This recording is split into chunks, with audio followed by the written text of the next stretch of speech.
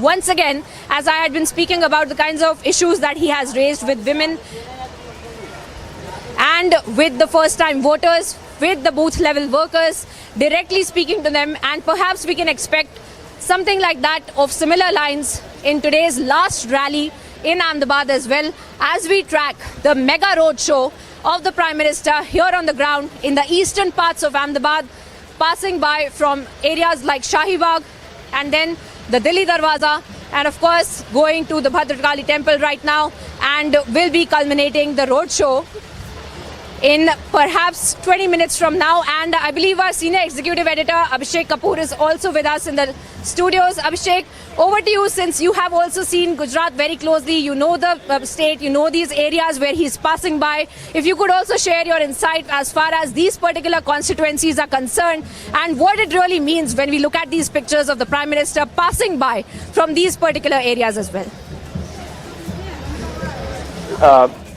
I must say you are doing a fantastic job there, Priyanka, and Prime Minister in the pictures we can see is praying at the Bhadrakali temple, almost the presiding deity of Ahmedabad in the old city, and there is also the area which is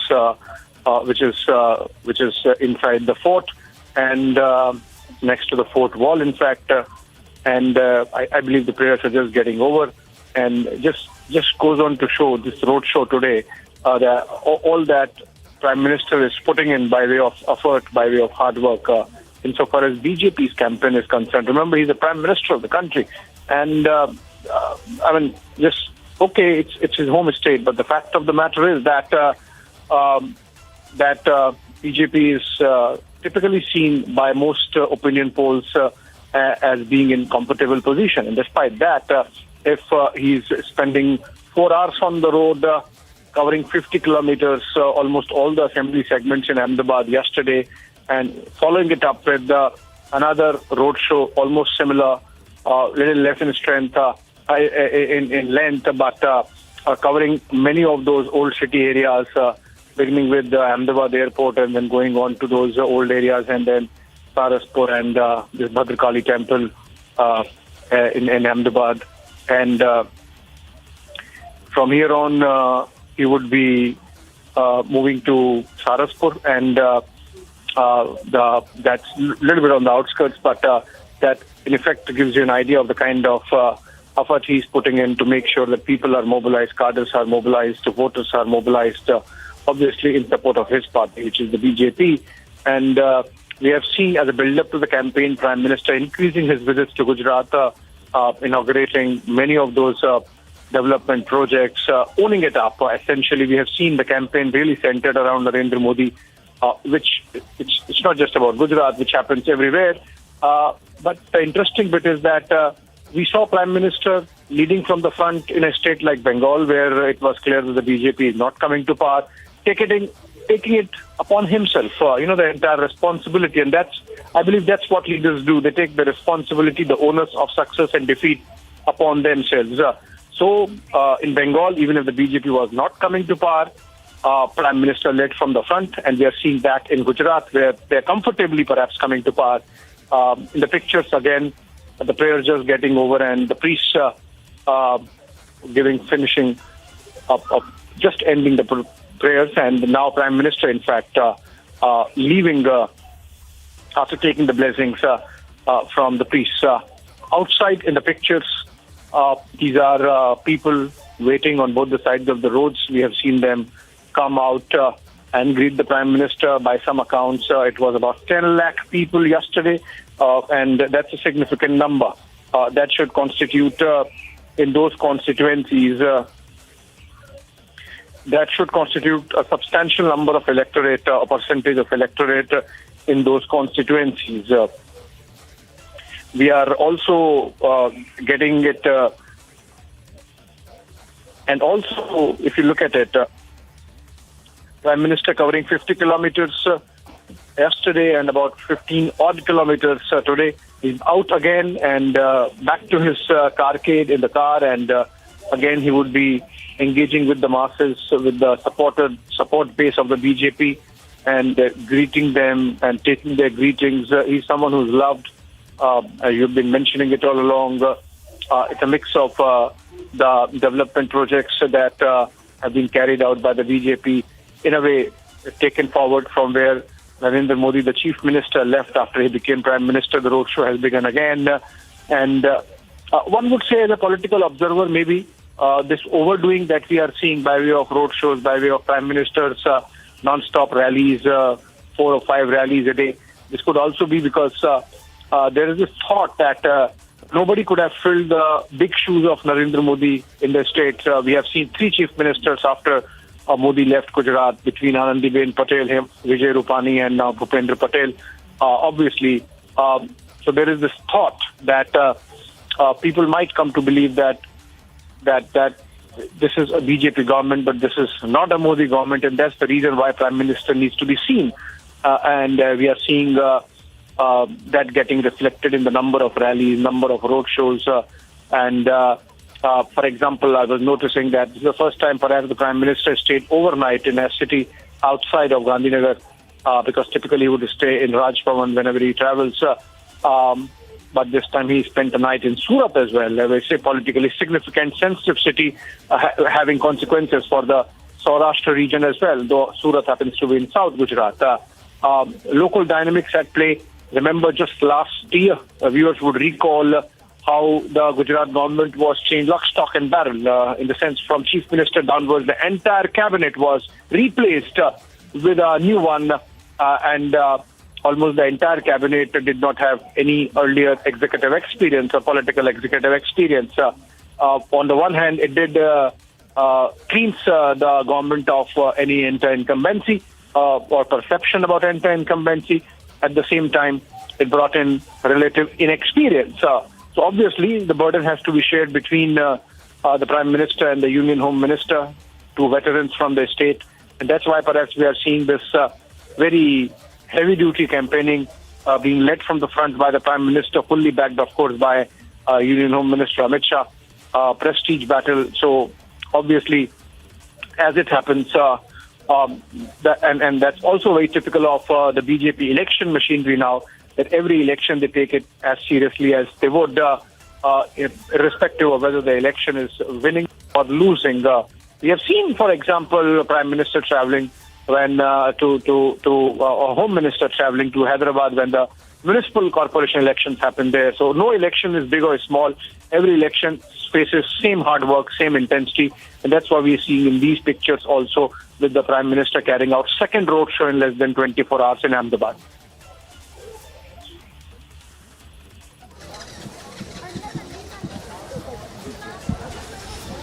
Well, that's right, Abhishek. And once again, we see that he is carrying out that mega roadshow and passing by these very important constituencies, as you were also mentioning, in the eastern parts of the city of Ahmedabad, passing through some of the iconic places of Ahmedabad, including the House of MG, including the Siddhi Sayyid Ki Jali, including this Bhadrakali temple as well, where he had just passed by from, had gone in and carried out the puja, and then of course will be going towards Saraspur and carrying out the last rally, addressing the last rally in the second last day of campaigning that is in fact going to culminate in a few hours from now, and we will see even tomorrow that majority in fact of the rallies that will also be organized, and we will also get in a word from some of the BJP workers. We have seen them also waiting here, working here, and of course we have seen some of the supporters as well who had gathered here at the Bhadra temple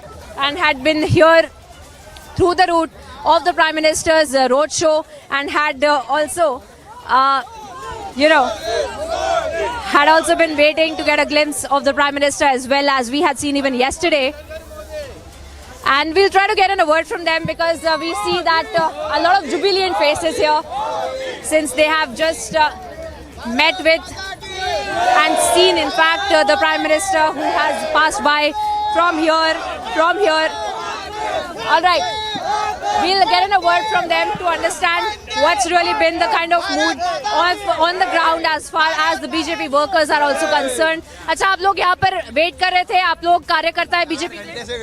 Narendra भाई 2022 में यहाँ पे विधानसभा तो 150 plus जीतने के है और ये ट्रेलर है पिक्चर था 2024 में नरेंद्र भाई 3rd टाइम प्राइम मिनिस्टर बनने के। हर हर मोदी। आप यहाँ पे बूथ लेवल वर्कर हैं, किस लेवल पे आप काम करते हैं? बीजेपी के कार्यकर्ता? युवा अध्यक्ष हूँ जमालपुर वार्ड का। बराबर जैसे देख रहे हैं सब युवा हर हर मोदी, हर हर मोदी। तो उसमें किस तरह से प्रेपरेशन हो रही है? कई सारे जो बोलते हैं कि ईस्टर्न पार्ट जो है सिटी का वो कहीं ना कहीं बीजेपी के लिए मुश्किल होता है, तो क्या किस तरह से प्रिपरेशन हो रही है ग्राउंड पे? बीजेपी के कार्यकर्ता क्या कर रहा है? इसलिए अभी जिस तरह का जो सिटी एरिया है कोट विस्तार है, यहाँ मुस्लिम पॉपुलेशन ज्यादा है, पर अभी जो जिस तरह का नरेंद्र भाई का स्लोगन है सबका साथ सबका विकास, आप डेवलपमेंट देखिए, रिवर फ्रंट देखिए, मेट्रो ट्रेन देखिए, सब कुछ। और वो लोग भी अब नरेंद्र भाई को चाहते हैं, दिल से चाहते हैं, और हम उनके बीच में जाते हैं तो वो लोग बोलते हैं हम इस बार नरेंद्र भाई को ही जिताने वाले हैं। और ये जो और ग्राउंड पे कहते हैं कि जो त्रिकोणा इस बार इलेक्शन हो रहा है, आम आदमी पार्टी भी आ गई है, किस तरह से ग्राउंड पे आपको लग रहा है कि बूथ बूथ पे जो वो कैप्चर करने की बात कर रहे हैं, क्या वो कर पाए? आम आदमी पार्टी का यहाँ पर 182 सीटों पे उसकी डिपॉजिट भी बचा नहीं सकने वाली। और बाकी के सीट? बाकी की सीट बीजेपी 150 प्लस है, Bharatiya Janata party.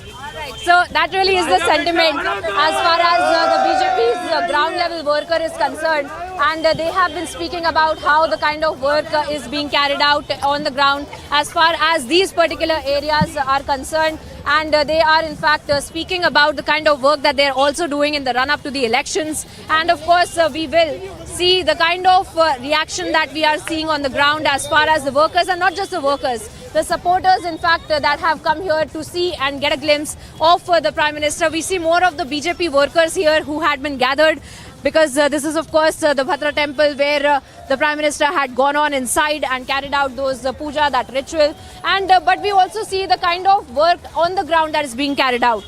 This time, Deepthi Abhishek, we will have to see the kind of work that is being done on the ground as far as the booth level workers are concerned, as far as the ground level cadre of the BJP is concerned. And important to note that this is the cadre that the Prime Minister had been addressing directly, speaking to them in that minute level management as well, speaking to them about each and every booth and talking about getting 100% voter turnout, A, to begin with, and B, of course, to work on each and every booth for garnering support for the BJP as well.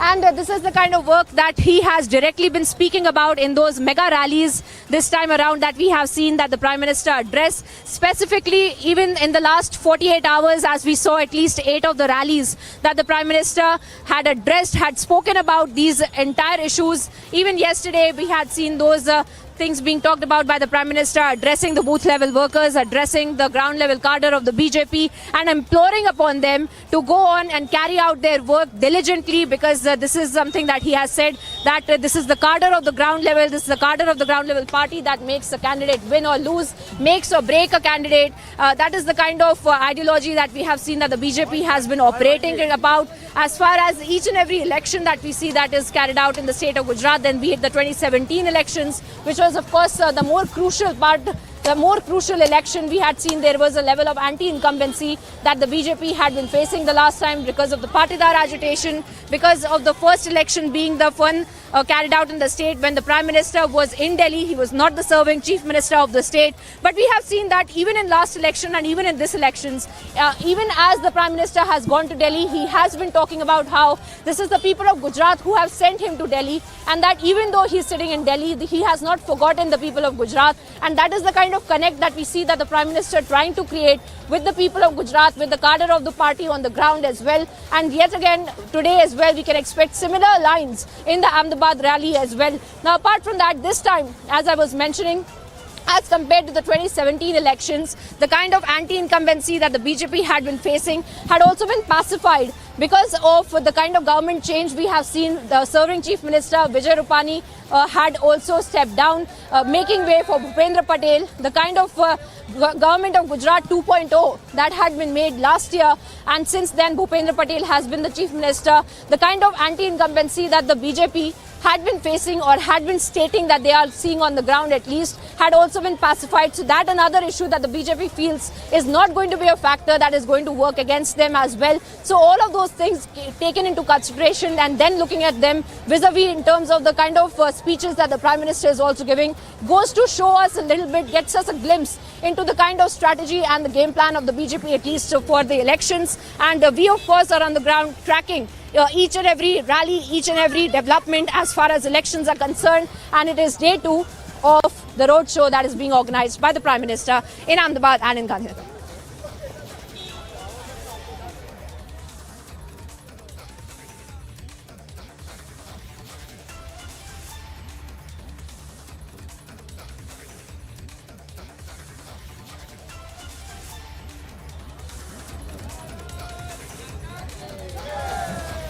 All right,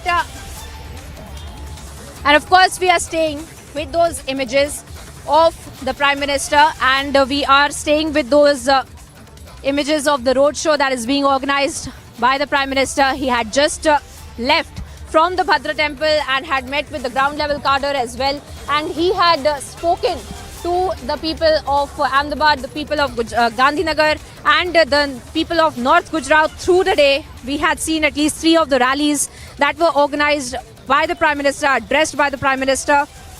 And the 4th one, the last rally for the day, that is all set to be carried out in Saraspur. In Saraspur, where the last rally will also be organized, will be interesting to see. Abhishek, if you can get me, it will be interesting to see the kind of issues that the Prime Minister also raises in the last rally, that is Saraspur, that he will be addressing. And of course, post with this rally, we will only have 24 hours more that we will get to see the BJP's campaign, the kind of campaign from all political parties as well. And of course, the second phase of voting that will take place on December the 5th, Abhishek. Well, yes, so this is what is called pinch hitting in cricket parlance. Prime Minister is doing. In fact, we have seen a roadshow happening by Union Home Minister Amit Shah also earlier in the day in Ahmedabad, and Prime Minister doing it now, and the BJP has really put in all. We have seen the senior most of ministers and the leaders of the party campaigning, and for example, in the case of Rajnath Singh, India's defense minister, he is number 2 in the cabinet, and yet he was seen campaigning door to door. And similarly, we have seen JP Nadda, the party president.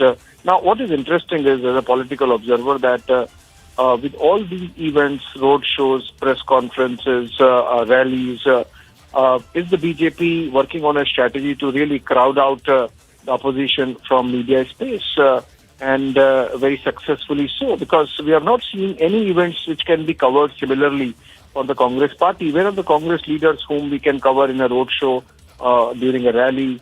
I mean, apart from a very customary kind of presence that was shown by Congress President Mallikarjun Kharge, or absolutely symbolic one-day visit to Gujarat by Rahul Gandhi from coming out of his Bharat Jodo Yatra, which is as of now moving somewhere in Madhya Pradesh, completely skirting an election state like Gujarat or even Himachal. So I think in that sense, what we have seen is BJP really capitalizing on its leaders, its political assets, going down to the grassroots, engaging with the people. The reverse also needs to be looked at, as I was mentioning earlier, and which is that whether the BJP has some jitters, and this extra hard work, extra effort being put in by all levels of the leadership is because they're a little concerned about the situation on the ground, and some reflection of which came in the first phase of polling, where the average voter turnout was about 4 to 6% less than the last time. And remember, in the first phase of polling, while the South Gujarat region helped the BJP, in Saurashtra it had really struggled. And if on the back of it, the numbers, the polling percentages go down, and if it is believed that because BJP has committed cadres, and apart from that, there are concerns about motivation levels. then you connect the dots. So whether this hard work is because the cadres are not coming out, or there is a sense of boredom, there is a sense of ennui, there is this thought in the back of the mind of cadres that, oh, there is no opposition, so the party would anyway win, and that's why they are not coming out. That's something for the BJP top leadership to address after reasonably looking at the issue to understand what might have actually happened, whether there is a connection between the lower than expected turnout in Gujarat. Typically, this does not happen. In fact, in assembly elections, Gujarat percentage of vote share, like it happens in any other state, the percentage polling in assembly elections, state elections, typically is a tad higher than the national elections, the general elections to the parliament. And if despite that, in case of Gujarat, in the first phase at least, the numbers have come down, the voting percentages, then one is left wondering why this is happening. And could one reason be that the cadres are not mobilized enough? And if that be the case, then I'm sure there would be some element of concern with the BJP, which perhaps could be discussed, might be getting discussed, in fact, in the state level leadership, why this is happening. I mean, BJP has done whatever it wanted to do or could do, for example, by way of completely changing the cabinet, including the chief minister, infusing fresh blood and youngsters. And despite that, if a situation has emerged where there is a voter ennui and people are not coming out to vote, then obviously maybe this effort is being done to supplement whatever might happen because of these fluctuating voting percentages. So having said that, as of now on the pictures on your screen, the pictures of Prime Minister carrying out his roadshow, he must be very close to ending his roadshow if he has already crossed the Bhadrakali temple, where he stopped by to pray to Goddess Kali, which is also the presiding deity of Ahmedabad. But there are concerns that why the party needs so much of hard work. I mean, that does not take away from the fact that a typical response from the BJP leaders would be that this is how they work, this is how they make sure that every campaign is turned into a prestige battle. Every campaign is turned into an opportunity to work hard. And remember, as BJP's former President and now Union Home Minister Amit Shah is very fond of saying that they start working hard. In fact, that's the philosophy of the party. I have seen J.P. Nadda, for example, incumbent president, talk about that also, which is that they start preparing for an election or working in a campaign mode even from the day the results are out. So, for example,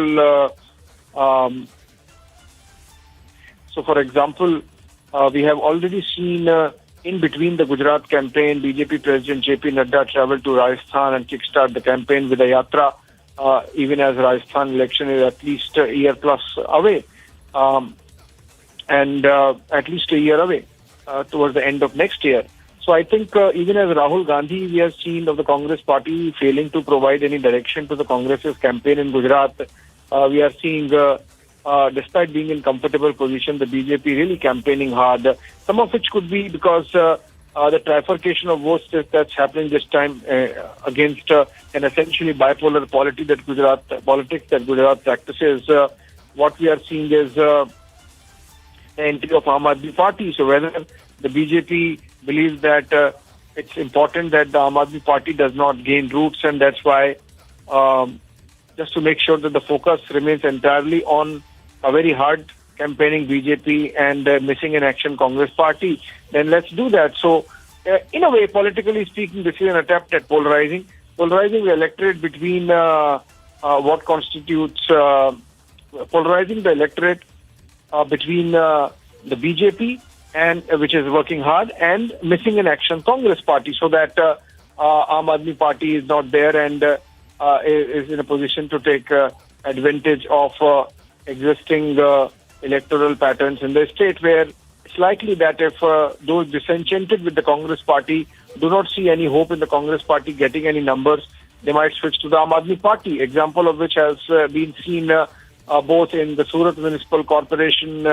elections and also the Gandhinagar Municipal Corporation election. In fact, the BJP was a direct beneficiary of the split of votes between the Congress and the BJP, the Congress and the Aam Aadmi Party in Gandhinagar Municipal Corporation, and similarly in the Surat Municipal Corporation, where the Aam Aadmi Party is scavenging on the Congress Party, made BJP increase its numbers both in terms of voting share and seats in leaps and bounds. That's significant, and I believe we are coming to. I think Prime Minister should be reaching Saraspur in just a bit, and he continues to take greetings and continues to connect with people on the ground. Interesting that yesterday we had 10 lakh people coming out on the streets of Ahmedabad, and almost similar pictures now, of course, on a shorter route.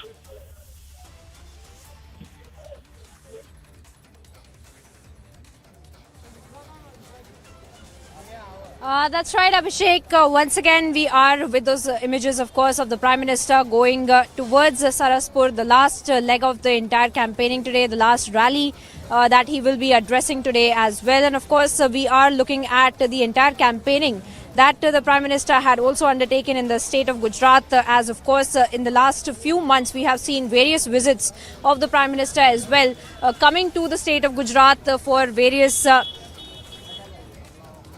and of course, we had seen him in the run-up to the elections in the last 1 month several times that he has come down in various parts of the state of Gujarat, in South Gujarat, in Saurashtra Kutch region over the first phase of elections that we had seen him campaigning for.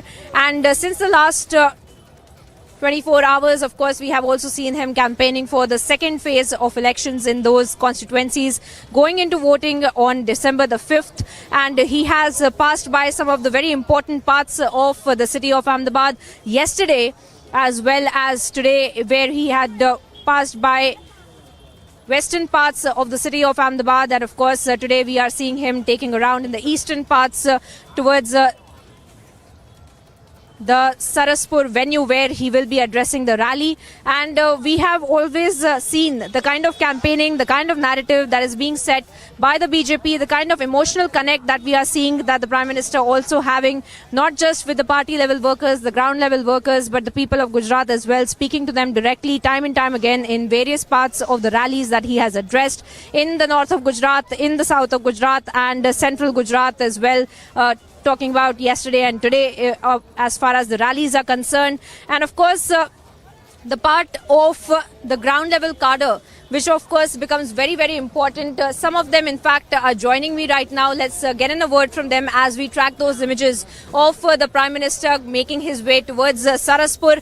We are standing at the Bhadra temple, in fact, where the workers had also been present here. They had been here to greet the Prime Minister, to get a glimpse of the Prime Minister. Let's get in a word from them, because the ground level cadre becomes the most important part, machinery of the entire political party of BJP, as far as how they have been operating for election campaigning, for election strategies, and for preparing themselves for the upcoming elections as well. As I had been speaking about this earlier as well, Abhishek, in 2017, we had seen a level of anti-incumbency that on the ground that had been prevailing for various factors, including the partidar agitation that had gone on. And of course, in the 2017 elections, we had seen that the prominent partidar faces, including Hardik Patel, had been campaigning for the Congress party, and of course this time he has joined the BJP, so that factor has also been pacified, is something that the BJP gauges looking at the ground reality as far as their internal surveys are concerned. And they also feel that this time this is not a fight with the opposition. In fact, they feel that the opposition, including the Aam Aadmi Party and the Congress party, are going to be fighting internally, and that both of these parties are going to be fighting for the second place. And that is why we see the kind of strategy meets of the BJP also be a telling sign of this particular issue as well, since from the run-up to the elections, they had several meetings of constituencies where they had in fact lost in 2017, in 2017 with a margin less than 5,000 votes, and they had made a focus on these constituencies prevailing in South Gujarat, in Central Gujarat, in North Gujarat specifically as well. So there was a study, there was a survey that was done by the party members, the state level leadership in in fact, had also briefed the Prime Minister in those meetings that had gone on in Kamalam in the state BJP headquarters. So that, of course, tells us about the strategy of the BJP as far as them focusing on key constituencies that they can turn. And also they believe that they are not fighting against any political party anymore. They're not fighting against anti-incumbency anymore on the ground. And this time around, the election for the BJP, they believe, is going to be only to increase their vote share, only to break all records. And that is something that we see it reiterated by the Prime Minister in the state of Gujarat in various rallies that he has addressed, where he has said time and time again, appealing to the ground level workers, appealing to the booth level workers and telling them to break all records of Narendra Bhai. He has said that Bhupendra Bhai should break all records of Narendra Bhai is something that he has said in Gujarati in various of the rallies, and he has talked about how in the record that was set by Narendra Modi in 2002 should be broken as well. And on the ground, when we speak to the cadre, they have this kind of euphoria, they have this kind of motivation. They say that not just Narendra Modi's records, but the BJP this time is going to break the records that were set by Madhav Singh Solanki himself.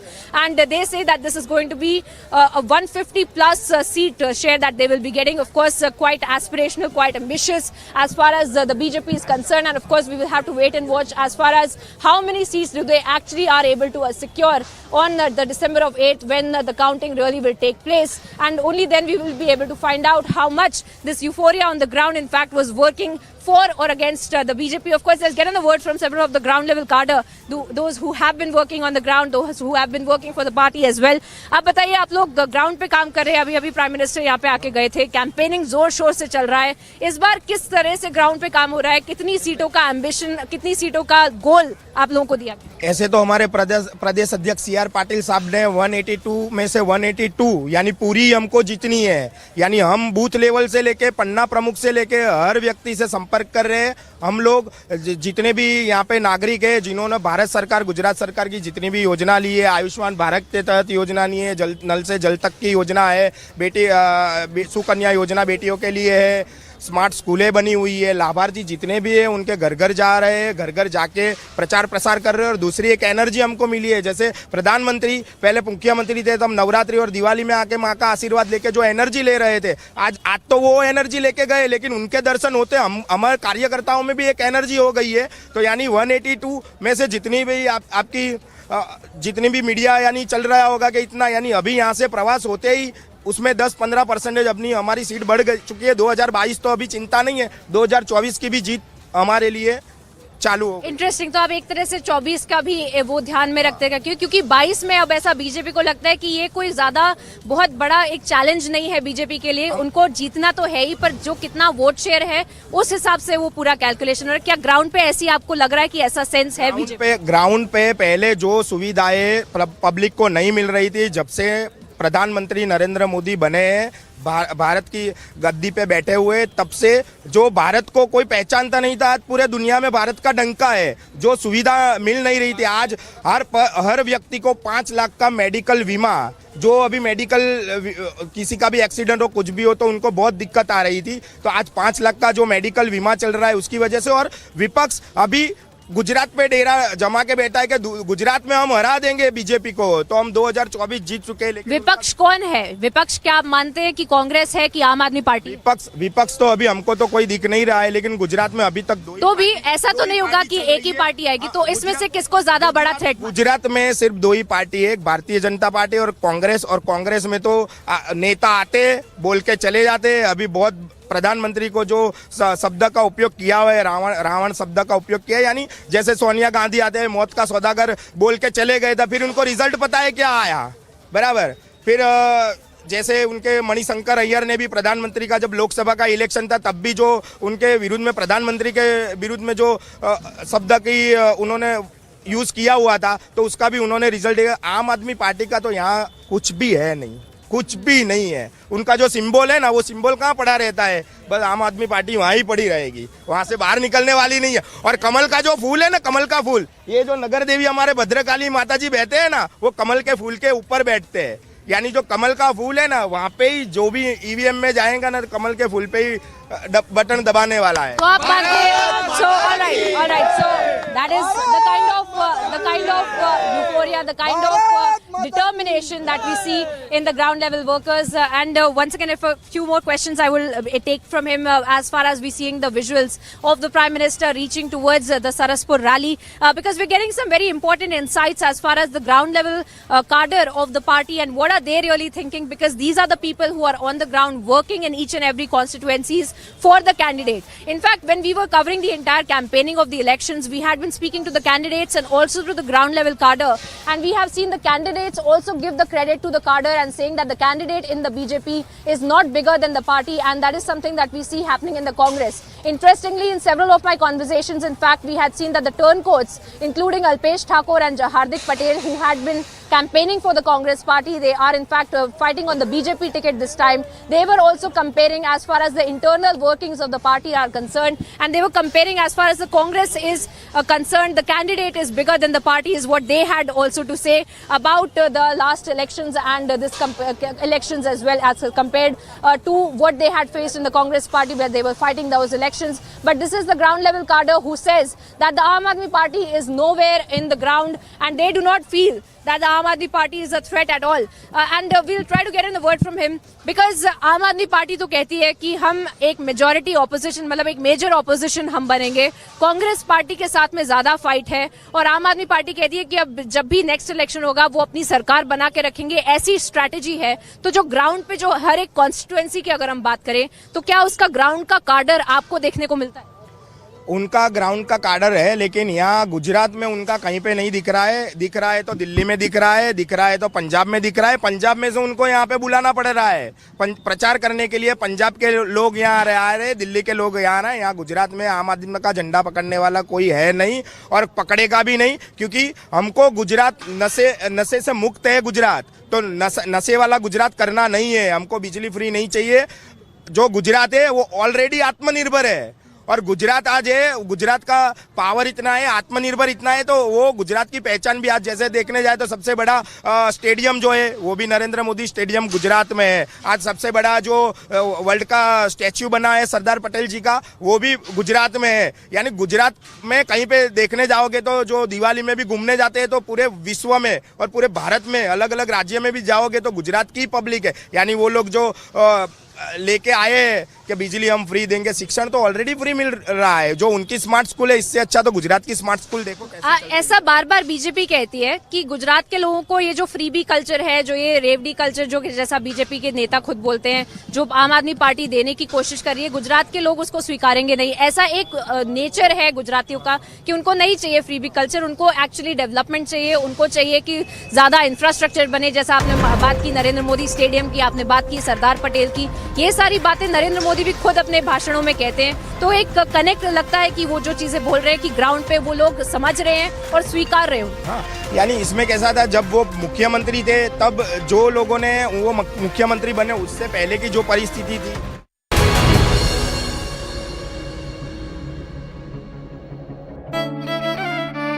मेरी नजरों से चुना, तेरी हरकतों से सुना, कभी जीती तू, कभी मैं हारा, फिर भी खूबसूरत है ये नजारा, क्योंकि इसमें है खुला कुछ मेरा कुछ तुम्हारा. अमेजिंग स्पेसेस के लिए ग्रीन लैम लैमिनेट्स, कुछ मेरा कुछ तुम्हारा. These are the Kashmiri Pandit. They are staging protests because they are feeling the similar kind of situation what they faced in 90s in the Kashmir.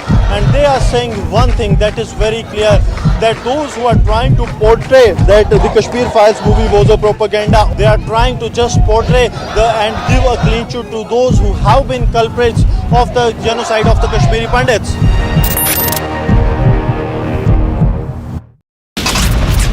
Where 6 people have been reported dead and 15 injured in a collision between a road-based bus and a truck in Tapesipa in Bahraich. Former Food and Civil Supplies and Consumer Affairs Minister Bharat Bhushan Anshu arrested by the Punjab Vigilance Bureau in connection with the 2,000 crore food grain transportation scam. Dibrugarh University on the ragging case there, which has caused serious concern and which has escalated. Dibrugarh police have arrested another student. A high voltage battle which will decide the nation's political trajectory. Who will break their records and which faces will be the winners? 89 out of the 182 seats go to polls. Stay tuned to India's election news headquarters As Gujarat goes to polls, live coverage minute by minute all day today on Republic.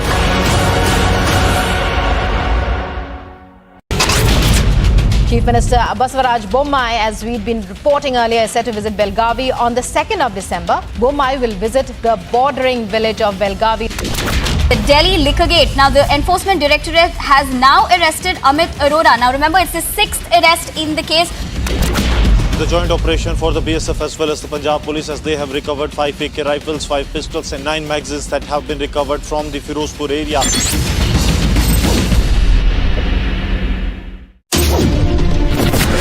The report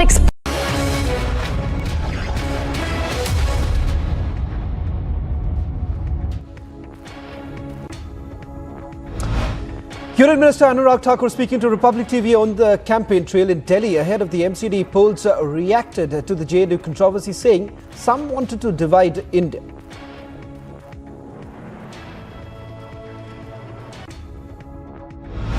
जिसने भी ये हरकत की है उसके खिलाफ कड़ी से कड़ी कार्रवाई विश्वविद्यालय के अधिकारियों को करनी चाहिए।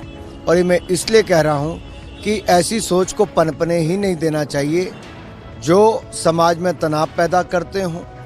और ये वही स्थान है जहाँ पर आपने देखा होगा कुछ साल पहले भारत के टुकड़े हजार इंशाल्लाह इंशाल्लाह के नारे लगते थे, जहाँ पर a country without a post office के पोस्टर चिपकाए जाते थे, यानी कि देश का नामो निशान मिटाने की सोच रखते थे। ऐसी सोच को पनपने नहीं देना चाहिए, देश विरोधी सोच है। और मुझे पूर्ण विश्वास है वहाँ के अधिकारी जो भी इसके पीछे है उसके खिलाफ कड़ी से कड़ी कार्रवाई करें। Union Minister Meenakshi Lekhi also reacted to the casteist hate slogans at JNU, saying divisive forces were at play on the campus. I mean, I feel usage of any derogatory word against any community is a bad thing and should not happen. We are all Indians and Indians need to stand by each other irrespective of their caste, color or creed. I mean, if you see my surname, it's Lekhi. A few hundred years ago, we'd given up the caste system. The BJP today appointed ex-Punjab Chief Minister Amrinder Singh and Sunil Jhakar, as well as its former Uttar Pradesh President Swatantra Dev Singh, as members of its national executive. The BJP also appointed former Congress spokesperson Jaivir Shergill its national spokesperson. The party said in a statement Jaivir had quit the Congress a few months ago. Bollywood actor Nora Fatehi on Friday arrived at the Enforcement Directorate office for questioning in connection with the 200 crore rupees money laundering case involving conman Sukesh Chandrasekhar. On 15th of September, Nora was questioned by the Economic Offences Wing of the Delhi Police for more than 4 hours, along with Pinky Irani, who apparently introduced Nora and Jacqueline Fernandez to the jailed conman.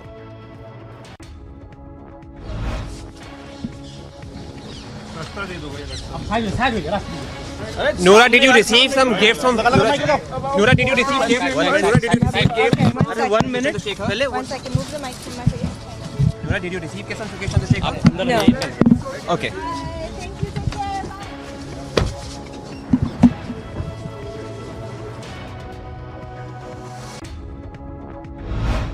Sources have informed that top Chhattisgarh bureaucrat in Bhupesh Baghel government has now been arrested. Deputy Secretary in the Office of the Chief Minister Bhupesh Baghel, Soumya Chaurasia, has been arrested in the coal extortion case. Deputy Commissioner Chaurasia is one of the top bureaucrats in Bhupesh Baghel's office. She's now been arrested by the Enforcement Directorate. The Enforcement Directorate suspects 500 crore rupees has been collected as coal levy in 16 months. Punjab Chief Minister Bhagwant Mann on Friday said Canada-based top gangster Goldie Brar, the alleged mastermind in the killing of Punjabi singer Sidhu Moosewala, has now been detained in California in the United States. Gangster, तो gangster पैदा करने वाले कौन थे? Gangster पैदा हुए अकाली और भाजपा की गवर्नमेंट में। उनको पनाह दी, बढ़ावा मिला कांग्रेस की सरकार में, कैप्टन की सरकार में। अकाली और भाजपा की सरकार में जेल ब्रेक होती रही कि हाई सिक्योरिटी जेल ब्रेक हो गई, इतने कैदी भाग गए। The Adani group on Friday moved Kerala High Court seeking of the assistance of central forces to continue with the construction of the seaport in Thiruvananthapuram, which was marred by violent protests, recently halting the work. Justice Anu Shivaraman, while hearing a plea filed by the Adani group against the obstruction and the blockade due to the protests, asked the state and central governments to discuss the possibility of deploying the central forces. Former Australia skipper Ricky Ponting was rushed to hospital after he felt unwell in Perth during his commentary duties in the opening test against West Indies on Friday. According to media reports, 47-year-old Ponting was at the Optus Stadium for his commentary duties when he felt unwell and was taken to the hospital during the lunchtime as a precautionary measure to check on his health. Big setback for China. Formula One has now confirmed the 2023 Chinese Grand Prix will not take place due to the ongoing difficulties presented by the COVID-19 situation. The protests have gone out of hand and China has faced a big global setback. Trouble seems to be spiraling for Satyendra Jain as key details of the Jain's jail report have now come out, suggesting he violated norms and rules of the prison and misused his official position to enjoy special treatment and facilities in the jail. After the shocking details of Aam Aadmi Party leader Satyendra Jain's jail probe emerged, BJP has now lashed out at the Aam Aadmi Party minister. The Tihad investigation report, or whether it is this digital creative expression of the ad man, both show what was happening inside Tihad. That how Tihad jail was not a place of saza for the Bhrashtachari Mantri Satyendra Jain, but in fact it was a place for malish and maja for Satyendra Jain, who was not getting bail for the last 5 months. That Tihad is where Satyendra Jain and Aam Aadmi Party had their own Bhrashtachar ka darbar. AIUDF Chief Badruddin Ajmal has thus sparked a controversy, claiming that Hindus must learn from Muslims and marry their children early, else they have affairs. The misogynist comment by Ajmal sparked another controversy. वैसे ही दिखेगा। उन्होंने काला चश्मा लगाया तो हम उनको काले दिखेंगे, चाहे हम कितने खूबसूरत हो। हाँ, अभी वो जो फिल्म वाले कभी कभी बनाते ना, एकदम से खूबसूरत चेहरे वाला हीरो को काला बना देते हैं। तो ये लोग काला बना के मुसलमानों को बैठे हुए हैं, इनको डर है मुसलमानों से। अरे भाई, किस बात का डर है? सरकार जाके, हुकूमत जाके 200-300 साल हो गया, लोग आपके साथ मिलजुल के रहते हैं। कांग्रेस की जब तक हुकूमत रही इस मुल्क में, बीजेपी की जब तक हुकूमत नहीं आई, यही लोग देशवासियों के साथ मिल के होते रहे। अब आप आए हो, रोजाना एक नया हिस्सा निकाल रहे हो, तो ये आपके प्लानिंग के अंदर है, मुसलमानों के प्लानिंग के अंदर ऐसा कुछ नहीं है। इस साल में शादी। The comments have now sparked a massive row. Former Jammu and Kashmir Deputy Chief Minister Kavinder Gupta has now hit back, saying Hindus don't need to take lessons from Badruddin Ajmal. महिलाओं के प्रति इस प्रकार का रुख अपनाना वैसे ही गलत है, और जिस प्रकार से एक जिम्मेवार व्यक्ति ने इस प्रकार का बयान दिया है तो माफ़ी मांगनी चाहिए। इस प्रकार की मानसिकता ना तो हिंदू समाज में कहीं रही है, ना ही मुझे लगता है कि इस प्रकार की भाषा का प्रयोग करना चाहिए। नारी हमेशा सम्मान का पात्र रही है हिंदुस्तान में, चाहे वो मुस्लिम नारी हो, चाहे वो हिंदू नारी हो। इसलिए मुझे लगता है इस प्रकार के शब्द वापस लेना बहुत ज़रूरी है। The Supreme Court quashed the Kerala High Court order granting anticipatory bail to 4 people, including a former Director General of Police.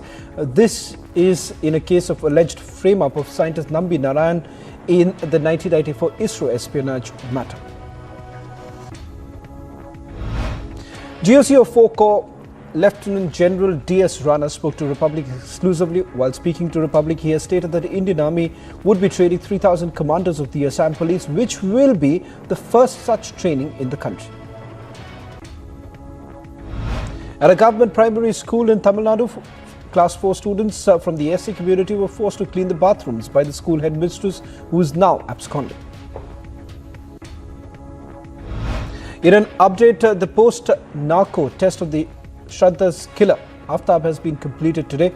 Remember, Aftab admitted to have killing and strangulated Shraddha during his narco test yesterday.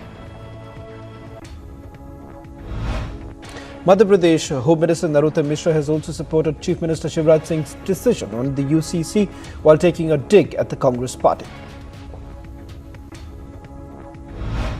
Police along with the army have now recovered arms and ammunition besides 10 packets of heroin along the LOC in Kamalkot Uri area of North Kashmir's Baramulla district. This was confirmed by the officials. Prime Minister Modi holds a campaign in Gujarat's Ahmedabad. Notably, it is the last leg of the campaigning by BJP as few days left for the state to go for the second phase of the assembly elections. BJP Union Minister Smriti Irani on a campaign trail in Gujarat ahead of the second phase of Gujarat polls in an exclusive report reacted to the hate graffiti on the JNU campus. मूल्यों के संचार के लिए जाने चाहिए। उन शैक्षिक संस्थानों में इस प्रकार की टिप्पणियां न सिर्फ समाज को आहत करती हैं बल्कि समाज के सामने एक प्रश्न भी उत्पन्न करती हैं कि ऐसे शैक्षिक संस्थान में इस प्रकार की गतिविधि करने वाले वो कौन लोग हैं जो जानते हैं कि वो ये दुस्साहस करेंगे और दंडित नहीं होंगे।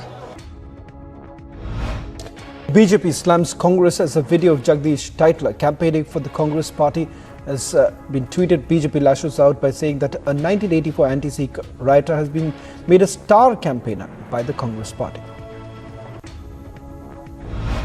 Sources claim that gangster Goldie Brar, main accused in the Sidhu Moosewala case, has been detained in California. He's been booked under the anti-terror law as per sources. Anger is mounting over the Bengaluru assault video and the demand for the arrest of VVIP Brat is only rising by the day. Samajwadi Party MLA Irfan Solanki and his brother Rizwan Solanki were arrested by the police today. Irfan Solanki, who was absconding following the issuance of a non-bailable warrant, reached the Commissioner's office to surrender earlier in the day. Forensic images of the impacted servers have been sent to the laboratory for forensics analysis. Analysis is basically under process. Kulgam police busted the extortion racket and arrested 5 robbers who were impersonating as terrorists with fake weapons. Multiple cases of cyber theft have been reported from the HSR layout police station. Fraudsters have targeted senior citizens in the guise of the bank agents over phone calls.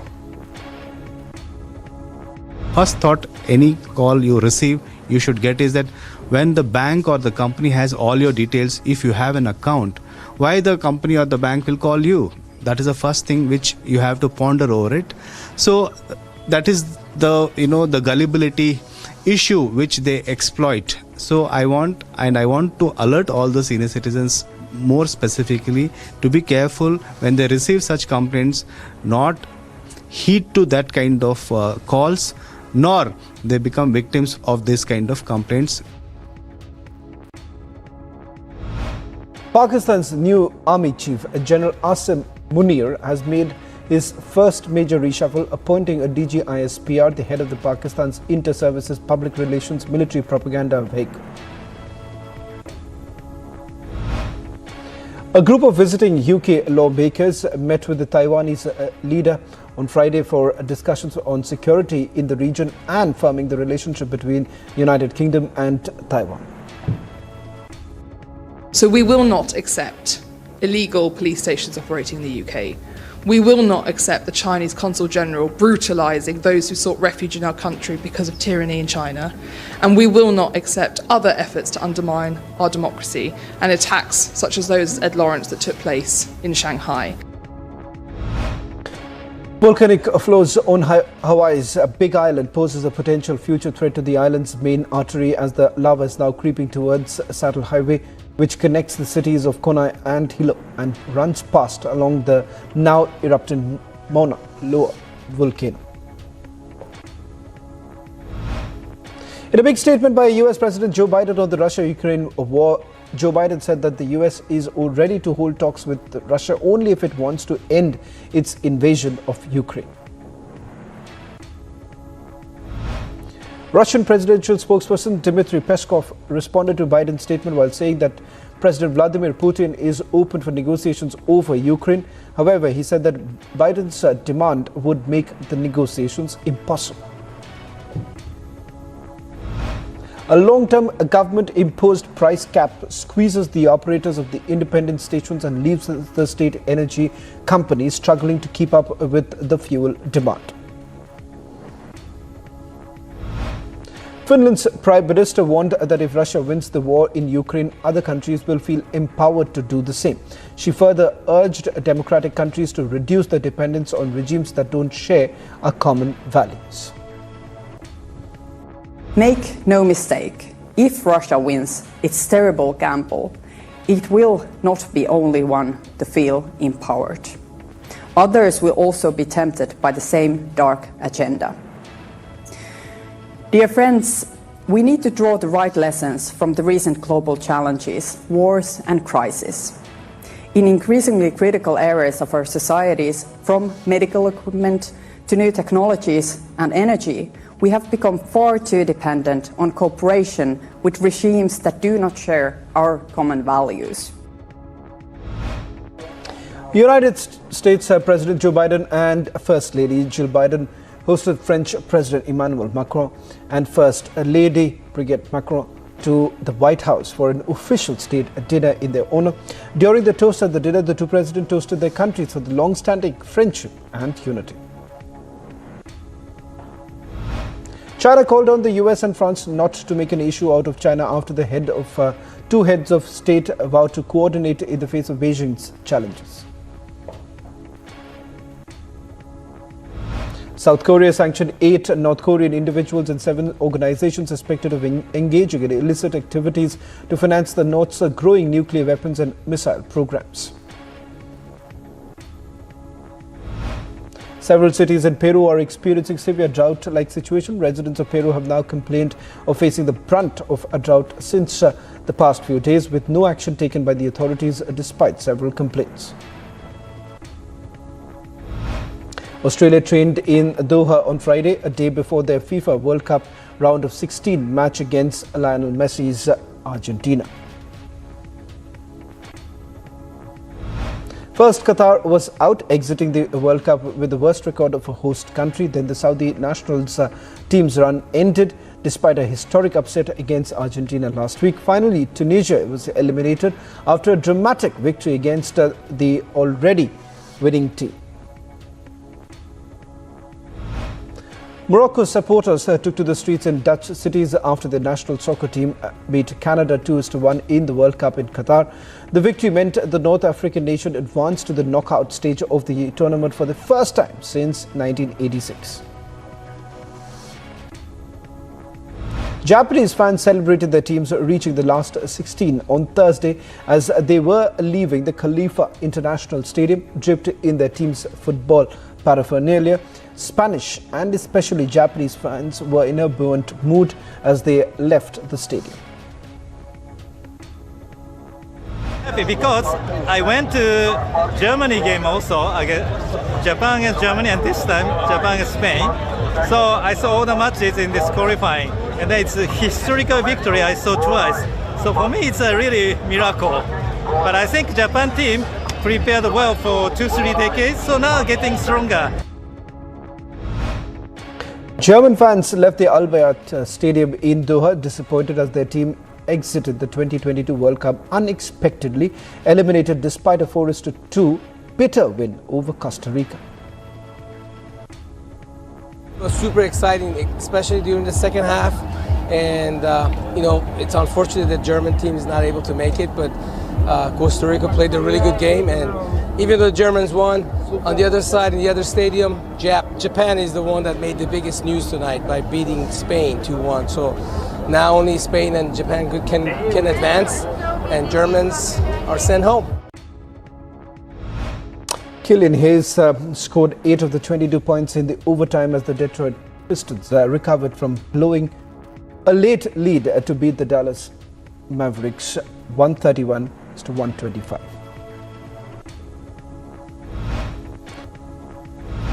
"19-year-old Irishman Tom McKibben produced the shot of the day in the opening round of the South African Open. LeBron James had 31 points, 8 assists and 7 rebounds. Austin Reeves added a second season high, 22 points. Caris LeVert scored 22 points off the bench. Darius Garland had 21 points and 9 assists, and the Cleveland Cavaliers routed the Philadelphia 76ers. Is it time to stop the Hindu hate? JNU एक शिक्षा का मंदिर था, लेकिन टुकड़े टुकड़े gang ने JNU को देशद्रोह का केंद्र बनाने की पूरी कोशिश की। Will radical pseudos say "not in my name" now? Debating tonight at 9 p.m.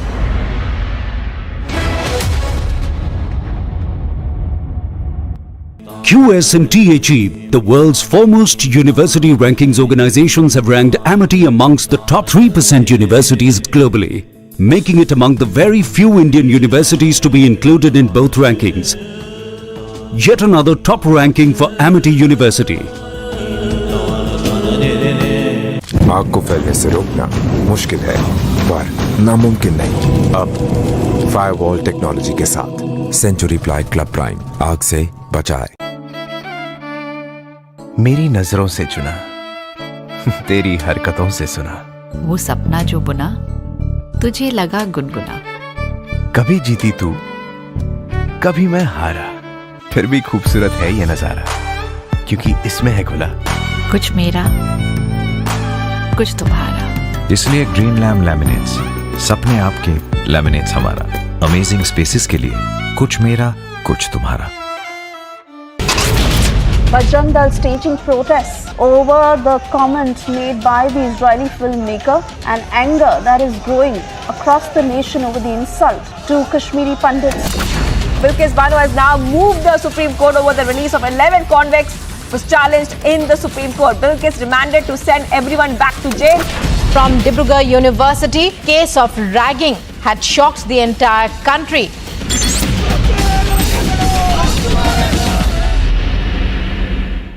As Gujarat goes to polls on the 1st of December, 89 of 182 seats will vote. Where high voltage political battle has broken out in the state of Gujarat since the bipolarity of the state. Will the BJP score a record victory in Gujarat? Is the Aam Aadmi Party even a factor? Politics has been challenged for the first time. Watch the fastest updates only on India's election headquarters on Republic TV.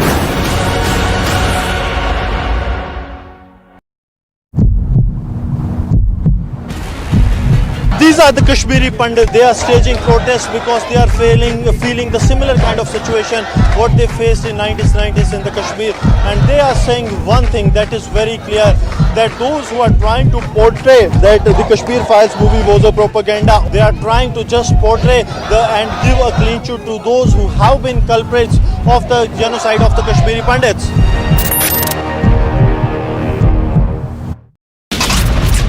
Where 6 people have been reported dead and 15 injured in a collision between a road-based bus and a truck in Tapesipa in Bahraich.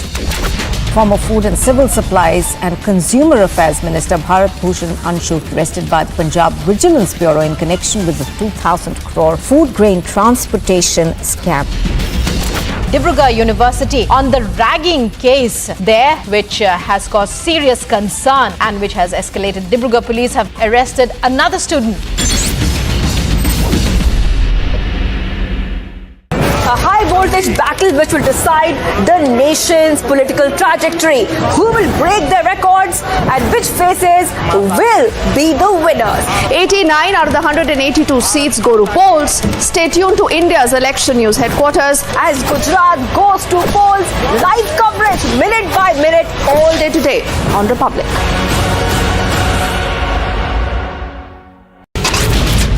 Chief Minister Basavaraj Bommai, as we'd been reporting earlier, is set to visit Belgavi on the 2nd of December. Bommai will visit the bordering village of Belgavi. The Delhi Liquorgate. Now, the Enforcement Directorate has now arrested Amit Arora. Now, remember, it's the 6th arrest in the case. The joint operation for the BSF as well as the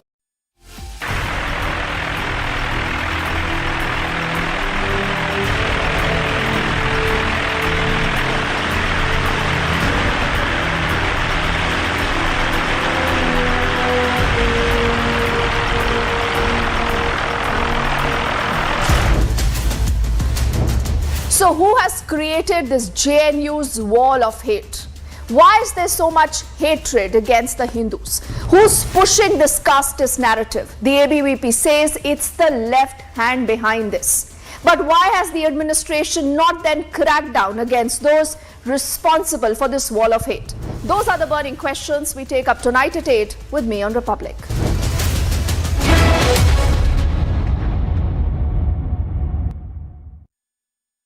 QS and THE, the world's foremost university rankings organizations, have ranked Amity amongst the top 3% universities globally, making it among the very few Indian universities to be included in both rankings. Yet another top ranking for Amity University.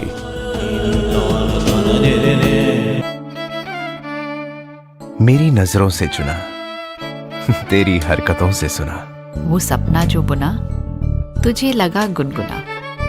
कभी जीती तू, कभी मैं हारा, फिर भी खूबसूरत है ये नजारा, क्योंकि इसमें है खुला कुछ मेरा कुछ तुम्हारा। इसलिए ग्रीन लैम लैमिनेट्स, सपने आपके, लैमिनेट्स हमारा। अमेजिंग स्पेसेस के लिए कुछ मेरा कुछ तुम्हारा। Chief Minister Basavaraj Bommai, as we'd been reporting earlier, is set to visit Belgavi on the 2nd of December. Bommai will visit the bordering village of Belgavi. The Delhi Liquorgate. Now, the Enforcement Directorate has now arrested Amit Arora. Now, remember, it's the 6th arrest in the case. The joint operation for the BSF as well as the Punjab Police, as they have recovered 5 AK rifles, 5 pistols and 9 magazines that have been recovered from the Firozpur area.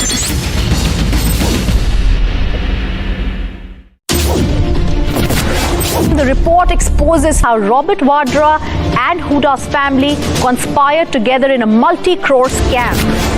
Mr. Malia, why are the questions bothering you when I'm not getting a single answer? The entire disputed land will be handed over to the Hindu parties to make a Ram temple.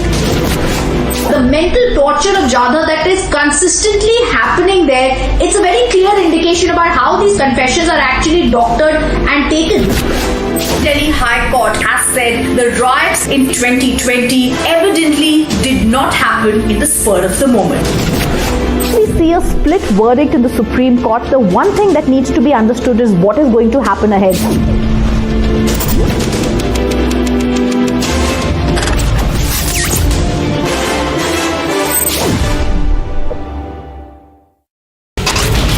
Bajrang Dal staging protests over the comment made by the Israeli filmmaker and anger that is growing across the nation over the insult to Kashmiri Pandits. Bilkis Bano has now moved the Supreme Court over the release of 11 convicts was challenged in the Supreme Court. Bilkis demanded to send everyone back to jail. From Dibrugarh University, case of ragging had shocked the entire country.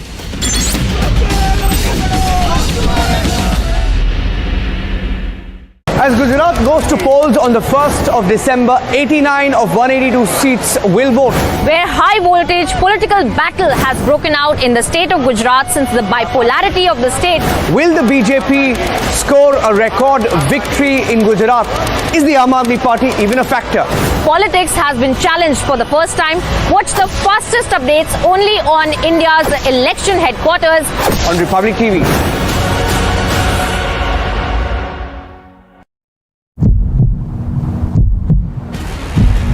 These are the Kashmiri Pandits. They are staging protests because they are feeling the similar kind of situation what they faced in 1990s in the Kashmir. And they are saying one thing that is very clear, that those who are trying to portray that the Kashmir Files movie was a propaganda, they are trying to just portray and give a clean sheet to those who have been culprits of the genocide of the Kashmiri Pandits.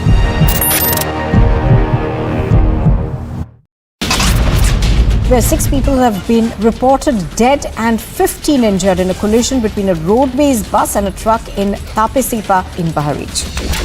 former food and civil supplies and a consumer of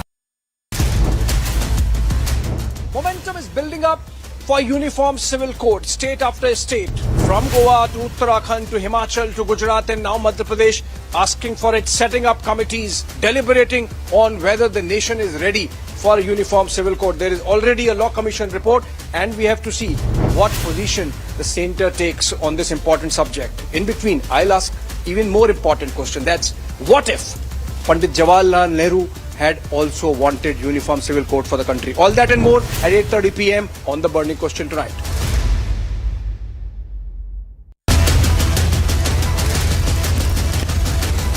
Burning Question, powered by JioMart.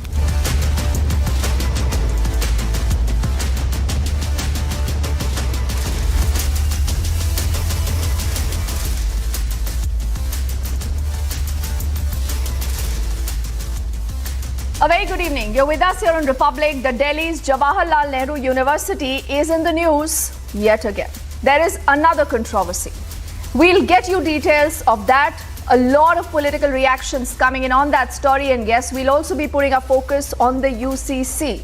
Is it time now for the UCC, and who are those who are opposing it? A very good evening. Let's get started. First up, the headlines. Big rallies and mega campaigning with the clock ticking for phase 2 polls. It is the Prime Minister's final Gujarat push.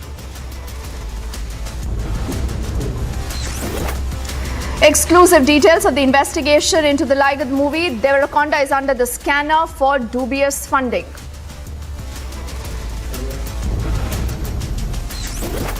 There is a huge storm over anti-Hindu slogans all over the JNU. Has the university now become a hub for casteism?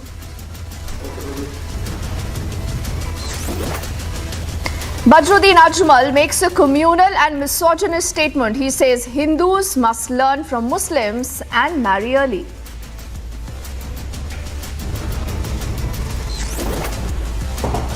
The actor Nora Fateh is questioned by the ED in the convent Sukesh Chandrasekhar case. Sources say she could be made an accused in the case.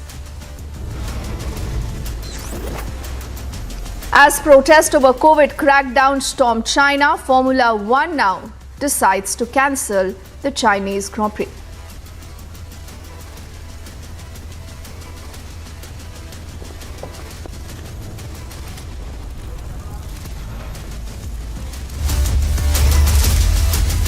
So why is the Jawaharlal Nehru University in the news again? Because there is another controversy. Now the question we are asking, is this according to a plan? Who's wanting to vitiate the atmosphere? Now the walls of the Jawaharlal Nehru University campus have been defaced with certain anti-Hindu slogans. Actually, you see that also going up behind here on our screens. Right from Brahman Bharat Chodo graffiti to Brahman Baniyas, we are coming for you. That is a threat. It's open and shocking Hindu hate that you see at the JNU. But there is a lobby, there is a section, and the Tukde Tukde gang that has donned a deafening silence. But India, remember, has spoken this evening. India says no to Hindu hate. Let's bring together everything on the story and then we debate. Controversy erupts at the Jawaharlal Nehru University once again. This time over walls being defaced with anti-Brahmin slogans. Walls of the second and third floors of the School of Language and Literature painted with objectionable slogans. And this is not the first time that something like this has happened at JNU campus. The committee बनाई जाए, तुरंत कार्रवाई की जानी चाहिए थी। 10 minute के अंदर इसका रिजल्ट आ सकता था। परंतु एक चीज़ आप देखेंगे, पैटर्न है, बहुत पहले से भी कई ऐसे इंसिडेंट हुए हैं जिस पर कोई एक्शन नहीं लिया गया है। तो हम ऐसा सोच रहे हैं कि जेएनयू प्रशासन की, हम सोचने को मजबूर हो रहे हैं कि जेएनयू प्रशासन किसी न किसी रूप से इसमें मिली भगत। फेल हो गया प्रशासन फेल नहीं हुआ है, साथ में मिली भगत का भी हम आरोप लगा रहे हैं उन पे। A massive political fight has broken out over the anti-Hindu slogans at JNU. इस प्रकार की टिप्पणियां न सिर्फ समाज को आहत करती हैं, बल्कि समाज के सामने एक प्रश्न भी उत्पन्न करती हैं कि ऐसे शैक्षिक संस्थान में इस प्रकार की गतिविधि करने वाले वो कौन लोग हैं जो जानते हैं कि वो ये दुस्साहस करेंगे और दंडित नहीं होंगे। Wherever these things are happening, and if it's an educational institution especially, such things are to be avoided and averted, and strong action against anyone who tries to divide the community. JNU है ये एक अदारा है, वहाँ किसने क्या नारा लिखा है, ब्राह्मण है ये दूसरा है, मैं नहीं समझता हूँ इसके ऊपर कोई ऐसी बात है, लेकिन इंस्टीट्यूशंस हैं, कौन लिख के जाता है कोई पता नहीं ना। The Dean of the School of International Studies have been asked to inquire and submit a report to VC at the earliest. Bureau Report, Republic TV.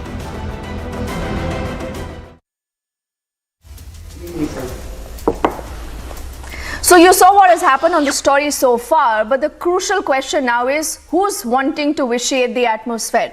Is there a plan, and is there any kind of action that has been taken so far against those who have defaced and written this graffiti on the walls at the JNU? Let's quickly introduce our panel. Charu Pragya is spokesperson of the BJP. Karan Verma is author and a political analyst. Professor D.K. Giri Saab is a political commentator. Zeba Yasmin is national spokesperson of the Samajwadi Party. And my first question is to you, Umesh Chandra. You're the secretary of the ABVP at the JNU. Tell me something, Umesh. Has there been any action? Who's behind all this? What can you tell our viewers? JNU, the #1 university in the country. If there is dissent, there is scope for debate and discussion. But what we see in JNU now is vandalism and violence. What we have seen yesterday is not for the first time. These are the pattern of events starting after 2014. If you look at 2019, the communists in JNU, the leftists in JNU, they have made campus under lockdown. Before COVID lockdown, there was communist lockdown in JNU. And for more than 3 days, female faculty, the same female faculty has been restricted to single room. And she wasn't provided not even water. There was no food. And they were giving threats, life threats now. Umesh. The same Vandana Mishra madam. But Umesh, you're listing out so many problems, so many issues. I want to know what has been the action so far. So far, we haven't seen any action who has defaced and vandalized and who has given the life threats against the faculty. So we want strictest action possible from the administration, and we have been since 2019 we are asking for the same, but the administration is not taking any action against these culprits. But who's behind and the this? pattern is going in serious. Umesh, I want to ask you one more question before I open the debate. Who's behind this? किसने ये सब लिखा है Jawaharlal Nehru university के अंदर? क्योंकि university में तो पढ़ाई होनी चाहिए ना, तो ये सब क्या चल रहा है यूनिवर्सिटी में? That is the question which administration should answer us. The administration should answer who is behind it. But as far as we will say that these are the same patterns which we have seen in 2019 done by the communists and leftists, this AISF, ISA and SFI. So you say the left is to be blamed? Yes, 100%. Okay, you say the left is to be blamed. The whole campus knows about Let me get in Professor D.K. Giri and Zeba. Okay, then I'll come to you, Charu, and to Karan. Professor D.K. Giri Saab, is this something that should be allowed at a campus?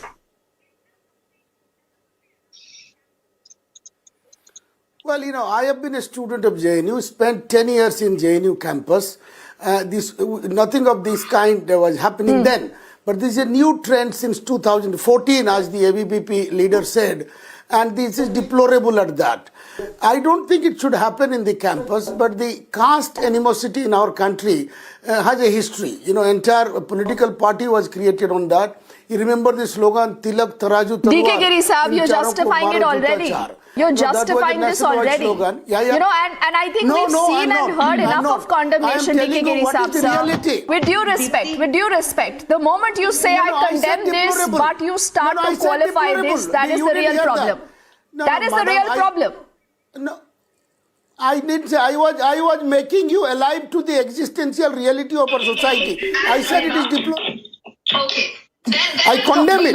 But this you can't normalize it, sir. That's the problem. Ignore. That is all I am saying. No, you can't. Also, you cannot put a normative. No one is wanting to ignore it. I want to know who's behind this and why has there been no action. And why is all this right now being witnessed at the JNU? Okay, let me get in Zeba also. Then I'll come back to you, DK Giri Saab. Opening comments? Yes, opening comments from everyone. Sure. Okay. Opening comments from everyone. Zeba, quickly. You are the national spokesperson of the Samajwadi Party. Now tell me something.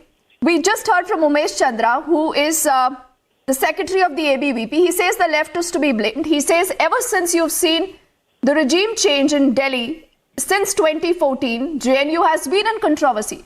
So who's wanting to vitiate the atmosphere?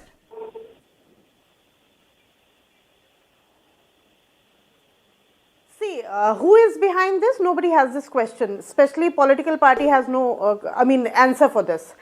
ABVP person is saying that left is responsible. If you call somebody from left, they'll say that it is the controversy done by ABVP only to trap them.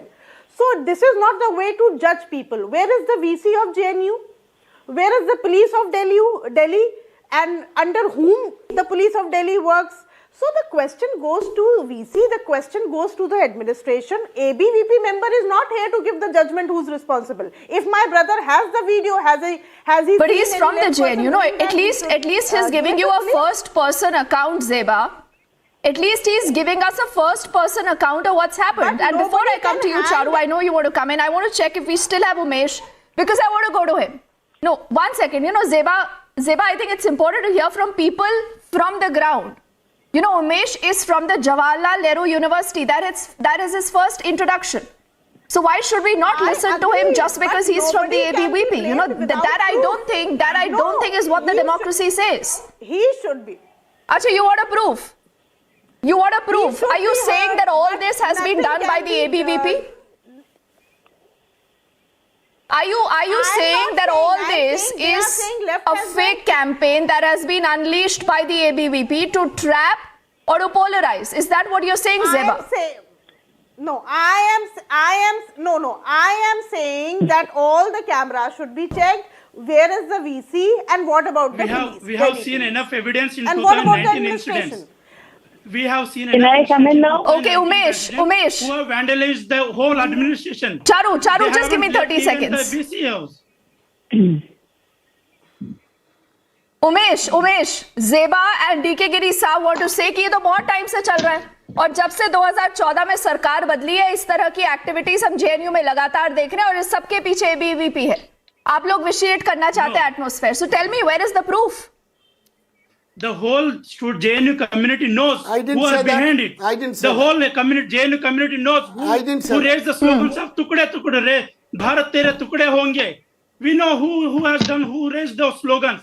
With the whole JNU community knows who has vandalized JNU administration in 2019, who has locked Vandana Mishra Madam, Professor Vandana Mishra, School of International Studies. Same School of International Studies where I belong. You talk the same about 228 room number. There is no link.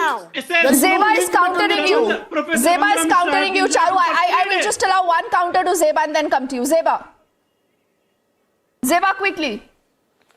See, in Tukde gang slogan and in Tukde gang slogan, as my brother was talking, many who was there, they were punished and rest were given the clean sheet. That chapter is closed. Talk about the incident which happened. If you have the proof, go to VC, file a complaint, get the people punished. As simple. Deepti, can I come in now?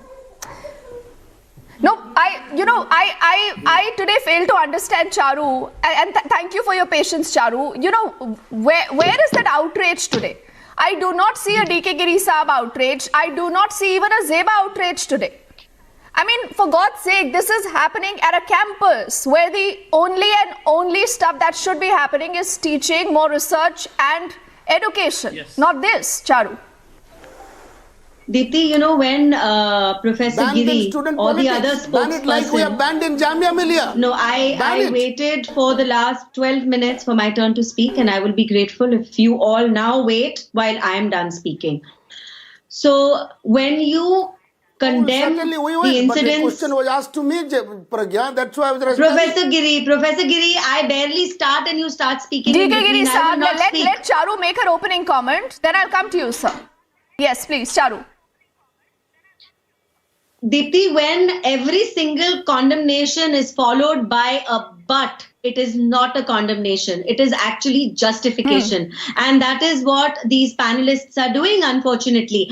I agree with my friend from the JNU. There has been a series of these instances. You remember those masked attacks?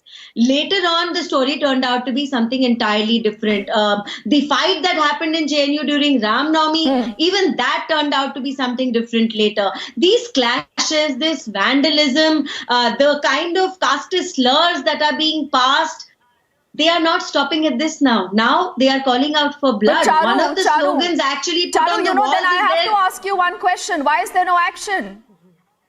Charu, why is there no action? Deepthi, every single time there has been action, but you have to also understand that while a few arrests will be made and action will be taken, there is an entire ecosystem which is being given air and a space to develop because of opposition political parties. At one time, we are saying Bharat Tere Tukde Honge, people need to be behind bars, but there will be somebody from the Congress who's sharing a stage with them, giving them a ticket to fight an election. So that is not the way you cut down on an ecosystem which is working against the education system of your country, working against the society in your country, working against your country in general. This needs to stop. Your politics cannot become so selfish that it harms society to such an extent that because you come from a particular community, till now we've been talking about, violence against Dalits. What is happening in JNU today? Casteism has reached such a high that they are saying if you're a Brahmin, you don't go back, there will be blood. And it's being encouraged by certain panelists and justified. And Charu, just for a moment, before I take this to Karan and to DK Giri Saab, let's play full frame. What we've seen on the walls at the JNU. I just want to quickly read and run through what we've seen, because this is abominable to say the least, DK Giri Saab, and you cannot be normalizing this. Look at what they say. Go back to the Shakha. This is just the first, graffiti. There it says, then it goes on to say, Brahmins leave the JNU campus. There is another one that says, Brahmins, we will avenge. DK Giri Saab, how can there be absolutely any justification, and why today are you so muted in your response? Let me tell you, I began by saying I have been a student of JNU, none of the other panelists are. I spent 10 years in the campus. Student politics in JNU highly contested and competitive. Giri Saab, if you're coming from JNU, you should just condemn it with a full stop, not with a but. No, again somebody... No, but if you're condemning it, you put a full stop on it. No, you don't add a but. I began by saying... No, Charu, you are twisting it. Charu, you are twisting it. I said it is deplorable. And wait a minute. You are a student of JNU, you are learning. I'm trying to tell you, Charu, you didn't want to be interrupted. Now you are interrupting. What can I do? What I'm trying to say, I was only I will just want to reiterate what you said. But not you said that you've been a student of the JNU, you've been there for 10 years, and you also said from 2014 you've seen the entire atmosphere getting vitiated. So can you tell me what are you alluding to? That's what I'm saying. What I'm trying to tell that the standard has deteriorated in JNU. In the past, we were talking of ideology and politics. Now they are talking of caste and religion. Standard? That is a sad deterioration of JNU campus. And ABVP guys started by saying the number one in. But who's responsible? Very quickly, Karan hasn't spoken. But DK Giri Saab, who's responsible? JNU is no more number one in the campus, in the country. Ban the student politics there. Ban the student politics there. Another central university has done it.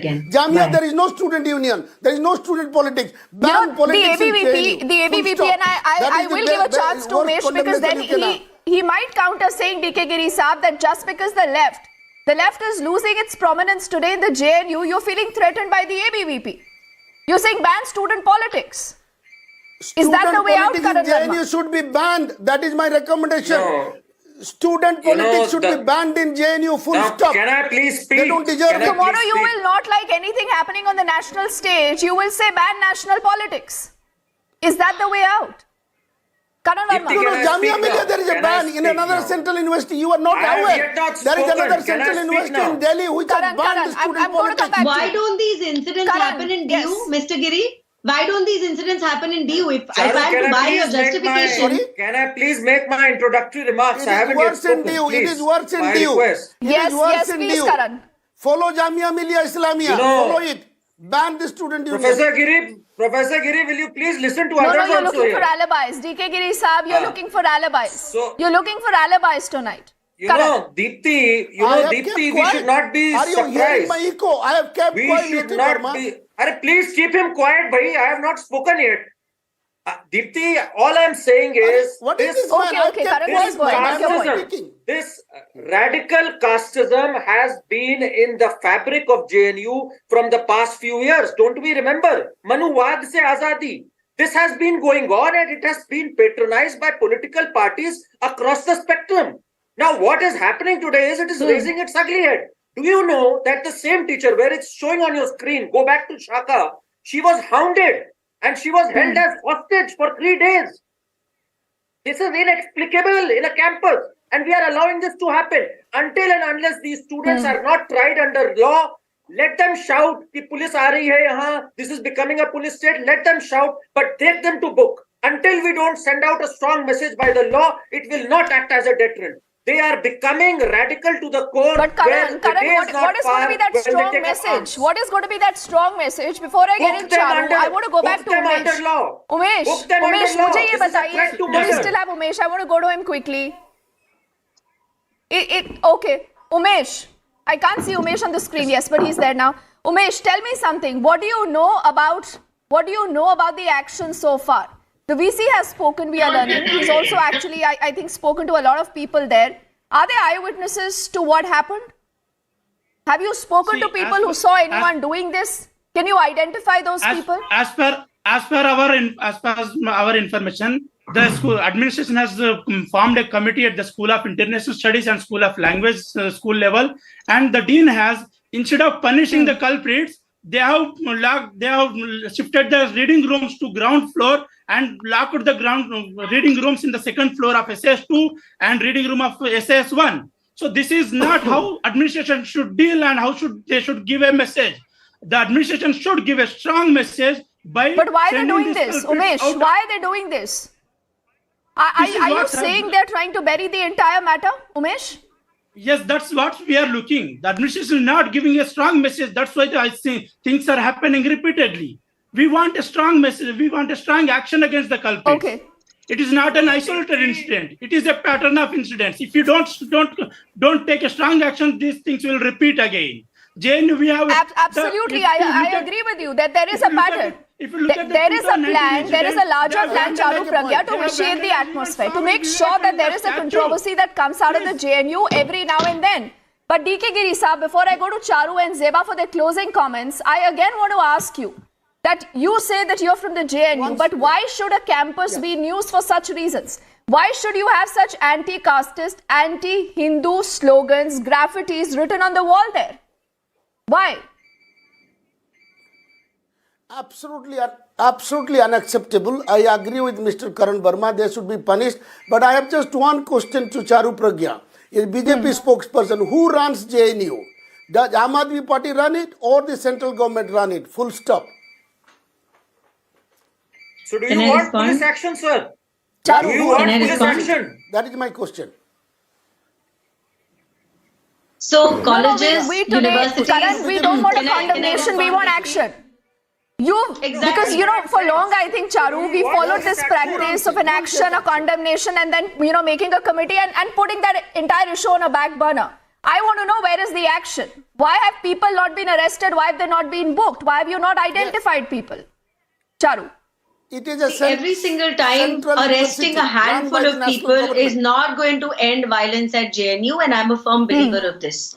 The ideology needs to be killed at the root. The ideology which thinks that taxpayers' money can be used in a way which is so unlawful, that ideology needs to be killed. The students at JNU need to understand they will be thrown out, suspended if they resort to such activities. The administration, of course, is strict. But if you don't act now, Charu, where is the message? What are we waiting for? You had anti-India slogans in 2016. You have anti-Hindu slogans now in 2022. If you do not act, Charu, you are giving them a free pass. people, arresting quickly, people, please. I'm making running an out of time, example Charu. out of 10 them seconds. is not sufficient. Making an example out of two people is not sufficient. The political parties these people belong to, they need to be debanded. Okay. All right, Charu, you still haven't answered my question, only for want of time. I'm thanking both Zeba, Charu and all gentlemen right now, but do remember this is an issue that Republic will keep focusing, and special thanks to Umesh Chandra for joining us right now. I quickly will hand it over to Abhishek because he's bringing you our next debate on the burning question. And that's on the Uniform Civil Code, Deepthi. Not new per se, but a new angle, new aspect. I'll discuss this. All that and more, but I've been told we have to take a short break. Be right back.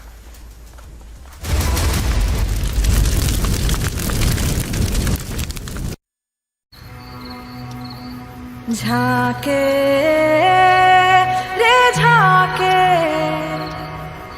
झरोखे से झाके हैरत से आंखें अपनी सी दुनिया नई रंगी लागे ख्यालों की खिड़की से मन कूदे भागे झाके रे झाके झरोखे से झाके दंग है छोटे बड़े सारे झाके रे झाके चल कोई ताके तरक्की को टुक टुक हर कोई ताके झाके रे झाके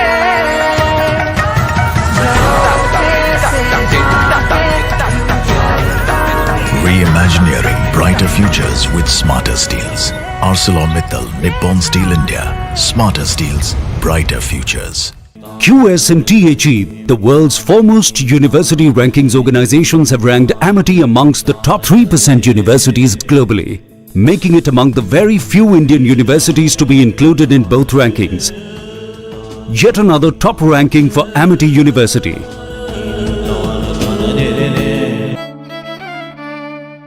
मेरी नजरों से चुना, तेरी हरकतों से सुना, वो सपना जो बुना, तुझे लगा गुनगुना। कभी जीती तू, कभी मैं हारा, फिर भी खूबसूरत है ये नजारा, क्योंकि इसमें है खुला कुछ मेरा, कुछ तुम्हारा। इसलिए ग्रीन लैम लैमिनेट्स, सपने आपके, लैमिनेट्स हमारा। अमेजिंग स्पेसेस के लिए कुछ मेरा, कुछ तुम्हारा। Chief Minister Basavaraj Bommai, as we'd been reporting earlier, is set to visit Belgavi on the 2nd of December. Bommai will visit the bordering village of Belgavi. The Delhi Liquor Gate. Now, the Enforcement Directorate has now arrested Amit Arora. Now, remember, it's his 6th arrest in the case. The joint operation for the BSF as well as the Punjab Police, as they have recovered 5 AK rifles, 5 pistols and 9 magazines that have been recovered from the Firozpur area.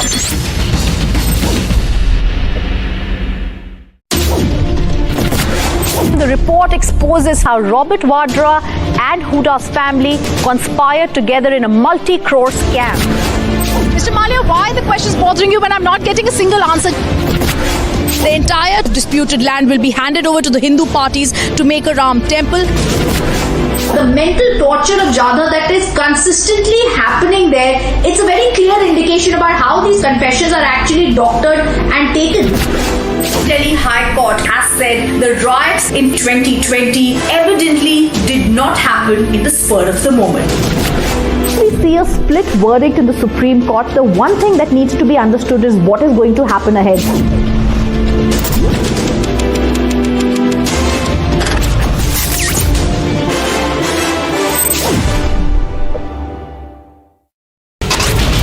Bajrang Dal staging protests over the comment made by the Israeli filmmaker and anger that is growing across the nation over the insult to Kashmiri Pandits.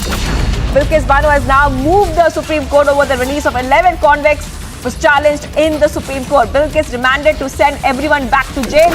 From Dibrugarh University, case of ragging had shocked the entire country.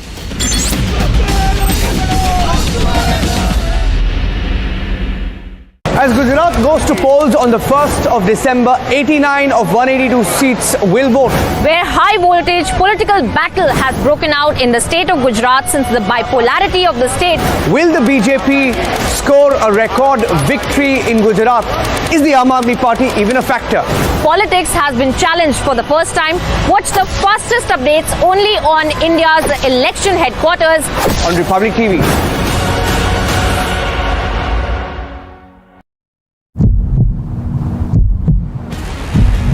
These are the Kashmiri Pandit. They are staging protests because they are feeling the similar kind of situation what they faced in 1990s in the Kashmir. And they are saying one thing that is very clear, that those who are trying to portray that the Kashmir Files movie was a propaganda, they are trying to just portray and give a clean sheet to those who have been culprits of the genocide of the Kashmiri Pandits.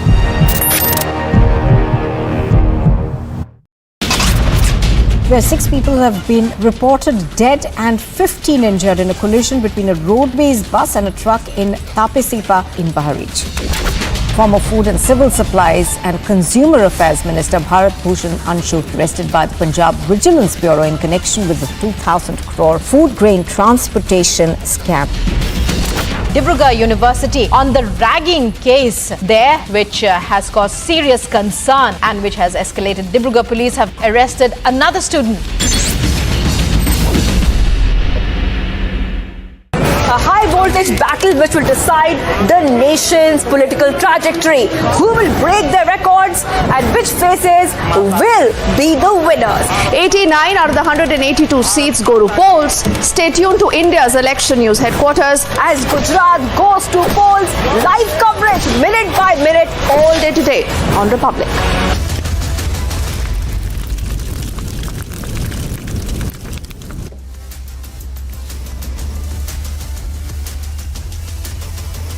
All right, welcome back. The debate on the Uniform Civil Code is not new, though it's been happening with increased frequency of late.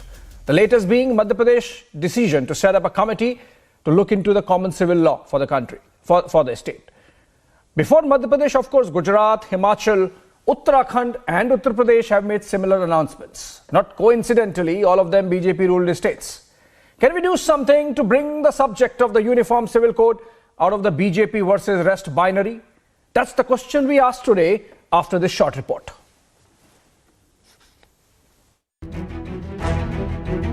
Madhya Pradesh Chief Minister Shivraj Singh Chauhan is the latest to talk about UCC implementation. कि भारत में अब समय आ गया है कि एक समान नागरिक संहिता लागू होनी चाहिए. एक से ज्यादा शादी क्यों करे कोई? एक देश में 2 विधान क्यों चले? This comes just 2 days after Maharashtra Deputy Chief Minister too hinted at UCC in Maharashtra. मुझे लगता है कि धीरे-धीरे सभी राज्यों को ये करना है, करना भी पड़ेगा. आज मैं उसके बारे में आधिकारिक घोषणा इसलिए नहीं करता हूँ क्योंकि इस प्रकार की कोई भी घोषणा करने का अधिकार मुख्यमंत्री का होता है. लेकिन मुझे यह लगता है कि संविधान ने हम पर यह जिम्मेदारी डाली है कि हम अपने राज्यों में यूनिफॉर्म सिविल कोड लाएं.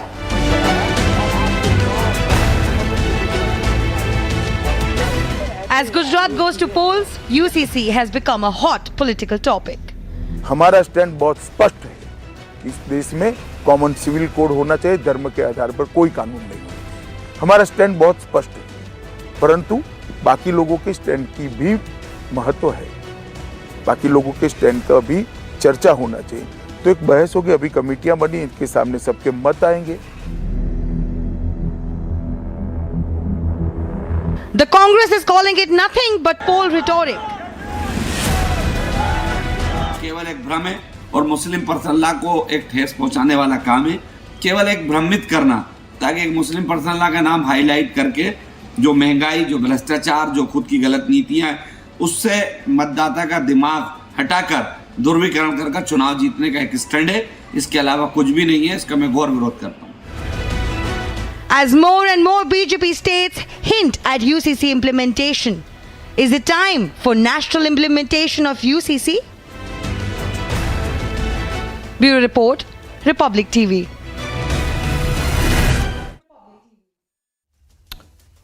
All right, joining me in this debate, Tausif Ahmed Khan and Charu Pragya. They are already there. Also there would be Irsan Trivedi from Ahmedabad and Sangeet Ragi, professor from Delhi University in a bit. Generally, I prefer to start with those who are in the opposition to give them first voice. But let me begin this debate with Charu Pragya. Charu, Congress's charge is that the BJP talks about uniform civil code only when there are elections on our head. How would you respond to that?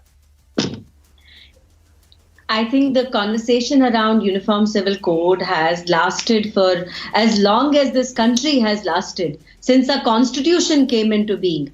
And for reasons that were known to the wise founders of our constitution, it was pushed into the directive principles of state policy then. So please don't say it's a electoral conversation, because it has always existed. It's a part of the BJP manifesto, and Bharatiya Janata Party is fully devoted and committed to making uniform civil code a reality in our country. When you talk of uniformity, it has to be the same. When we talk about discrimination against people of a certain group or of a certain gender, if we don't have uniform civil code, we cannot achieve equality, we cannot achieve progress. Tell me one country in the world which is a progressive secular country which does not have one law for everybody living on its land. India needs to walk on that path, and I think this is the best time to do it. The situation with the opposition is that they mislead the people of India. They mislead people into making them believe that the UCC will mean you cannot practice and profess your religion the way you want to, whichever religion you belong to, wherein the reality is something completely, entirely different. Can I continue, Abhishek? Okay, what you are suggesting, Charu Pragya, is that this is not an electoral issue for you, but perhaps there is no consensus in the country, and that's why you are trying to build that. Can I add one very important point? Can I add one very important point, Abhishek? Quickly. I'll only take 20 more seconds. In our country presently, the state of Goa already has uniform civil code. It's always had it. Have you ever heard of a communal clash in the state of Goa? There is no communal clash, because everybody is treated equally in the eyes of law. So when we have a uniform civil code, we will not have a man with 4 wives. We will not have a girl who does not inherit anything from her parents. It is going to be equal in the truest sense. Okay, let me take this to Tausif Ahmed Khan of the Trinamool Congress. Tausif, we know your position that you perhaps don't like the idea of uniform civil code. We just want to understand what exactly is the part of UCC which you don't like. Do you don't like the fact that it brings in gender justice? Do you don't like the fact that it brings in equality among various denominations? Do you don't like the fact that it ends discrimination when it comes to, the personal laws for differently situated people in the country, and thus brings them on the same pedestal? No, you see, my opinion is nothing in front of the opinion of the Law Commission of India. Whenever government proposes to make changes in law, make new law, this matter is debated, discussed, and an opinion is sought from the Law Commission of India. Now, in 2018, Law Commission of India said that the Uniform Civil Code in this country at this stage is neither necessary nor required.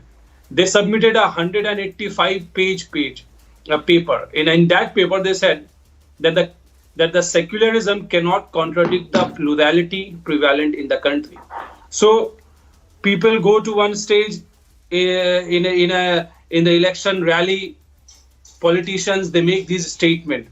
Why do they make these statements when this Law Commission of India, established under the current BJP regime, says that when this UCC is neither required nor desirable, yet we see politicians making this stage only for a simple reason: the failure of the government.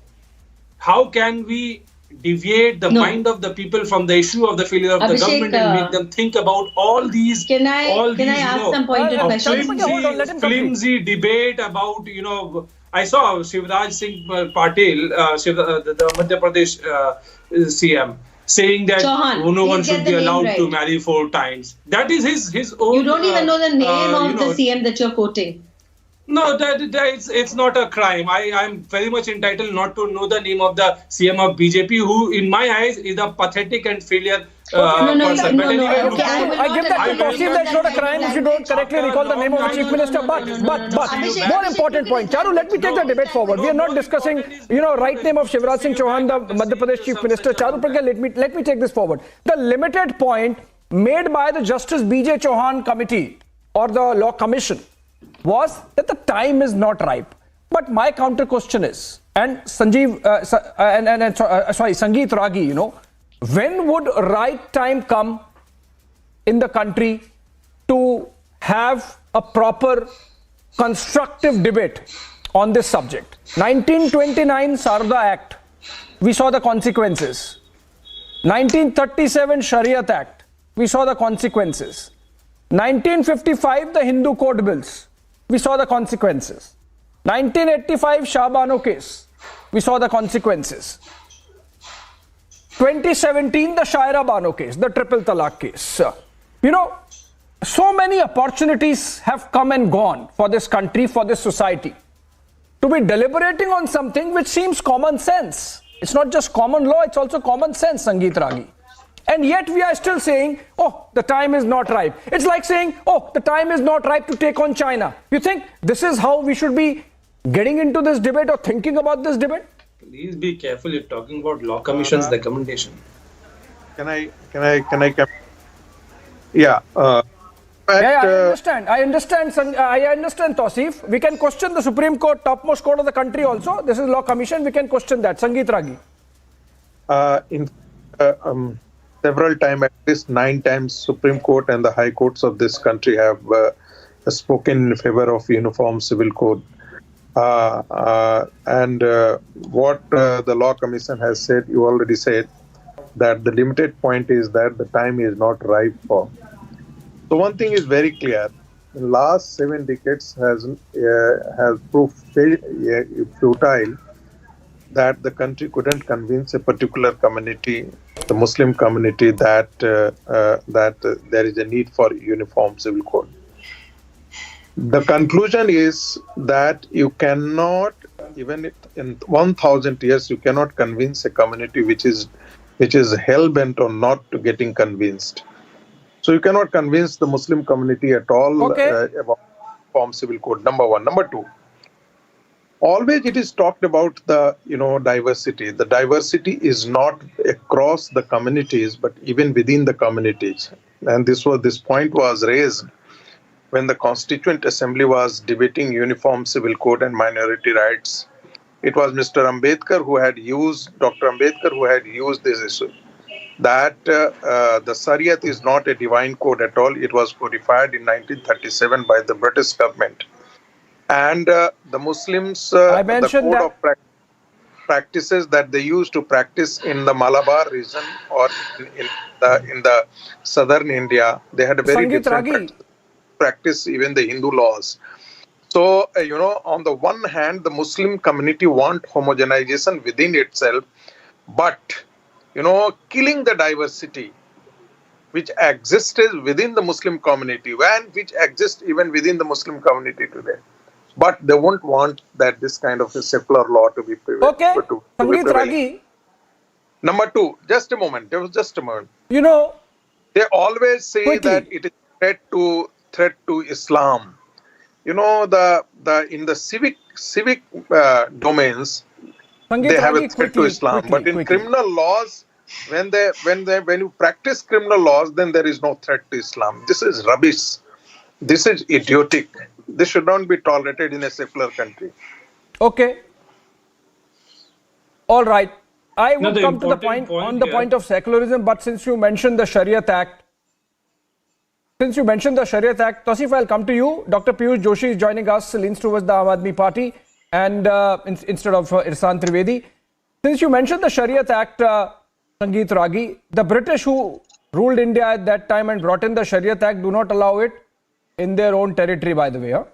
Piyush Joshi, there is this impression that's gaining ground among people who are not necessarily people who not necessarily lean towards the BJP, that a situation is being created where you can't have a constructive debate on the Uniform Civil Code. For example, Asaduddin Owaisi of the AIMIM says that the Hindus also lose certain benefits from existing personal laws. For example, the Hindu undivided family, and he has gone on to calculate also how much the Hindus would lose, roughly about 3,000 crore rupees per annum by way of tax benefits. So what's the problem? Hindus are willing to lose in the interest of the nation, should be willing to lose. Muslims should be willing to lose some in the interest of the nation. Come together and decide. Well, you see, I'm not a lawyer, but when my party supported the Uniform Civil Code and its concept, because it has been enshrined in the Constitution, I did a bit of reading. And I think this applies on marriage, divorce, adoption, maintenance, and inheritance. And even before independence in 1939, one act has been passed in the British India, and that was Muslim Marriage Dissolution Act. Most of the points, for any particular personal law to be, community specific, I think the Muslims have the least to lose in this particular case. Why? Because lots and lots of reforms have already been done. And the Marriages Dissolution Act, now the Triple Talaq is no more valid. So I particularly think that, once and for all, we should have a constructive debate. Let the government form a committee on it, and let it have a constructive discussion with each and every member of the community. Let's throw the dice out in the open. Let's gain the objections rather than painting it in a communal color. I think it can be done in a much more constructive manner. But the problem actually lies that it is being used for only electoral purposes, and I think that's where the problem lies. So it shouldn't be used for electoral purposes. Can I come in? Just go ahead and get a constructive dialogue. Quick short answer to this charge which has come to you again. Can the BJP really put a deadline to this UCC debate for all the committees that your respective state governments have set up? Can there be a deadline and we can come to a solution to this? That's a very constructive suggestion coming in from Piyush Joshi. Charu Pragya, quickly, because I have to bring in a very important aspect to this debate by way of a book and Pandit Nehru's views on Uniform Civil Code, which, by the way, might surprise you. So, Abhishek, in principle, Piyush also agrees that there needs to be Uniform Civil Code. Let's put that on record. Going forward from there, when something is in the manifesto of Bharatiya Janata Party, everybody assumed that abrogation of Article 370 is impossible. Everybody assumed that resolving the Ram Mandir conflict is going to be impossible. These are huge achievements of the BJP government, and Uniform Civil Code is very soon going to be another one such achievement. This is not just mere discussion, this is preparation. Yeah, so can I just have a quick interjection? All right. This is mere preparation, but I have to now. Piyush Joshi, she accepted your suggestion that this is preparation and you can join in with constructive suggestions, if any. As it will require a constitutional amendment and it should be dealt with by the central government. I am really surprised all these state governments, one after the other, are passing, or forming a committee for discussion on Uniform Civil Code. But please tell me, what is wrong in committees which are discussing Uniform Civil Code? What is the problem if state governments are forming constructive committees? Why are you against that? Goa anyway has that. I would want Pragya, Charu, hold on. Sorry, Charu, hold on. There is no harm in states discussing it by way of committees. Goa independently has a common code, but I have to bring in a very important aspect. It so happens that yesterday I was reading this book. It's called Nehru, The Debates That Defined India. It's written by two authors. I don't know their ideological inclination. Tripur Daman Singh and Adil Hussain. Tausif. Page number 38. Pandit Jawaharlal Nehru is having a dialogue. As it happened in those days, there was no Facebook or Twitter. He was having a dialogue by way of letter writing to Allama Iqbal. This letter he has written on 23rd of August 1935, 12 years before India's independence, 20 years before the Hindu Code Bills, and a decade before the Constitution was being discussed, from Almora district jail. There he is saying, this demand that only a Muslim should administer the Shariat seems reasonable. For non-Muslims can hardly enter into its spirit. But if the Muslims have their own separate courts with their qazis, there is no valid ground for refusing the same privilege to the Hindus or to other religious groups. Then he says the whole population will be divided up, and not merely by some foreigners. We are ourselves dividing the country because of these personal laws. That's Pandit Nehru saying, by the way, Tausif, not me. And then he says, each group of these separate courts will have its own laws and methods of procedure. Which court are they to go and which to follow in case of different religion individuals coming together? If a Hindu steals a Muslim's property, whose law is to be applied? Or in the case of adultery, where the persons profess different religions. it seems to me that all this will produce a certain confusion in our administration of justice. Tausif, this is not a BJP ideologue saying. These are the words of Pandit Jawaharlal Nehru. Can you be a little more open to the idea of uniform civil code and at least discuss it nationally? No, you see, any idea that threatens the plurality of our country is a bad idea. You see, what is plurality and what is personal laws, even the if it comes UCC from that we are Pandit talking Jawaharlal about. Nehru, No, please do not interrupt me. Now, you see, personal law basically is marriage law, adoption law and inheritance law. These are the three aspects of personal law. Now, and what is the plurality? The plurality is that in Muslims, a marriage is a social contract. In Hindus, a marriage is a union, a divine union for 7 births. And in Christianity, a marriage is an exchange of vows. So, no, can we make this more plurality. practical? Can I come why in, Abhishek? Do you want to? I think no, we don't need this plurality. Can I come in, Abhishek? This is discrimination against women. It can only be advocated by men. You are such a senior person and you are interrupting me. You are interrupting me, you are heckling me. Very you are not allowing me respectfully, can to I put my please say idea one clearly. extremely important thing? Let me interject. Please let me interject. A man who talks against uniform civil code, this is the reason why Charu is so. Charu was reprimanded for this reason only. This is not accepted. This is not accepted. I am not finished yet. Charu and I said that it is good to see you after such a long time. Okay, but we don't have time. We don't have time. I am not interrupting you. Exactly 30 seconds. Continue. Exactly 30 seconds for you to conclude. Exactly 30 seconds. Come in and then I will come. Yes. Exactly 30 seconds. I am only on 2 points. One, whether we need to change the marriage law and adoption law and inheritance law. So far it attacks the pluralism of our society. Just because I am running short of time, quick 15 seconds to Charu Pragya. In fact, 10 seconds Charu Pragya. Charu, the point Tausif is making is that these customs are so different that they cannot be brought together. Your quick rebuttal. Quick rebuttal. Abhishek, it is important to remember one thing. All these personal laws are anti-women. A woman cannot have 4 husbands. It is not a son who's not being given inheritance. It's always the girl who is suffering. It is always the woman. So when somebody advocates against the Uniform Civil Code, they are basically advocating against women. Based on which I think the BJP wants the Uniform Civil Code debate to be taken forward. I wonder if Pandit Jawaharlal Nehru, also from Almora jail, could muse about a UCC as a solution to India's many laws. Wow.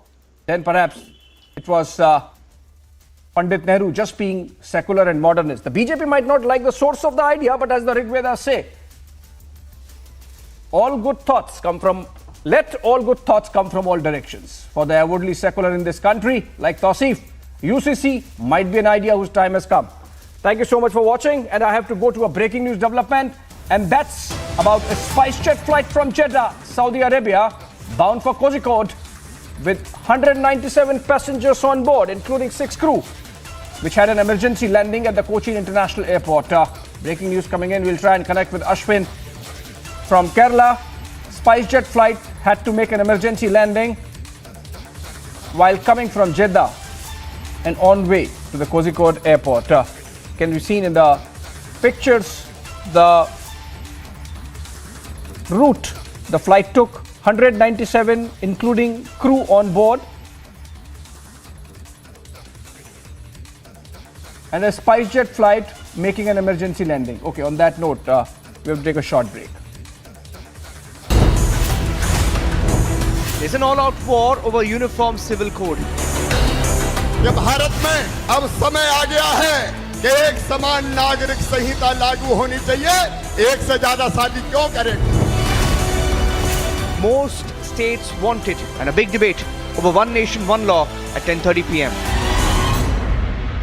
QS&THE, the world's foremost university rankings organizations, have ranked Amity amongst the top 3% universities globally, making it among the very few Indian universities to be included in both rankings. Yet another top ranking for Amity University. आग को फैलने से रोकना मुश्किल है, पर नामुमकिन नहीं। अब फायरवॉल टेक्नोलॉजी के साथ सेंचुरी प्लाइड क्लब प्राइम आग से बचाए। मेरी नजरों से चुना, तेरी हरकतों से सुना। वो सपना जो बुना तुझे लगा गुनगुना। कभी जीती तू, कभी मैं हारा, फिर भी खूबसूरत है ये नजारा, क्योंकि इसमें है खुला कुछ मेरा कुछ तुम्हारा। इसलिए ग्रीन लैम लैमिनेट्स, सपने आपके, लैमिनेट्स हमारा। अमेजिंग स्पेसेस के लिए कुछ मेरा कुछ तुम्हारा। These are the Kashmiri Pandits. They are staging protests because they are feeling the similar kind of situation what they faced in 1990s in the Kashmir. And they are saying one thing that is very clear, that those who are trying to portray that the Kashmir Files movie was a propaganda, they are trying to just portray and give a clean sheet to those who have been culprits of the genocide of the Kashmiri Pandits.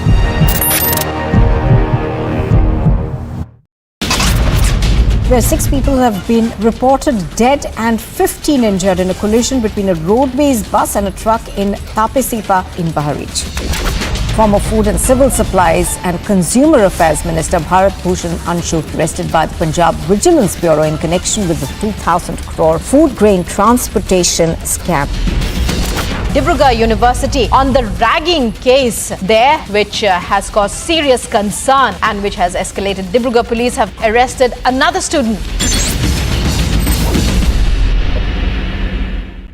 A high voltage battle which will decide the nation's political trajectory. Who will break their records and which faces will be the winners? 89 out of the 182 seats go to polls. Stay tuned to India's election news headquarters as Gujarat goes to polls. Live coverage minute by minute all day today on Republic.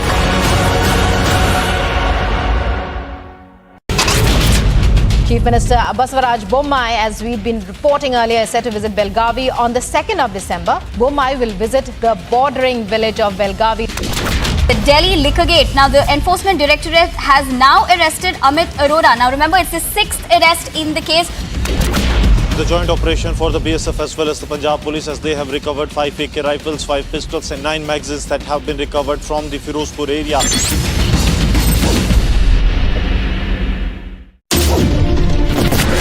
The report exposes how Robert Vadra and Huda's family conspired together in a multi-crore scam.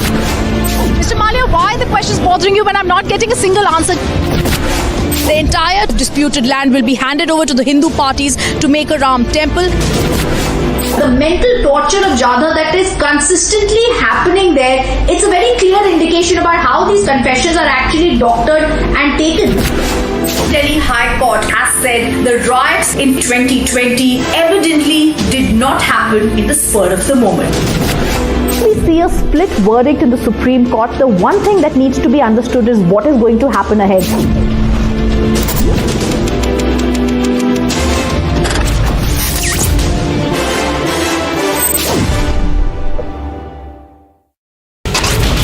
Bajrang Dal staging protests over the comment made by the Israeli filmmaker and anger that is growing across the nation over the insult to Kashmiri Pandits.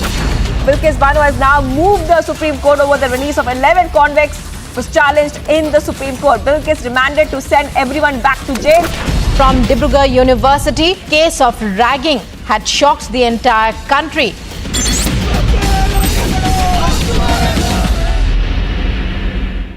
As Gujarat goes to polls on the 1st of December, 89 of 182 seats will vote.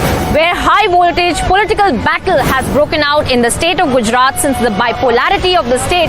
Will the BJP score a record victory in Gujarat? Is the Aam Aadmi Party even a factor? Politics has been challenged for the first time. Watch the fastest updates only on India's election headquarters on Republic TV.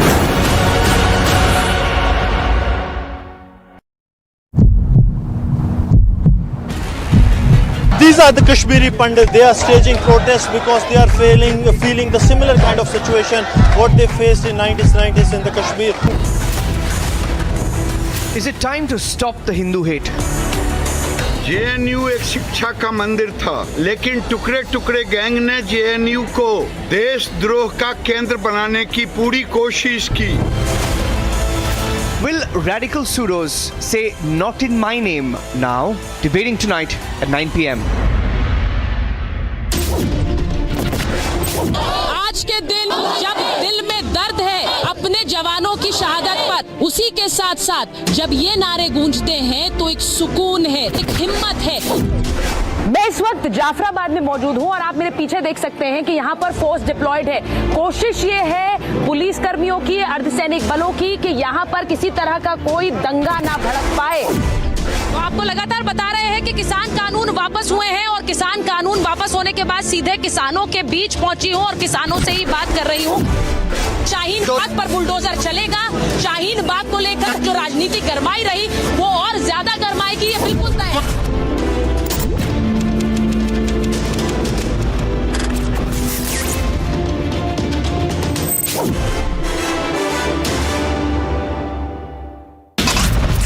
BJP leader Ramchandra's son Dhanush has been under the scanner for going on and assaulting the hotel employees as well as staff.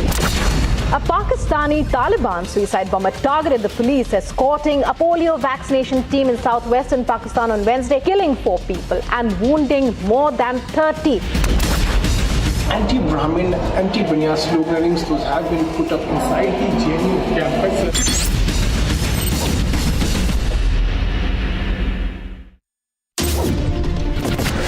Motorlogging has increased in the last 3 to 4 hours. Elphinstone station is shut, which means all those people who are hoping to go back home.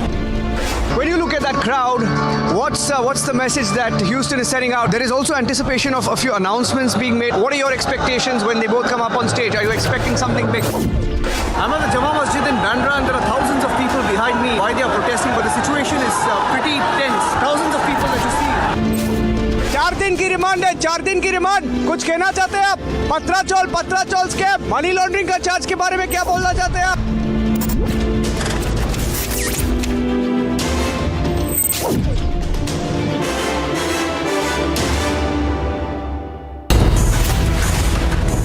It's an all-out war over uniform civil code. ये भारत में अब समय आ गया है कि एक समान नागरिक संहिता लागू होनी चाहिए। एक से ज्यादा शादी क्यों करें? Most states want it, and a big debate over one nation, one law at 10:30 p.m. Sidhu Moosewala murder probe widens. Gangster Goldie Brar detained in America.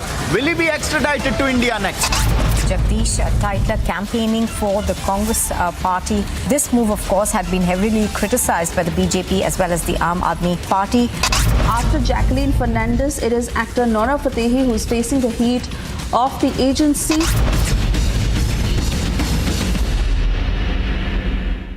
Voltage battle which will decide the nation's political trajectory. Who will break their records and which faces will be the winners? 89 out of the 182 seats go to polls. Stay tuned to India's election news headquarters as Gujarat goes to polls. Live coverage minute by minute all day today on Republic.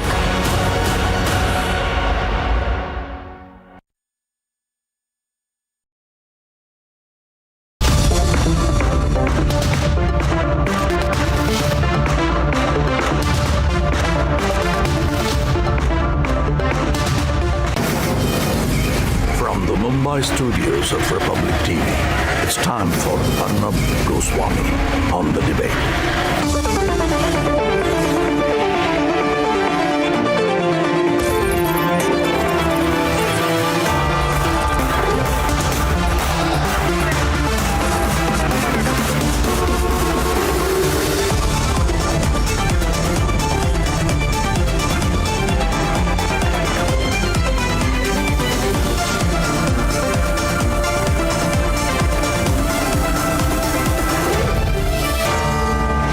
Arnab Goswami on The Debate at 9. Presented by Amity University. Powered by RP Sanjeev Goenka Group. Century Ply. Sarah and Havels.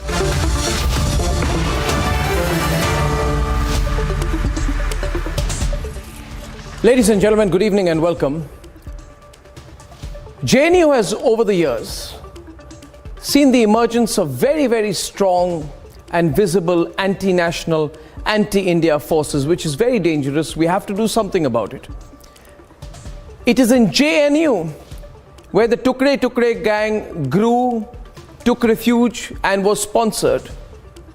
It is in JNU that in the name of freedom of expression, vows were taken, promises were made to break India. It is in JNU where Maoist terrorists were celebrated, where Maoist thinking was made to look progressive, where dollar-loving jholawalas, business class traveling, freebie enjoying academics took refuge in government paid accommodation, their whole life paid for by you and me, these shameless people. And we're now in JNU once again to top it all. The worst kind of casteism has struck root, ladies and gentlemen. Where today there are open calls being made for bloodshed, for killing, and for the violent targeting of people from some castes, where people from some castes are told, get out, leave, or face violence. And while all of this happens, the parasitic radicalized left encourages the calls for violence, and the JNU campus, paid for by you and paid for by me, descends into a macabre epicenter of hate and anarchy, ladies and gentlemen, which is exactly where I saw it headed when I spoke of the hashtag Tukre Tukre gang in and around 2016. They went after me, they targeted me, they abused me, they threatened me, ladies and gentlemen. But we still have to fight them. Viewers, this hatred has to be stopped, not just debated against.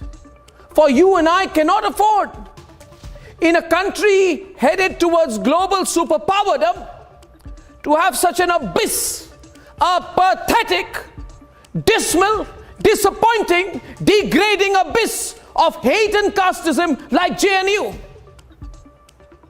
Now, either that campus ends every spot of hate and we get the proof of it, or I say, or rather I demand, that the government of India, the central government, should stop any funding anymore to anyone in JNU, anything at JNU, and not sponsor JNU at all. Let JNU live of its own means, not of our taxes, ladies and gentlemen. Let us say we will not sponsor the hate at JNU. Our taxes are not to sponsor hate. No more Hindu hate, no more caste hate at JNU. We've got to really clean things up there. Debate number 2 tonight. It's just this all-out war that has started over the UCC. And my solution to that is simple. We are wasting time.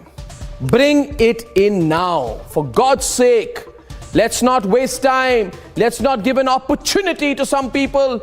Bring the UCC, end the debate, act fast, and here are the headlines this Friday evening on the Debate Tonight. इस प्रकार की टिप्पणियां न सिर्फ समाज को आहत करती हैं, बल्कि समाज के सामने एक प्रश्न भी उत्पन्न करती हैं. From Brahmins leave India threats to we are coming for you warning, it is open threats of bloodshed and casteism in JNU. कि ऐसी सोच को पनपने ही नहीं देना चाहिए जो समाज में तनाव पैदा करते हों. जिसने भी ये हरकत की है उसके खिलाफ कड़ी से कड़ी कार्रवाई विश्वविद्यालय के अधिकारियों को करनी चाहिए. India is talking about unicorns, but JNU is stuck on threats of bloodshed and casteism. Where are the radical pseudos now? Will the radical pseudos say, not in my name now?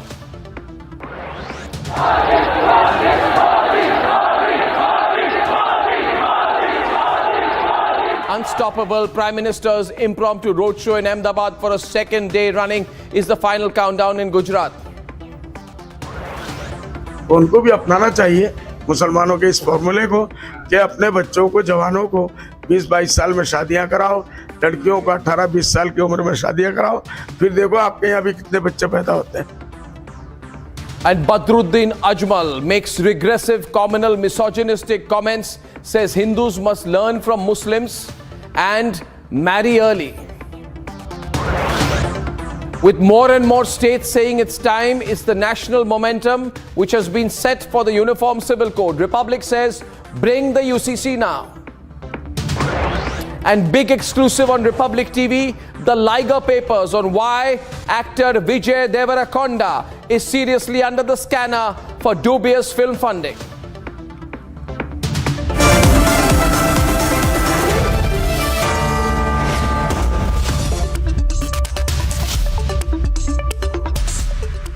Ladies and gentlemen, India is soaring.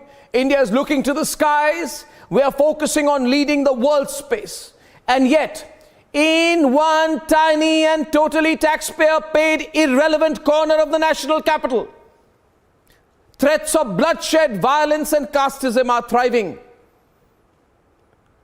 JNU has become a dark spot for hate, violence and casteism. And I'm not saying it. The writing is literally on the wall. But the fake secularati, the liberal brigade, the woke radicals will not speak up against it, and I will expose them. Tonight, those who supported the Azadi slogans in JNU have to speak up and not hide.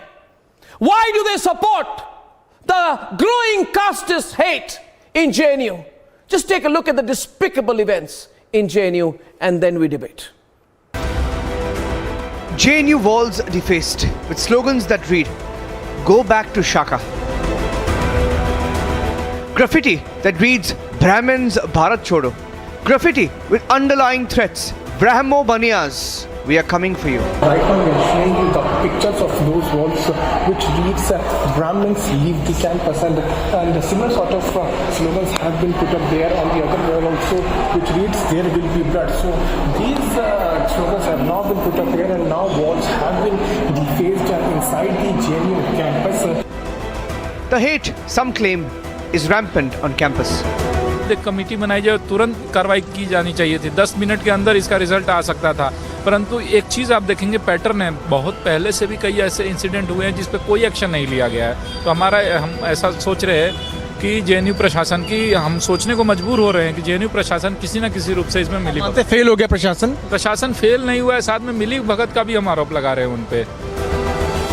In the past, even Swami Vivekananda's statue was not spared. Bhagwa Jalega slogans were used to deface it on JNU campus. The JNU Teachers Forum is tonight calling it a conspiracy to disrupt social harmony. तो आदरणीय vice chancellor जी और प्रशासन से हमारा अनुरोध है कि क्यों वो मौन है, क्या वो मौन रह करके एक मौन समर्थन ऐसे कुकृत्यों को दे रहा है? ये प्रशासन को बिल्कुल स्पष्ट करना चाहिए और कठोर से कठोर कार्रवाई करनी चाहिए। Police complaints have been filed, and even the political leadership has spoken up. But will those who say dismantle Hindutva speak up? जिसने भी ये हरकत की है उसके खिलाफ कड़ी से कड़ी कार्रवाई विश्वविद्यालय के अधिकारियों को करनी चाहिए। और ये वही स्थान है जहां पर आपने देखा होगा कुछ साल पहले भारत के टुकड़े हजार इंशाल्लाह इंशाल्लाह के नारे लगते थे। ऐसी सोच को पनपने नहीं देना चाहिए। इस प्रकार की टिप्पणियां न सिर्फ समाज को आहत करती हैं, बल्कि समाज के सामने एक प्रश्न भी उत्पन्न करती हैं कि ऐसे शैक्षिक संस्थान में इस प्रकार की गतिविधि करने वाले वो कौन लोग हैं जो जानते हैं कि वो ये दुस्साहस करेंगे और दंडित नहीं होंगे। Will those who troop to JNU to show solidarity hit out at this hate?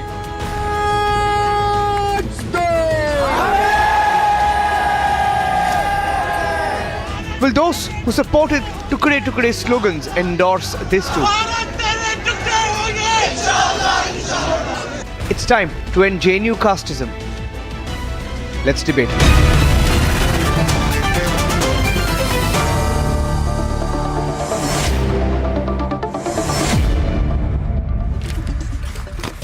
Great panel tonight, viewers.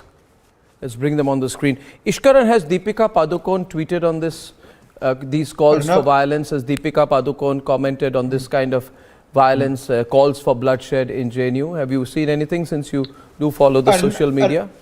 Has she? Arnab, just one point. I think you are being too soft. It's not a casteism row. It's a row in which they are openly calling for genocides of Hindus, Brahmins, Baniyas. It doesn't stop at that. You know that. When the words are said, Bharat Chodo, when the words are said, there will be bloodbath. Under every genocide law, under the Genocide Convention, that's an open call for genocide. So let us first frame it very clearly. We saw what happened in Kashmir.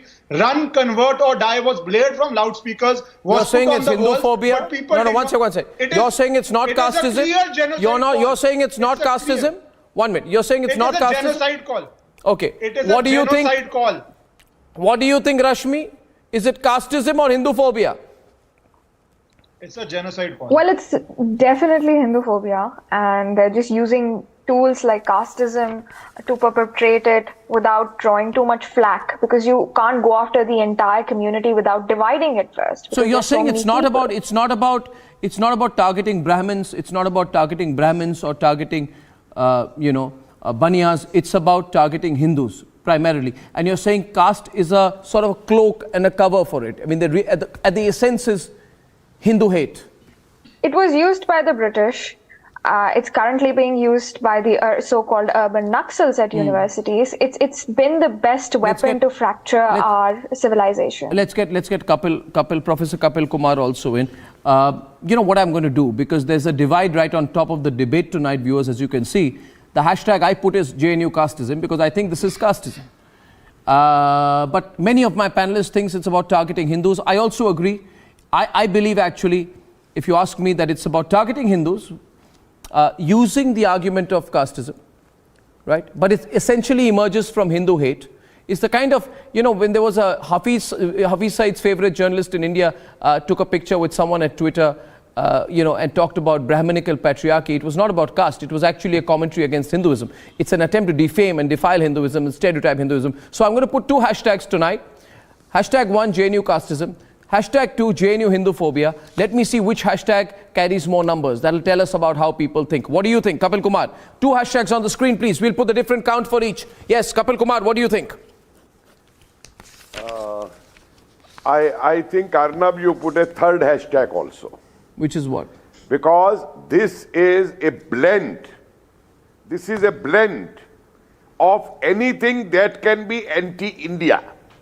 Whether it is a call for genocide of Hindus, whether it is against casteism, whether it is against Indian nation, whether it is against nationalism, it is a part of the toolkit which has been prepared long back outside.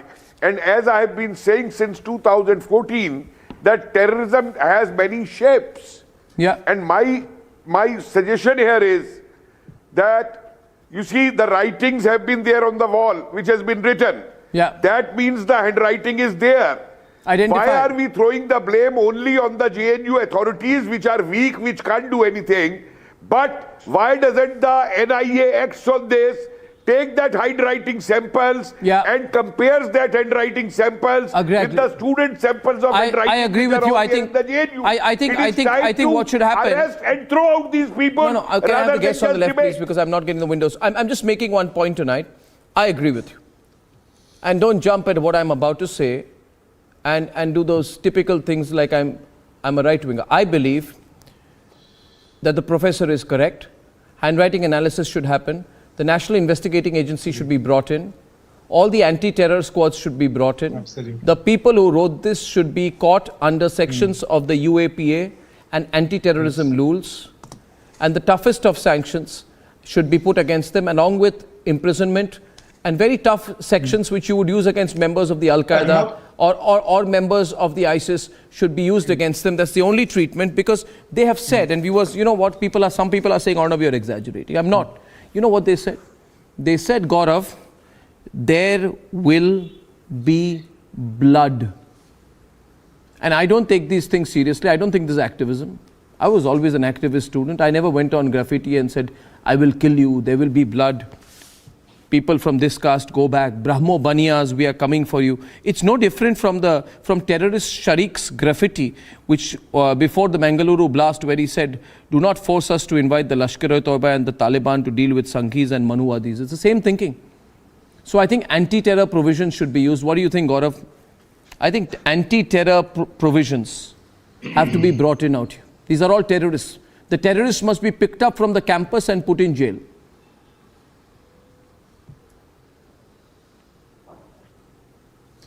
Arnab, first of all, I completely agree with you that strictest of provisions should be used against these people who are attacking the idea of one India. So you were asking every panelist that what are they targeting? And to me as a citizen, they are targeting India, our country, and they're targeting the Constitution of India.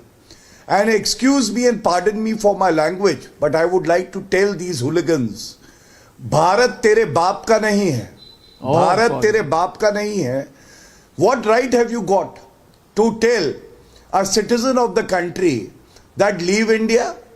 And you have all the love for non-citizens like Rohingya, Arnab, who are non-citizens and they have no right to live in the country. But this brigade will come and they will say, Rohingya को मत निकालो, मानवता की बात है, हमारे दिल में उनके लिए प्यार होना चाहिए. And you dare tell an Indian, be it a Hindu or a Muslim, a Baniya or a Brahman or a Pasmanda, that he should leave India. My second point is, these hooligans, Arnab, as you rightly said, they live on our money, the taxpayers' money.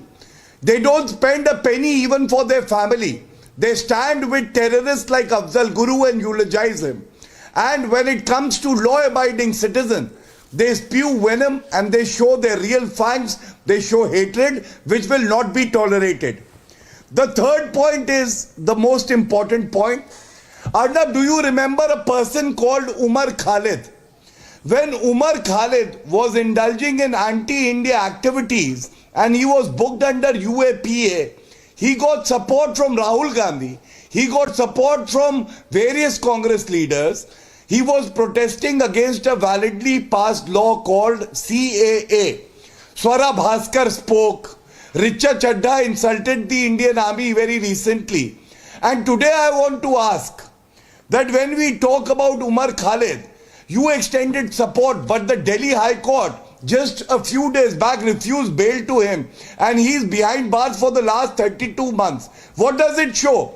These people like Nasiruddin Shah, Amir Khan, jinko Bharat mein dar lagta hai, exactly, they don't even muster well the courage to come out to speak about the unity of India. That is the pain I have. Where is Amir Khan today? Amir Khan, I appeal to you. Swara Bhaskar, I appeal to you.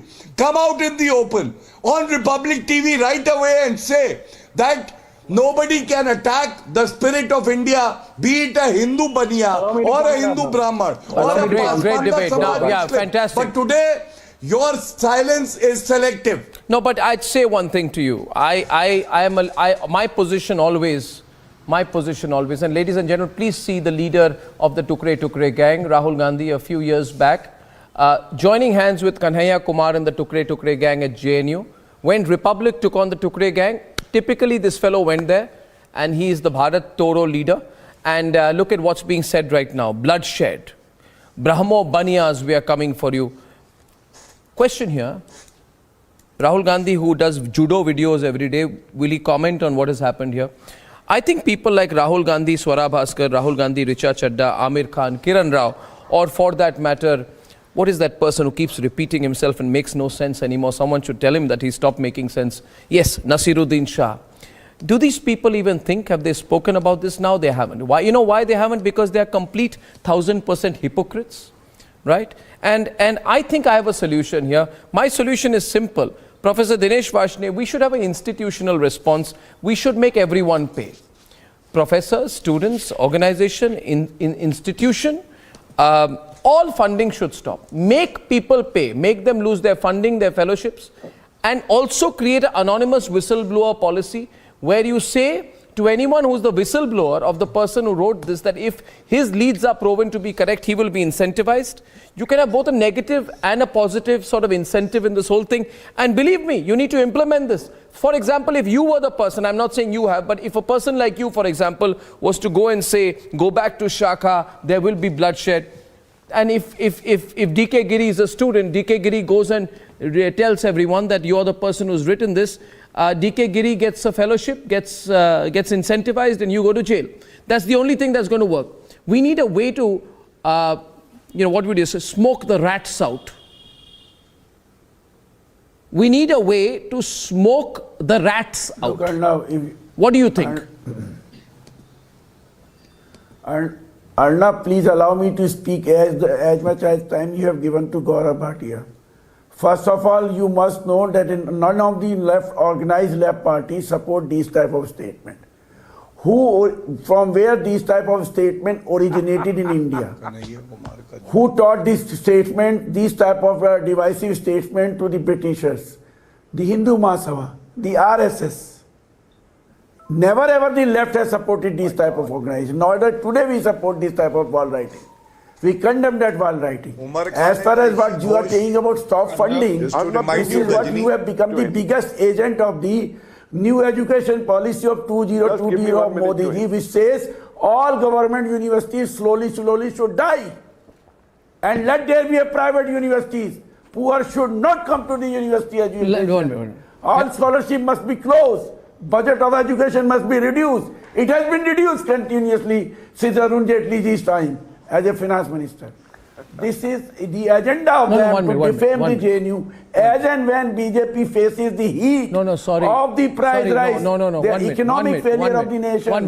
They have led the nation to the I'll make a point, Kapil responds to you. They have unemployment. They always make this type of thing. When there was an election in Bengal, Kanhaiya issue was raised.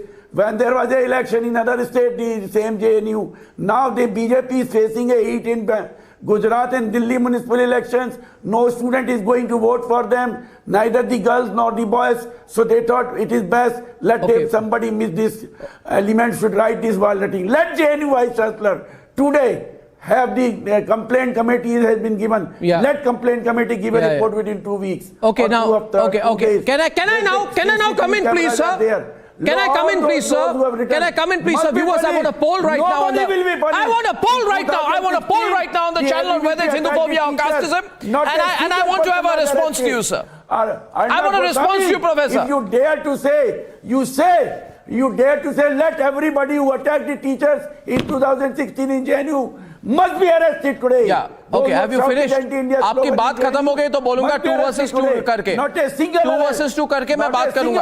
आप पहले रुक जाइए. आप देखिए, ऐसा है, देखिए professor साहब, है ना, आराम से आप बात करिए, इतने मुझे थ्रेट मत दीजिए. मैं आपको कह रहा हूं, you are asking me no, तो मैं भी ओपन चैलेंज दे रहा हूं. I'm not threatening you. आज ओपन चैलेंज दे रहा हूं. अब मेरी बात सुनिए. Listen to me. अरे बाबा, listen to me. That 2002 rights are justified. Oh God. 2002 I'll tell you. I'll respond. I'll respond to him and he'll be quiet. You watch. Okay, Dinesh Vashni, have you finished? First you tell me I have finished, then I'll speak. 1 minute. Gaurav, 1 minute. I want, please listen to me.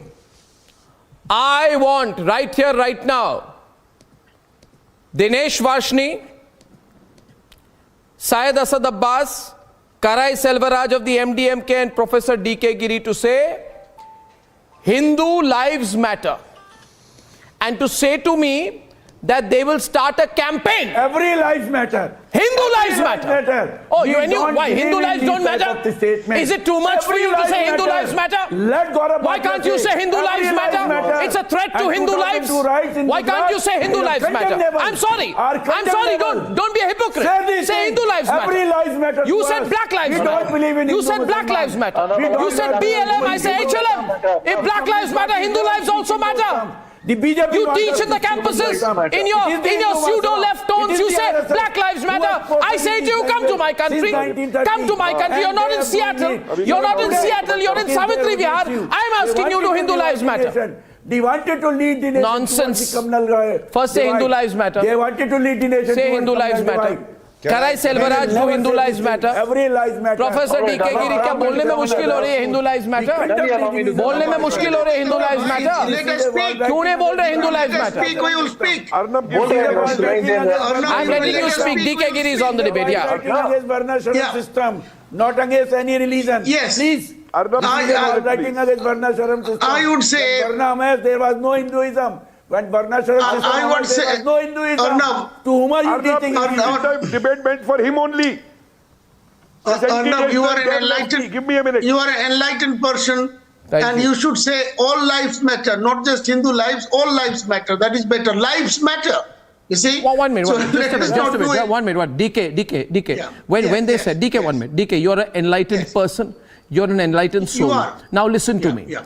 When they said Black Lives Matter, tell me, Rashmi, at that time, did Professor Giri say White Lives Matter? Say all lives matter? No, Black lives matter.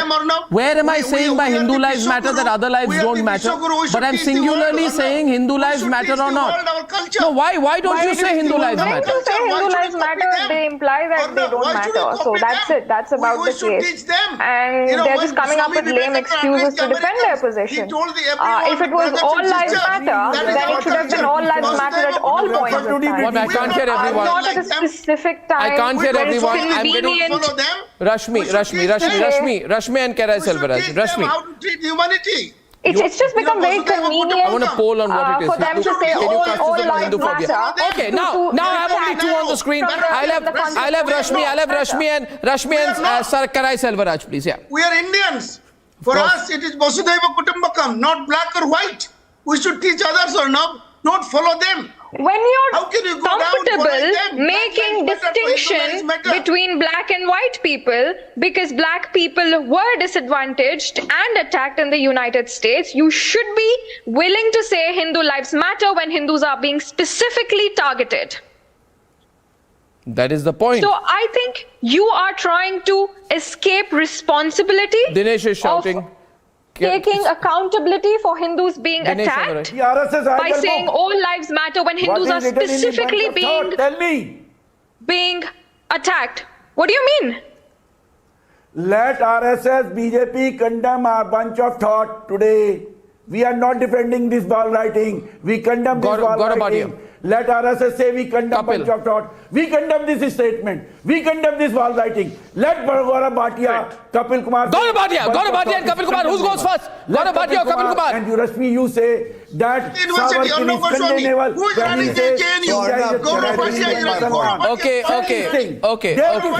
Okay. One versus one. Who am I letting in? Okay, Gaurav, wait a while. The challenge has been put to Gaurav and Kapil. Kapil goes first. Then Gaurav responds. You made your point. You made your point. You don't have to throw challenges. Kapil responds to you. He's already taken the challenge. He's already taken the challenge. We will say. Okay.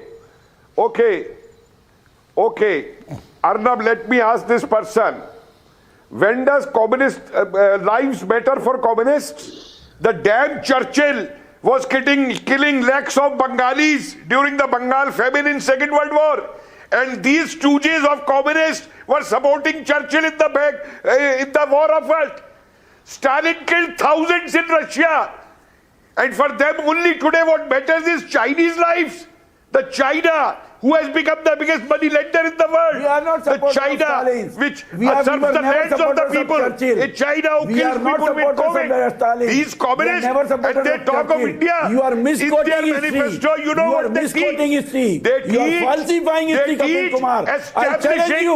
You show any of our statements. Dictatorship of proletariat. Wherever we have made a mistake, we have said sorry to the people of India. They only use our democratic rights and constitution to fill their aim of dictatorship of the proletariat. Okay. We don't want to make the debate theoretical. I ask you. I ask you tonight. I get Gaurav. I'm getting Gaurav and Syed Abbas and the others in. Thank you, Kapil. Kapil Kumar, thank you. Kapil Kumar, thank you. Kapil Kumar, thank you. Kapil Kumar, thank you. Two people on the screen, please. Thank you so much. I go to my next point on tolerance. And my point on tolerance is simply this, Gaurav, and after Gaurav, Syed Abbas, then Ishkaran response, then Mr. Selvaraj comes in is this. We are always given lectures about tolerance. We are told you must be tolerant. We are told, Gaurav, that when Bharat tere tukde honge, inshallah, ek jhatka aur do, all that happens in JNU, we are told it is be tolerant. I am asking them, was there tolerance when there was a ruckus over Ram Navami celebrations in JNU? Why some people had a problem when somebody said, don't have non-vegetarian food, please respect our situation. Was it tolerance when there was Bhagwa Jalega, written on Swami Vivekananda's statue. Today, the Professor Varshini, you are daring, you have the guts to quote Swami Vivekananda. Where were you when Swami Vivekananda's statue was marred with filthy abuse and it was written below, Bhagwa Jalega, kahan the aap? Where were you then when it was, how can you say it is not anti-Hindu? Yes, Varshini, I can't hear you. Varshini and Gaurav Bhatia on the screen. Bhagwa Jalega क्यों था? किसने लिखा था भगवा जलेगा? किसने लिखा था भगवा जलेगा? Why was it written on the JNU campus? बताइए मुझे. Tell me. Come on the screen and tell Gaurav Bhatia. Can I have both on both sides of the screen, please? What's going on? Why did JNU has not arrested these people who have returned? Not arrested. Why did JNU have not elected people? Why did Delhi police have not let them to arrest? No, I want to tell you there is a clip. There is a clip. There is a clip. Why is there a clip where a JNU professor? Is there a clip where a JNU professor called Nivedita Menon? Is there a clip where a JNU professor? Will you be quiet for a minute? 1 second, sir. 1 second, sir. JNU professor called Nivedita Menon in a clip apparently seen calling Hinduism the most violent religion in the world with deep-rooted violence. Gaurav Bhatia said today that God answer my question. You're not answering a single question. You're being shallow. I'll change you. My point is, ये क्या है संघ से आजादी? That will lead. That will believe in the fact. नहीं, संघ से आजादी क्या है? समझाइए ना मुझे समझ नहीं आया. संघ से आजादी क्या है?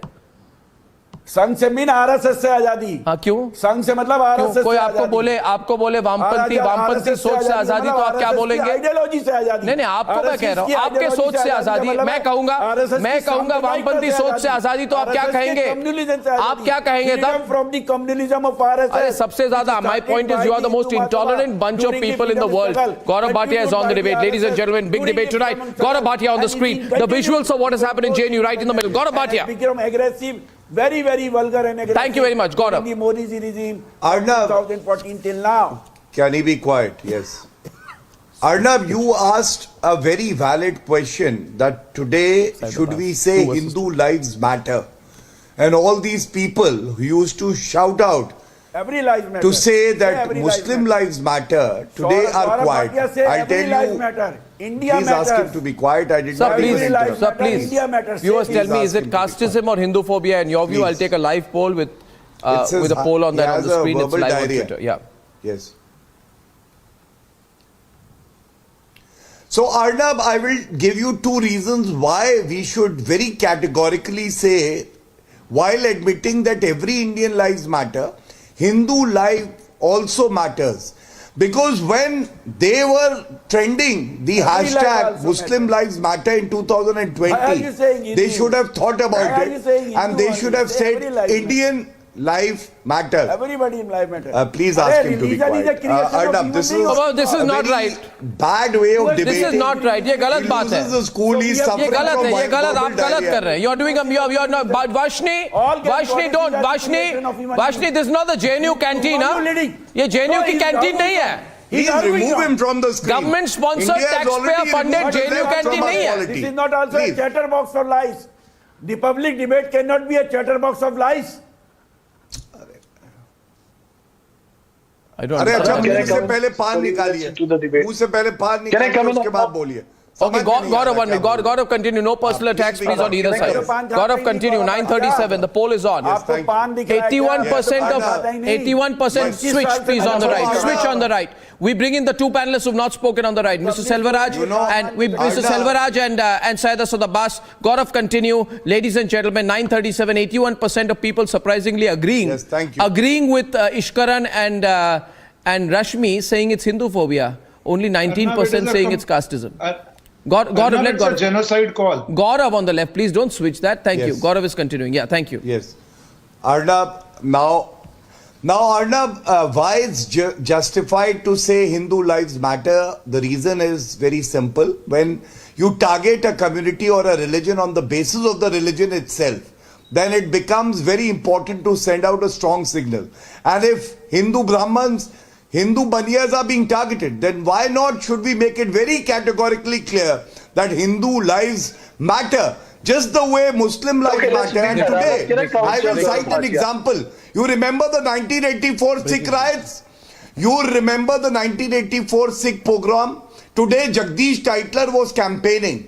So even the lives of those family members who have seen the pain of losing their loved one during the 1984 riots matter. And that is why today political parties like the Congress, Left, Samajwadi Party, AIMIM should answer to the people that end of their appeasement politics, stand for the Hindus also, don't treat them like second-rate citizens. The Bharatiya Janata Party will go all out to say Hindu lives matter. Yeah, Mr.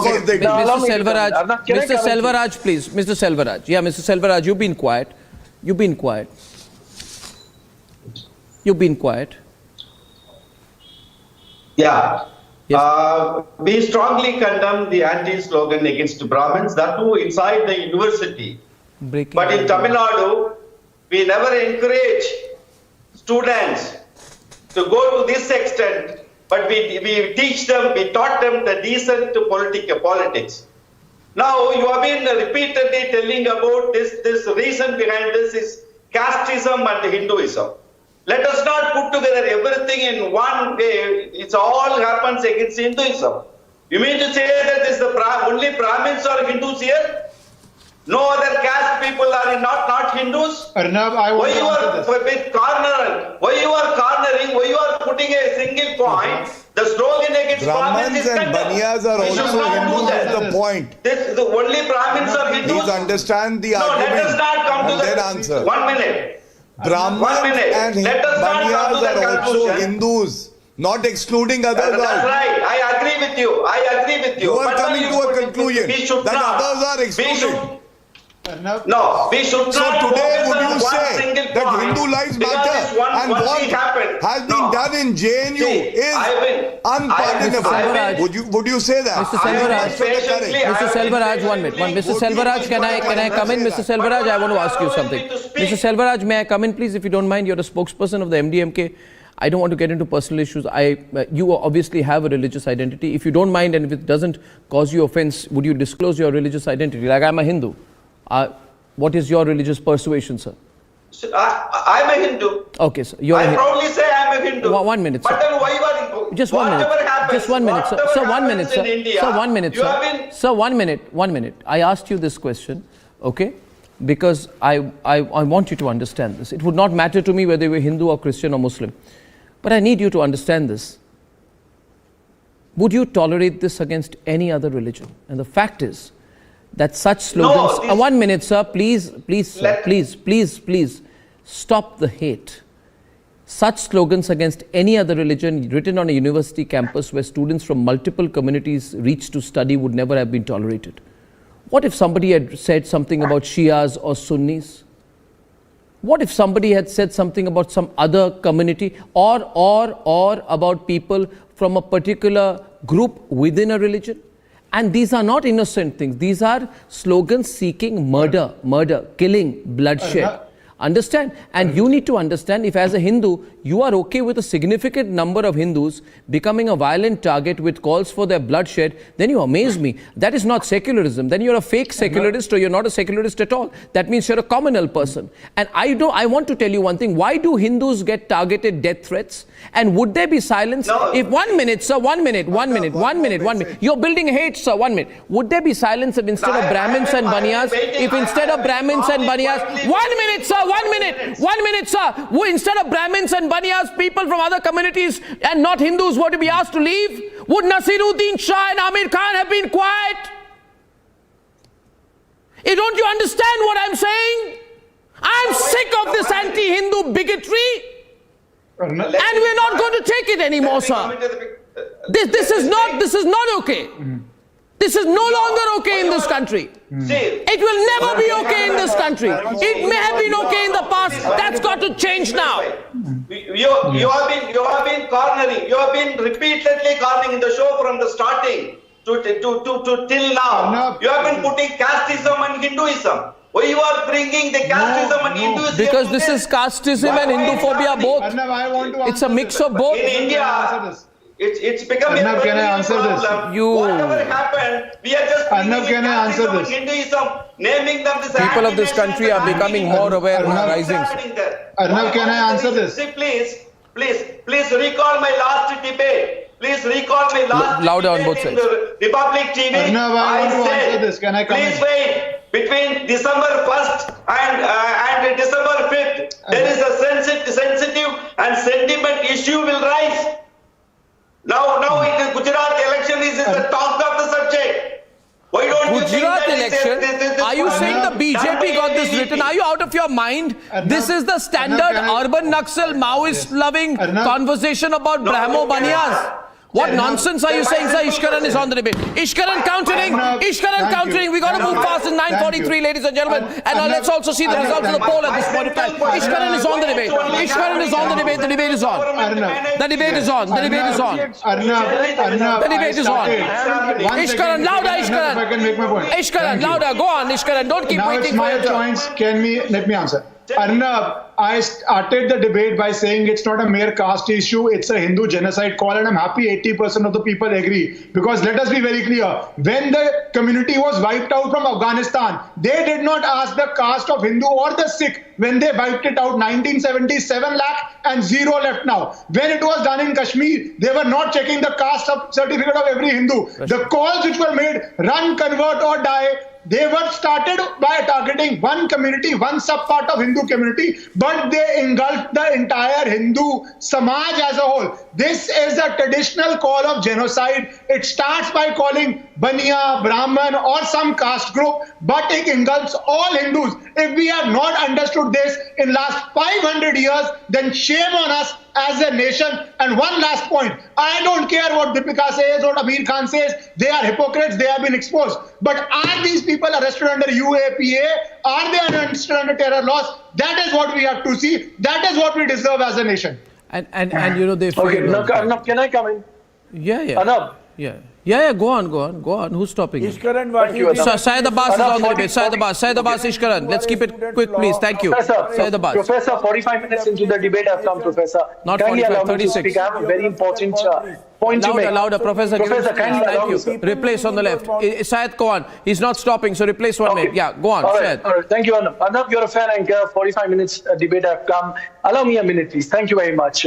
Firstly, a first answer to my friend Gaurav Bhatia. Gaurav Bhatia, कान खोलकर सुन लो. Hindu lives matter. Sikh lives matter. Every human being, every life matters. Now let me come straight to you. You quoted Rahat Indori very selectively. Khan Abdul Ghaffar Khan, Bhagat Singh. सभी का खून है शामिल यहाँ की मिट्टी में. किसी के बाप का हिंदुस्तान थोड़ी है. अरे भाई साहब बस ये हिंदू मुस्लिम का बंटवारा. The fact of the matter, I challenge you today, Mr. Gaurav Bhatia. Can you tell me, is Dr. Jaishankar an alumni of the Jawaharlal Nehru University?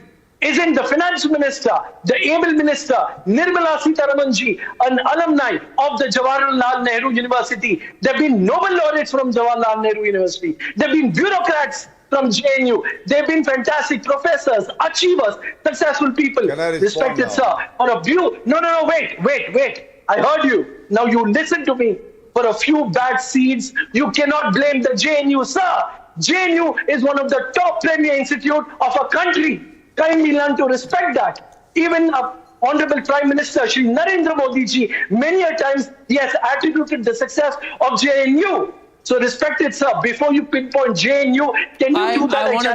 I want to tell you, since you are quoting, I just need to tell you, I need to tell you one thing. Gaurav, just 1 minute before you come in. You know, Jaishankar himself said in 2020, problem with you is you are not well researched. He said there was no Tukde gang when I was studying at JNU. Does that answer your question? Jaishankar said it. Jaishankar said it. Now you get a response from Gaurav. On the debate, ladies and gentlemen. Gaurav is responding. Don't. You've been proven wrong. Don't have to repeat yourself. Gaurav is on the debate. Yes, Gaurav. No. He said that. He said that. Can I blame your media? There is for the wrongdoings of the Lutin's media, I cannot blame your media. Can I respond now? Please. You cannot blame JNU. Okay, now can you? For the Tukde gang, you cannot blame JNU. I'm not, but I want these termites to be identified. I want the termites to write these things identified and put under terror charges. Gaurav is responding, Syed, please. I have limited time, yaar. You don't get it, no, sometimes. Please let him speak, Gaurav. Gaurav, go on. Yes. Arnab, for a few back seats, you cannot attribute it to JNU. For a few stop advertising, yeah. You cannot blame all of you, right? You're doing your duty. Him to be and quiet. so other wonderful students of JNU. So kindly do not attribute the wrongdoings of the few to Jawaharlal it's okay. University. Stop trying to it is overplay it. Top university. Don't overplay. Don't overplay. Please, yes. Okay. See, Arnab, I have 2 quick points to make. First of all, सभी का खून शामिल है इस मिट्टी में, बिल्कुल है, लेकिन अफजल गुरु का खून इस मिट्टी में शामिल नहीं है। समझ लो एक बात। और जब कोई भी व्यक्ति कहता है, please ask him to be quiet, this debate is not about you, please let me make my point, be civilized. Arnab, he is not being civilized. And let me tell you, please be quiet. Be it Dr. Shankar or be it Nirmala Sitharaman ji, please stop, yeah. Have the patience to listen to other views also. So respect it, sir. Sir, Rob, yeah, what is this going on, yeah? Elocution competition. They are paid by the second by a political party. Yes. I understand, now let sir, me make my point. Nehru, you are be civilized, be courteous. Even anything your family wouldn't Nehru, like if you will be interrupting like this. You cannot please. accept it. Now last warning. Be quiet or take him off the screen. Please be quiet. Syed, band karo, please. Thank you so much. Thank you. Yes. You're good. You're just undisciplined. Yeah, go on. Yes. So Arnab, you know, Syed Abbas has a very short memory. He supports the Aam Aadmi Party now. Earlier he supported the Congress. Let me remind him. Afzal Guru, hum sharminda hai, tere qatil zinda hai. Rahul Gandhi, the party that you supported earlier. आपको डर लगता है क्या Gaurav ji? Arnab, I cannot. Oh, please, you know, can you stop this? Can you stop this paparazzi type interruptions, please? Thank you. Very uncivilized. You know, I do. He was never like this. Arnab, the point that I wish to make is that Rahul Gandhi is standing with persons who were shouting slogans that Afzal हम शर्मिंदा है, तेरे कातिल जिंदा है। कितने अफजल मारोगे, हर घर से अफजल निकलेगा। उनको मैं कहना चाहता हूं, जिस घर में अफजल निकलेगा उस घर में घुस के मारेंगे अफजल को, याद रखना। दूसरी बात, I am not afraid like Nasruddin Shah and Amir Khan's wife was कि भारत को छोड़ के जाने का मन करता है। अरे प्लीज बी क्वाइट। फिर देखिए why do you stop? Yeah, you should also be a road roller. Continue. Very cheap, very cheap. Oh, I don't need to learn from you, sir. So my second point is Bharat हमारा घर है, भारत हमारा घर है। हम जो है छोड़ के कहीं नहीं जाएंगे। हम इन लोगों को छुड़वाएंगे जो भारत को दीमक की तरह खाते हैं। So if Amir Khan is listening, this is an example. Hindus are being targeted, but we will live for the country. घर छोड़ के नहीं जाएंगे। ऐसे लोगों को घर छुड़वाएंगे, याद रखना। जो ऐसे लोग हैं वो तुम्हारी पार्टी। अरे भैया, तो आपको क्यों दिक्कत होगी? आपको मना किया आपका घर नहीं है। मुझे लगा आपका घर चीन है, क्योंकि चीन के साथ आप खड़े होते हैं। Okay, ladies and gentlemen, last thing I'll say. जब भारत के जवानों को Bollywood will तो complain. Left party No, after all of this, Bollywood will complain. हमारे पिक्चर कोई देखता क्यों नहीं है? नहीं देख रहे हैं, क्योंकि पिक्चर रिलीज के टाइम पे इश्करन during a picture release they go to JNU. पता लग जाएगा। अर्नब, वो तभी एक्सपोज हो चुके हैं। भारत का एक एक व्यक्ति इतना बड़ा पेट्रियट है कि अगर आप JNU जाके टुकड़े के साथ खड़े होंगे तो आपके करियर के टुकड़े टुकड़े हो जाएंगे। जो टुकड़े टुकड़े के साथ हुआ, चाहे वो नेता हुआ, चाहे वो अभिनेता हुआ, that applies, and that applies both for Bollywood and for the Vadra Congress. And on the other side, ladies and gentlemen, I feel the government's taking just too much time. It is prevaricating, it is thinking, it is going through commissions, it's going through approvals, it's moving from state government to state government and political statement to political statement. Why don't they just bring in the Uniform Civil Code in Parliament and get done with it? Let's just bring it in now. Let's stop the debate. That's what I think. You agree with me, whether or not on the other side.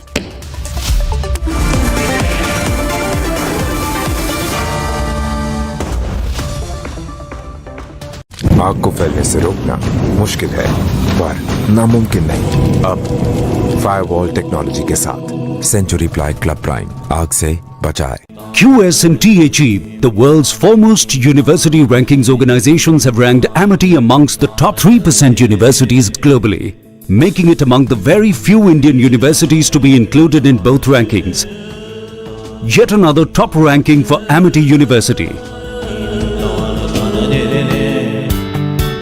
Will smart manufacturing complement traditional manufacturing processes or replace them entirely? India will be able to contribute approximately 5% of the global market in terms of when we talk about additive manufacturing. What kind of opportunities does it hold for the BTech students? Amrita University, I would say, is ideal for students who come into manufacturing, additive manufacturing. To know more, watch Amrita School of Engineering presents Shaping the Future of India this weekend only on Republic TV.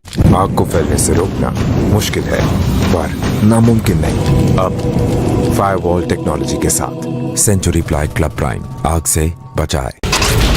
Bajrang Dal staging protests over the comment made by the Israeli filmmaker and anger that is growing across the nation over the insult to Kashmiri Pandits. Bilkis Bano has now moved the Supreme Court over the release of 11 convicts was challenged in the Supreme Court. Bilkis demanded to send everyone back to jail. From Dibrugarh University, case of ragging had shocked the entire country.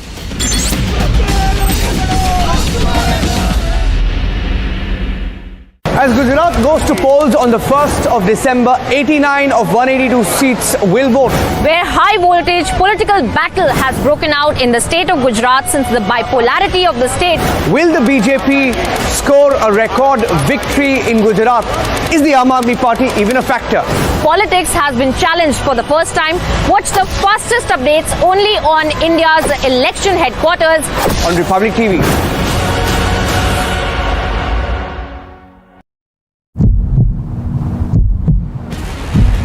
These are the Kashmiri Pandits. They are staging protests because they are feeling the similar kind of situation what they faced in 90s in the Kashmir. And they are saying one thing that is very clear, that those who are trying to portray that the Kashmir Files movie was a propaganda, they are trying to just portray and give a clean sheet to those who have been culprits of the genocide of the Kashmiri Pandits.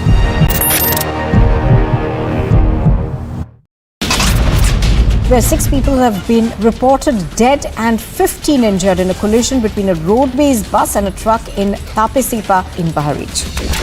Former Food and Civil Supplies and Consumer Affairs Minister Bharat Bhushan Anshu arrested by the Punjab Vigilance Bureau in connection with the 2,000 crore food grain transportation scam. Dibrugarh University on the ragging case there, which has caused serious concern and which has escalated. Dibrugarh police have arrested another student. A high voltage battle which will decide the nation's political trajectory. Who will break their records and which faces will be the winners. 89 out of the 182 seats go to polls. Stay tuned to India's election news headquarters as Gujarat goes to polls. Live coverage minute by minute all day today on Republic.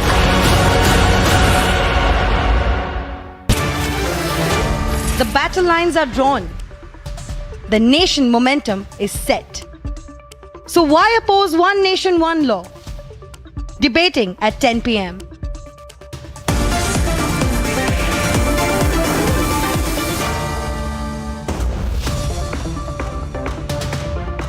QS and THE, the world's foremost university rankings organizations, have ranked Amity amongst the top 3% universities globally, making it among the very few Indian universities to be included in both rankings. Yet another top ranking for Amity University. आग को फैलने से रोकना मुश्किल है पर नामुमकिन नहीं। अब फायरवॉल टेक्नोलॉजी के साथ सेंचुरी प्लाई क्लब प्राइम आग से बचाए।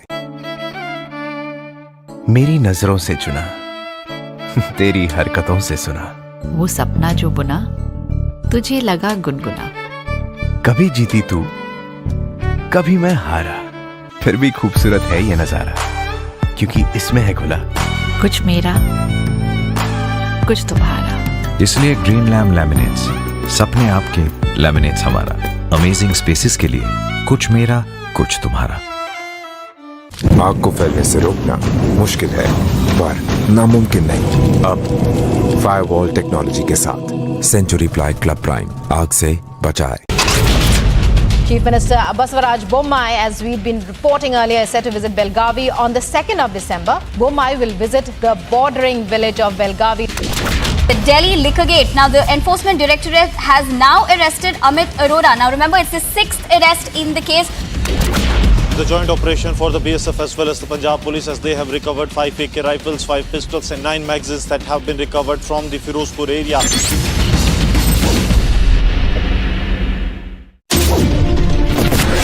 The report exposes how Robert Vadra and Huda's family conspired together in a multi-crore scam. Mr. Malia, why are the questions bothering you when I'm not getting a single answer?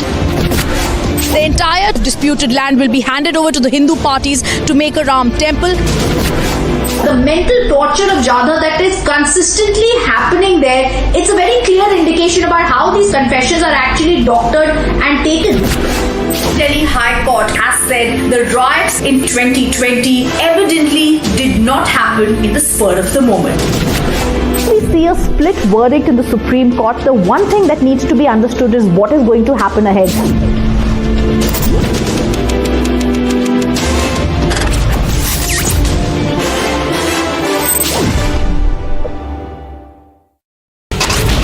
Bajrang Dal staging protests over the comment made by the Israeli filmmaker and anger that is growing across the nation over the insult to Kashmiri Pandits. Bilkis Bano has now moved the Supreme Court over the release of 11 convicts was challenged in the Supreme Court. Bilkis demanded to send everyone back to jail. From Dibrugarh University, case of ragging had shocked the entire country.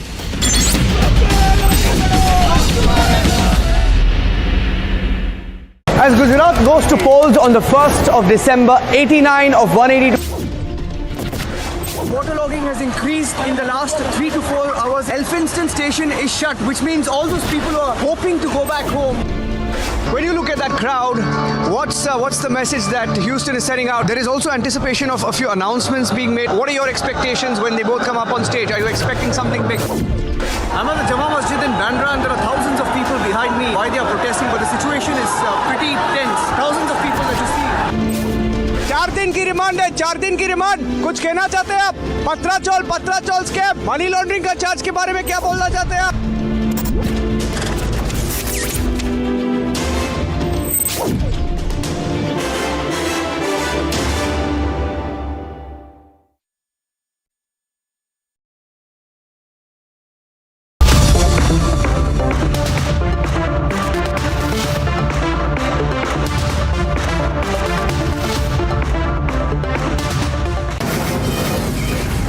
Mumbai studios of Republic TV, it's time for Arnab Goswami on the debate.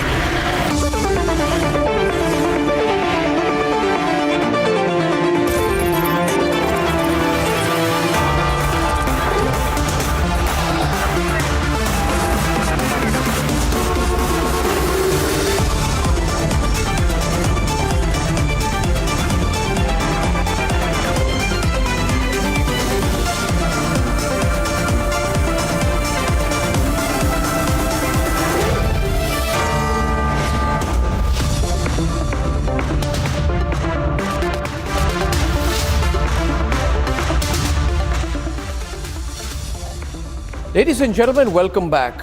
I was expecting it and now this has happened. The Vadra Congress, Kharge's Congress, has said that it is completely opposed to a uniform civil code. Now that's a formal position the party has taken, and that statement has been spoken in as many words by Jairam Ramesh of the Congress party, who is presently tutoring Rahul Gandhi all over the country. He has said that the uniform civil code is not desirable or necessary, and that's the position of the party. Now, ladies and gentlemen, I don't understand the BJP state-by-state approach either. Himachal Pradesh. Now, Shivraj Singh Chauhan says we will implement the UCC in Madhya Pradesh. Maharashtra Deputy Chief Minister Devendra Fadnavis also makes a statement supporting the Uniform Civil Code, which is all very good. All very good. But I do not understand the state-by-state approach at all. If the idea is to have a common code, can you have a common code in one state and not in another? That itself is disparity. That itself is unfair. So, ladies and gentlemen, Why not just bring it in one go? The BJP faces an accusation that this is a political slogan, an election tool, used by the BJP only when elections come. Now, if the BJP does not want that accusation on its head, it should end the debate. Like the debate over Ram Janmabhoomi no longer exists because the Ram temple is being built. Like there's no debate on 370 anymore, 35A, because it was just removed. Similarly, for its merit, why not just bring in a UCC? I'm very restless for a uniform civil code. I know many of you are. Look around you. Could you have different laws for different members of the family? No. And if our country truly is one big family, then how can we have different laws for different members of the family, for different communities? It's complete nonsense. Let's debate. BJP ruled states are hardening their position on the Uniform Civil Code. जब भारत में अब समय आ गया है कि एक समान नागरिक संहिता लागू होनी चाहिए, एक से ज्यादा शादी क्यों करेगा? मुझे यह लगता है कि संविधान ने हम पर यह जिम्मेदारी डाली है कि हम अपने राज्यों में यूनिफॉर्म सिविल कोड लाएं. And UCC has become the biggest election issue. Bharatiya Janata party की सरकार यहाँ पर यूनिफॉर्म सिविल कोड लेके आई और इसके लिए एक समिति बनाई जाएगी एक्सपर्ट्स की और उनके रिपोर्ट के आधार पर हिमाचल प्रदेश में यूनिफॉर्म सिविल कोड लगाया जाए. The Union Home Minister, speaking to the Republic, made it clear the process for the Uniform Civil Code has started at the state level. हमारा स्टैंड बहुत स्पष्ट है कि इस देश में कॉमन सिविल कोड होना चाहिए, धर्म के आधार पर कोई कानून नहीं होने चाहिए. हमारा स्टैंड बहुत स्पष्ट है, परंतु बाकी लोगों के स्टैंड की भी महत्व है, बाकी लोगों के स्टैंड का भी चर्चा होना चाहिए. The Supreme Court has thrown its weight behind UCC time and again. The Supreme Court in 1985 said it will help the cause of national integration. The Supreme Court in 2019 expressed disappointment on the non-implementation of UCC. In 2099, they recommended the UCC in the Sarla Mudgal case as well. The Delhi High Court in 2021 has said UCC ought not to remain a mere hope. The Allahabad High Court in 2021 has also observed the UCC is a necessity. But the Congress party has formalized its opposition. And parties like the National Conference are hitting out at the BJP. जो civil code की बात, civil common code की बात कर रहे हैं, इस मुल्क का कानून, इस मुल्क का आइन इजाज़त देता है हर एक धर्म को अपने हिसाब से जीने का. अब बीजेपी 2014 से जब हुकूमत में आई है, जब ये बाकी मुद्दों में फेल हो गई, इन्होंने ट्रिपल तलाक, कॉमन सिविल कोड, ऐसे ही बहुत से इश्यूज़ को, तो ये जो चीज़ें आप ये उलझा रहे हैं सोसाइटी को, लोगों को इन इश्यूज़ में जो नॉन इश्यूज़ हैं. It's an all-out political war on one nation, one law. Let's debate.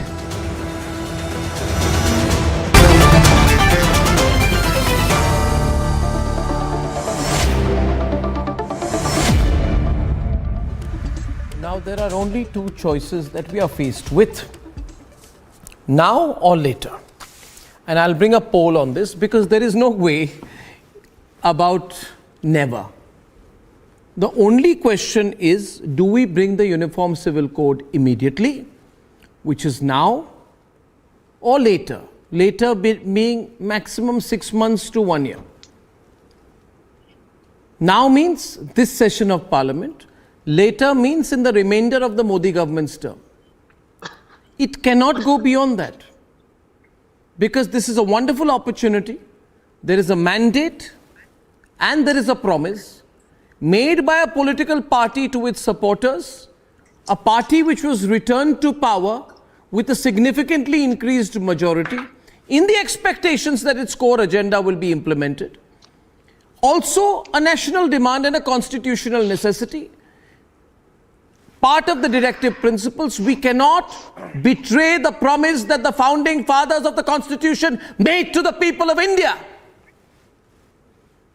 So why are some people so serious? We should all be in a good celebratory mood. Why so serious Khaliqur Rahman, why so serious, Shoaib Juma? It's going to happen. I put a question today to the viewers. You can choose now or later. We'll have a poll. Now or later. Khaliqur Rahman, you start.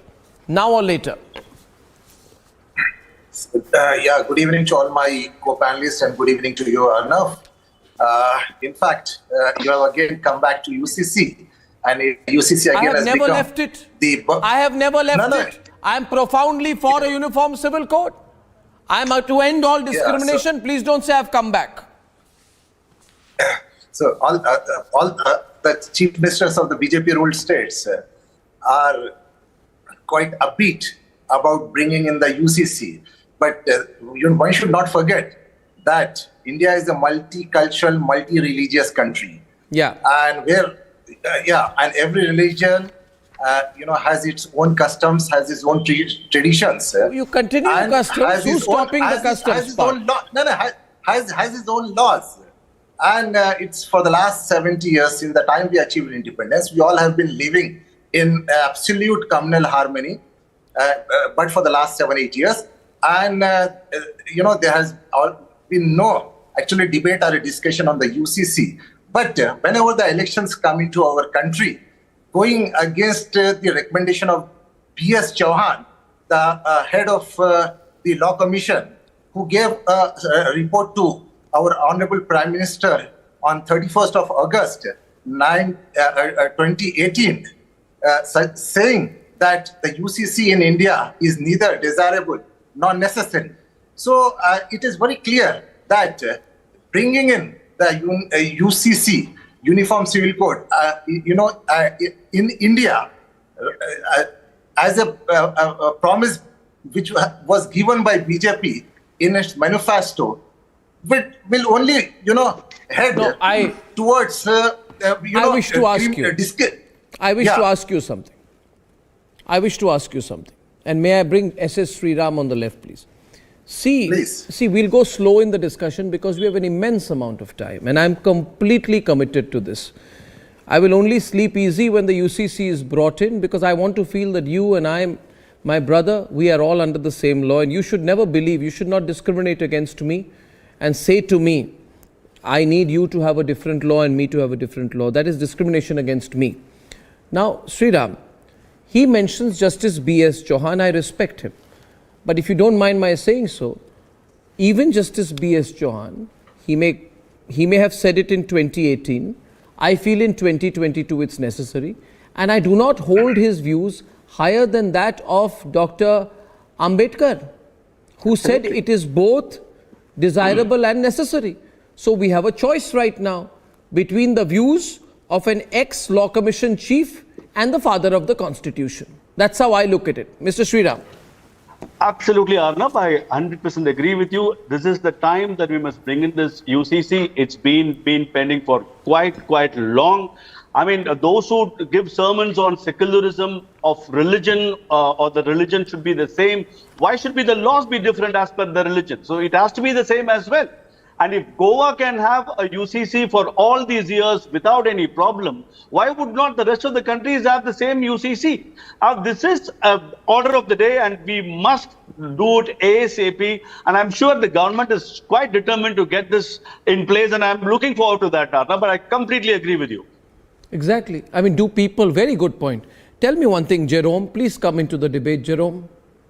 And Jerome is on the debate with Royden Roach. Do you feel that the people of Goa are discriminated? Do you feel people from different religions are treated differently? Do you feel they are segregated, or do you feel that they are actually more united under one common law? Under one common law, what I always say is that it will actually bring a lot of unevenness on the table, and it will destroy this disparity what is there. Can you hear me? Yeah, we can hear you loud and clear. Please continue. Yeah. So my question is this. I want to go one step ahead, Arnab. Arnab, let me put some statistics in front of you and the esteemed panel. We have 50 plus Islamic nations. We have 16 plus Christian nations. Yeah. We have 7 Buddhist nations. We even have one Jewish nation. And what are we talking about UCC in this nation? This nation was partitioned based on religion. The Hindus don't have a nation of their own. Please understand, we all need to understand that in case there is UCC, even the Hindus will be under the scanner. You can't put everybody on the thing. I think it's high time that people bite the bullet and speak out that we need a nation of our own. Otherwise, we will be under the bus again. The Hindus will be under the bus. The majority will be under the bus. So the UCC is not really going. I'm sure it's going to deprive a lot of laws of the state also. Biden Roach is on the debate. Nothing which is there, which is majority of the minority or the majority. We are not at all talking about the majority or the minority. Let me tell you one thing very clearly. Each one has their own way to live. Okay, don't impose things on them. When we talk about a uniform law, nobody is against putting in a uniform law on it. Okay, nobody is against it. But before that, we do not want a committee which is his master's voice, who only listens to his master. Okay, we do not want somebody like that in the committee. You call all the people concerned to each community, talk to them, and you come up with a solution. Nobody is saying no. But you don't have a choice to say no. I want to tell you. Right to live on its own way. Can I for a minute bring in right now? We are going beautifully into the debate, ladies and gentlemen. I now bring into the debate, I'll bring in Sanju Verma and Lokesh Jindal. But I request both of them to maintain decency with each other, especially Mr. Jindal, don't speak over her, and likewise. Now, there is a bigger issue that I have. You see, we are in 2022. Now, we can say women are not equal to men, but you can't get away with it. Not having a uniform civil code means that as per the law, millions of women will not be equal to men. They will not have the same rights as men. They will not have the same legal rights as men. They will not have the same access to justice as men. They will be denied the legal position in the family for inheritance, for adoption issues as men. Therefore, not having a UCC means that half the population will be seen to be beneath the other half of the population, and that is completely unbelievable today. Unbelievable, ladies and gentlemen. You have a 53-year-old adolescent being taken around by the 70-year-old Jairam Ramesh on a walk around the country, but would they ever sit down when they have a cup of coffee in the evening and say, we say Bharat Jodo, but we are saying half the people in this country should be seen to be second-class citizens? I don't know. And they call this liberal. Shame on you for having that view. What about women like Afreen Rahman Lokesh, whose husband refused her alimony after refusing to take her back post-divorce, forcing Afreen to undertake a lengthy court battle? Or no? Do you want her to continue suffering? Yes. What about women like Samina? Who are leading the fight against bigamy and against nikah halala,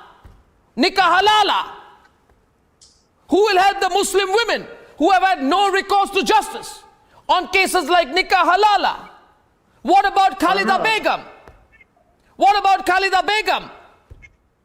about the practice which keeps Khalida Begum stuck in an abusive marriage where her husband refuses to divorce her unless she asks for a khula, renouncing her maintenance rights?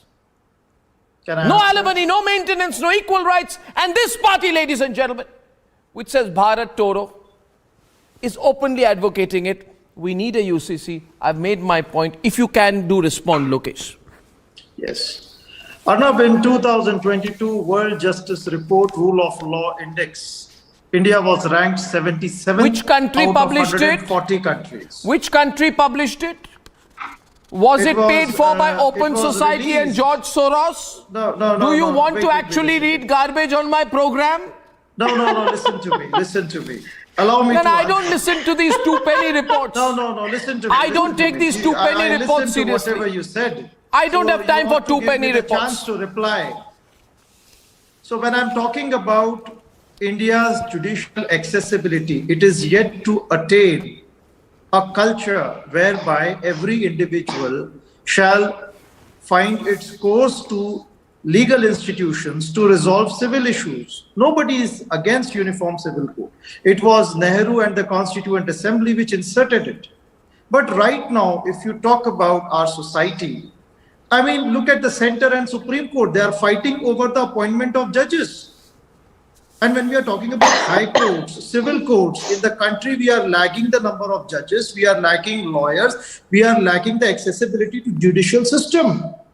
Without a proper legal infrastructure, without a legal system put in place, now you suddenly want to introduce Uniform Civil Code. I mean, it's just not practical. And secondly, when I'm talking about Uniform Civil Code, yes, it should be introduced, but there has to be a manner in which it has to be introduced in the country.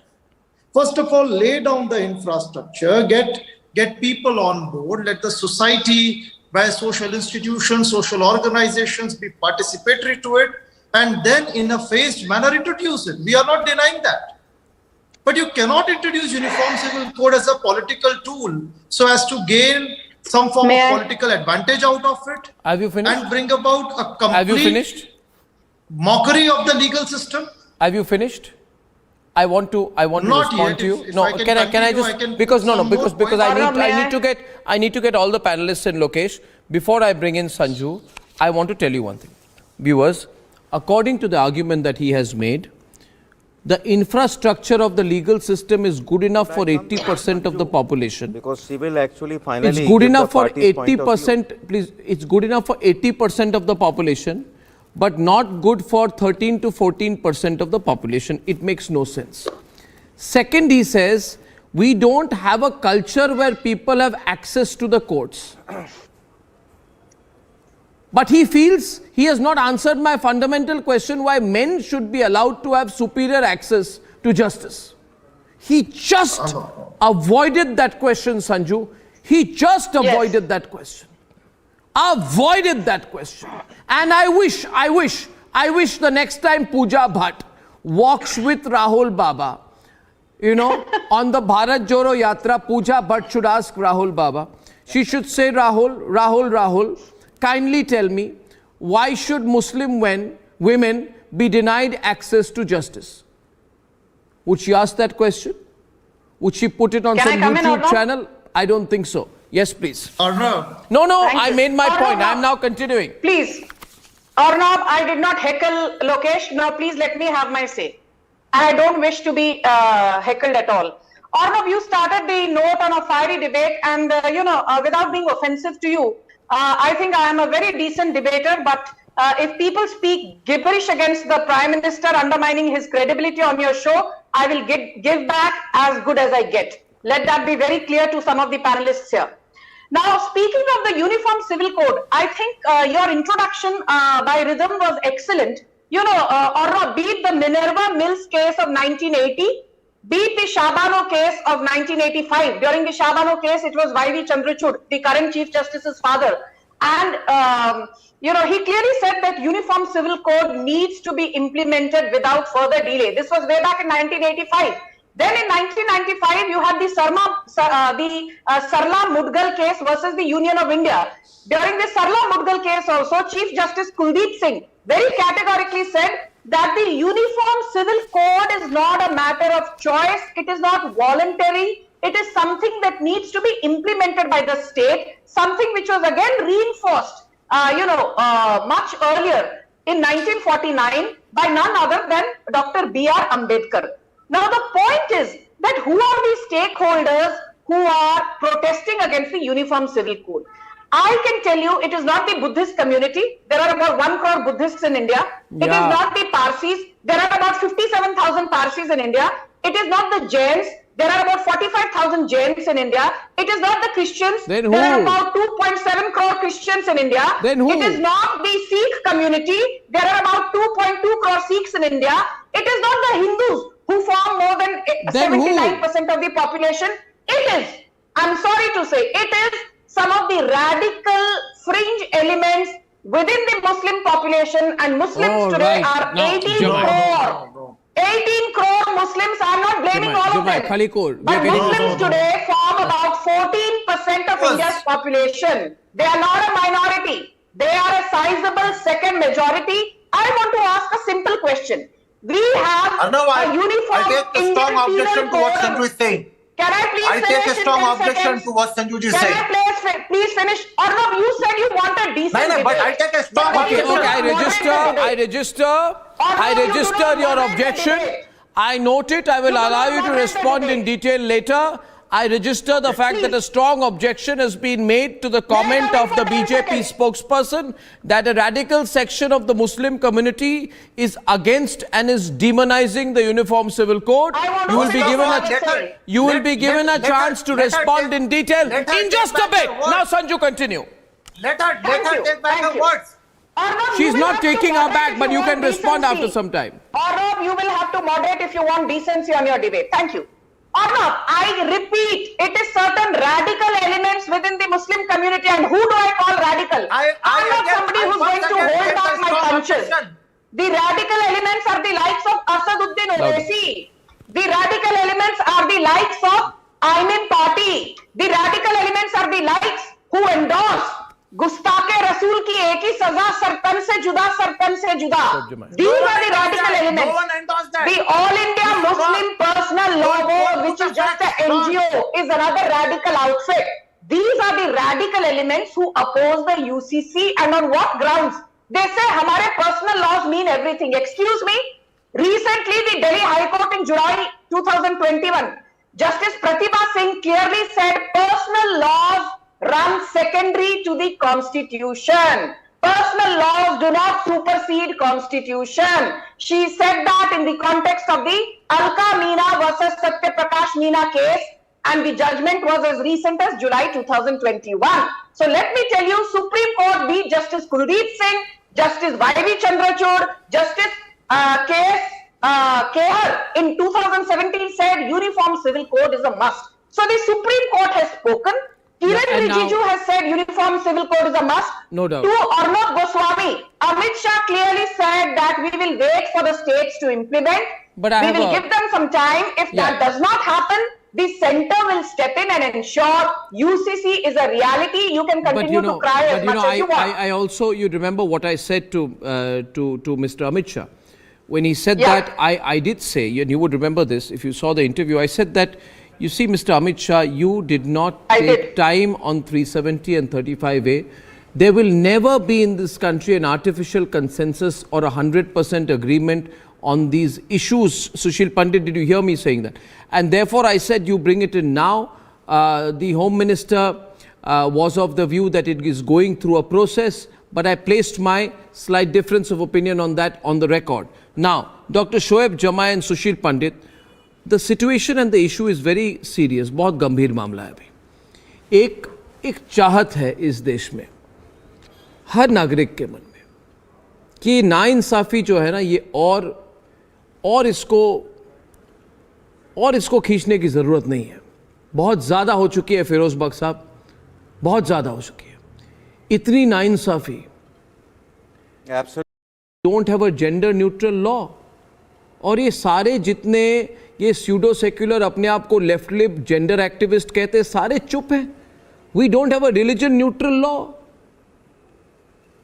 We don't have a law which provides equal rights. A Muslim woman right to adopt a child as much as a Muslim man can. We don't allow Muslim women to have equal inheritance rights. और शोएब जमाई जैसे लोग बहुत खुश है. नहीं, शोएब जमाई जैसे लोग बहुत खुश है कि मुस्लिम महिलाओं को inheritance rights will be blocked for Muslim women. When Shaheen Bagh जब होती है, मुस्लिम महिलाओं को सामने बिठाते हैं, कहते हैं देखिए हमारी महिलाएं वहां पे प्रोटेस्ट कर रही है, मगर उन्हीं महिलाओं को फिरोज बख्श Ahmad they denies inheritance rights. Why? Because they are women. Because they are Muslim women. They can only inherit, you know something, half of what a man inherits. No, I'll tell you, एक minute बात खत्म कर लो. एक minute, viewers, I'll tell you one thing. Do you know, viewers? And Prophet Muhammad, peace be upon him. Yeah. Okay, you can make your point, Firoz Bakht Ahmad. I just wanted to say that Muslim women can inherit only half the share of what a man inherits. Why is a Muslim woman half a citizen? It is so sad. और हमारे देश में इस पर इतनी झूठ बोली जा रही है. जी Arnab, let me continue peacefully, and like Sanju was also saying, nobody should heckle me. No, none of my learned co-panelists should actually heckle me. Now, let me tell you one thing. So far as my community is concerned, I come from the Muslim community, and let me assure Sanju that not all Muslims are against this uniform civil code. You are right. People like maybe Azam Khan or Owaisi brothers or maybe Taqir Raza Khan, these people might be against uniform civil code. Now, why don't we use uniform civil code? When somebody has burgled into our house, we go to a police station. Now, when we want to marry a second or a third wife, when we want to throw a woman out of our house by divorcing her, then we take Sharia law. In India, only one law should rule, right? And that should be the Uniform Civil Code, if at all it is, it comes into being. Now, one more thing, an alarming thing I am saying, someone said that if Uniform Civil Code comes, it will cause some kind of disparity. No, it will not cause any disparity, it will cause prosperity. Someone said there has to be a method, manner and methodology. Yes, there has to be. And you see, what I feel is that the government of India, Sanju can answer it, is weak-kneed in as far as implementing Sanju, Uniform Civil Code is concerned. It is weak-kneed. This government should have implemented this Uniform Civil Code for so many years. Arnab, for so many years, I am telling you, just last 5 seconds, for so many years, there is no chairman of Indian Law Commission. Now, this Uniform Civil Code, if it is made, all the good points of all religions, whether it is Islam, Christianity, Hinduism, they will come. This law will not impinge upon any civil or religious law of any community. These people don't know. And lastly, a couple of years ago, the Law Commission said, yes, we are going to form this Uniform Civil Code. Give us your views. Now, the first, which was the first association? It was All India Muslim Personal Law Board. They jumped off the block. They said, no use. No, we are not going to send it. Now, what is this? First of all, let us see what is the draft. And the government is saying, the court should ask the government to form a draft. And government also says, and the court also says, lastly, the court also says, Arnab, that this draft will be seen by people of all religions, and then finally this Uniform Civil Code will come, or National Civil Code will come. People are not paying attention to it. This Uniform Civil Code should come not only for Muslim women, for all the women of India, for their gender justice and gender equality. I think Sanju, I see your hand up, but I need to bring in Khalikor and Shoaib Jamai, who have not spoken, and we'll come back on the debate. You see, this is the most constitutional thing to do. It is necessary to do, and if it is not done, the people of the country will be betrayed. Okay? So, it's going to happen. You will not like it, Talha Amir Rashidi, please come on the screen, but ये होने वाली है ना? तो आप इसके लिए prepare हो जाइए.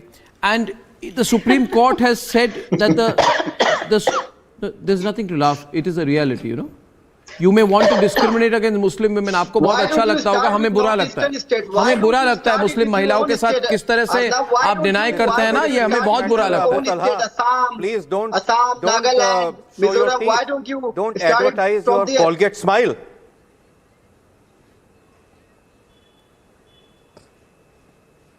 And since when are you so worried about Muslim women's their welfare? Why don't you talk about Bilkis Bano of Gujarat? The Gujarat elections are going on. Why don't you demand justice for her? Why don't you demand justice for Asifa? Come on, don't change the goalpost. Can you and the BJP change the goalpost, right? In fact, not only that you are changing the goalpost, louder for Tala, please. Tala को बोलने दे.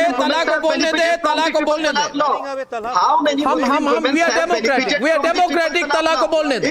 We are democratic. Tala को बोलने दे. सुशील पंडित को by तरफ लाए. तला को बोलने दे. फिरोज बख्श साहब, शांत हो जाइए. फिरोज बख्श साहब, please. Give me a data. Give me a data, can give us some figure, can she enlighten the nation on some figure that these particular number of Muslim women have got justice, have benefited from the triple talaq law? Right.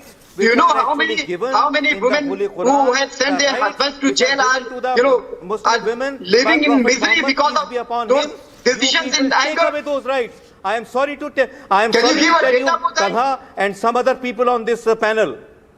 It is because of people like you that Islam is under scandal. It is because of people like you that other people Can I have Tala and Shoaib please on the right? I mentioned it, Aditi. Please don't act in that manner. Please talk with some data. Let me tell you, Talha. Please talk with some data. Can you Hindi give में बता some रहा figure? हूँ उर्दू में सुन लो मुसलमानों के लिए हिंदुस्तान से बेहतर मुल्क और हिंदू से अच्छा दोस्त कोई नहीं है बात को मान लो और मैं हिंदुओं से भी कहता हूँ कि इस मुल्क के 99% मुसलमान they are law abiding, they are nationalists, they are patriotic, संस्कारी हैं, देशभक्त हैं, राष्ट्रवादी हैं, राष्ट्रभक्त हैं, समझ लो इसकी डाइवर्सिटी है। अरे आप उसे बचाने की लड़ाई लड़ रहे हैं। यूसीसी के खिलाफ लड़ाई नहीं है। बीजेपी इस मुल्क के प्लुरलिज्म को, इस मुल्क की डाइवर्सिटी को, इसकी अनेकता को खत्म करना अच्छा चाहती है। एक मिनट मैं जरा इसकी लॉजिक समझने की कोशिश करता हूँ।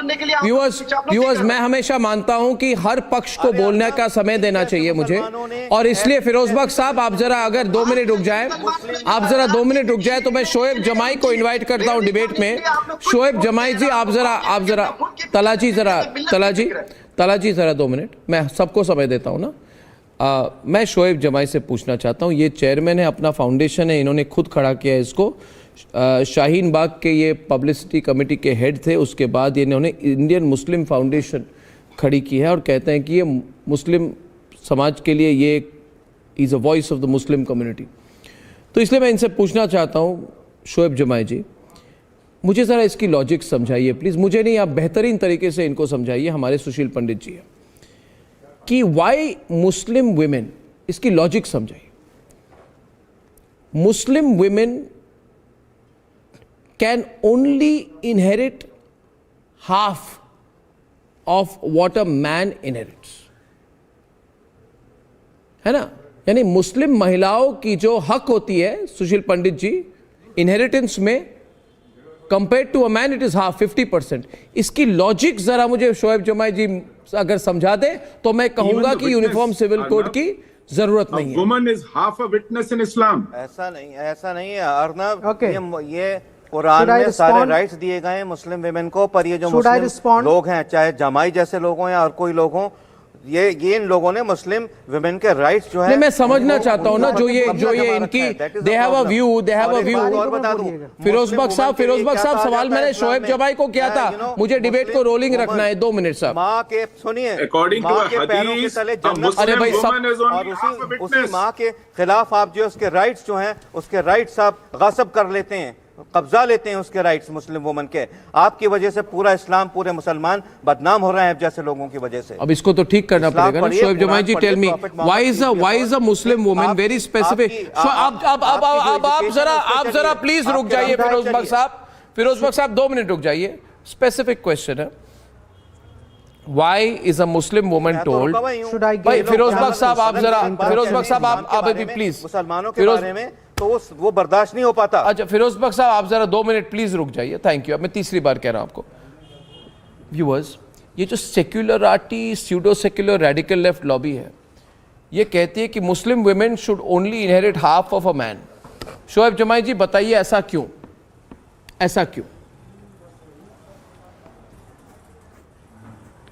Arnab, should I ask for 2 minutes interruption because I kept remain silent. मैं शोएब जमाई और सुशील पंडित को बुला रहा हूं, didn't interrupt to anyone. So please be patient.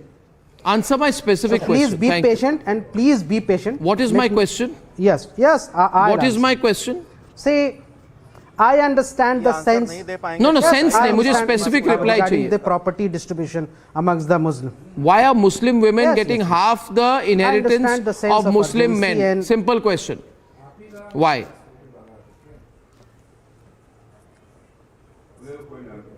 The distribution of the father property will be distributed equally to half to the daughters and half to the sons.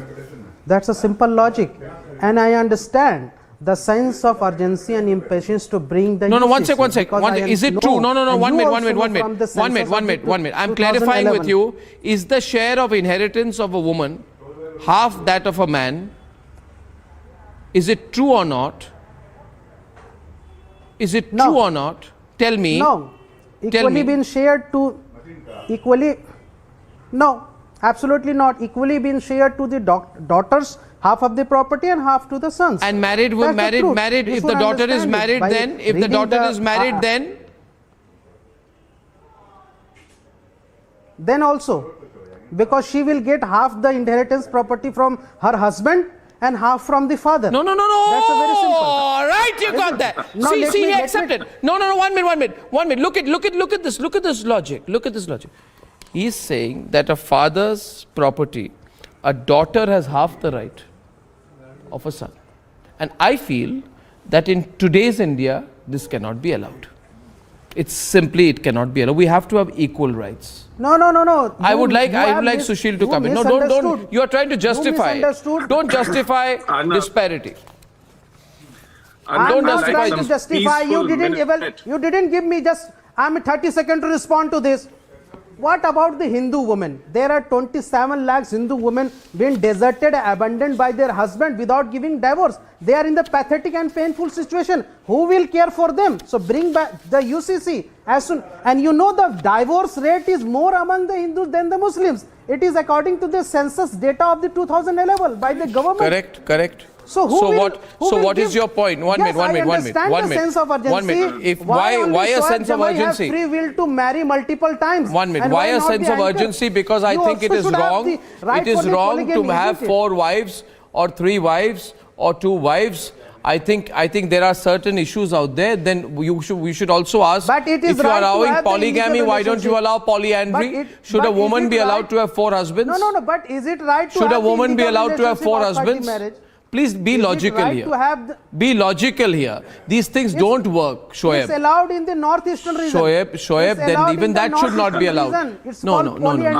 This is hunting you don't for know about moral, India. You came from northeast. Polyandry is allowed in the northeast. No, then polyandry and polygamy should both be removed. These are immoral equivalences that are being hunted for, to justify, to rationalize.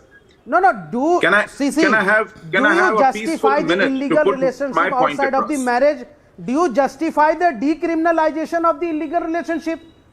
Is it नैतिक? क्या हिंदू धर्म में ये नैतिकता है? आपके हिसाब से नहीं है ना, कहीं भी नहीं होगी कि आप शादी के बंधन में बंधे हैं और बाहर किसी के साथ संबंध रखें और वो जायज ठहरा दिया जाए, लेकिन कानून में ये जायज है, ये डीक्रिमिनलाइज है. हमारे यहाँ तो नहीं है. हम भी चाहते हैं इसको क्रिमिनलाइज कीजिए, तो हम तो चाह रहे हैं ना कि इसको एक जैसा कर दीजिए. देखिए आपको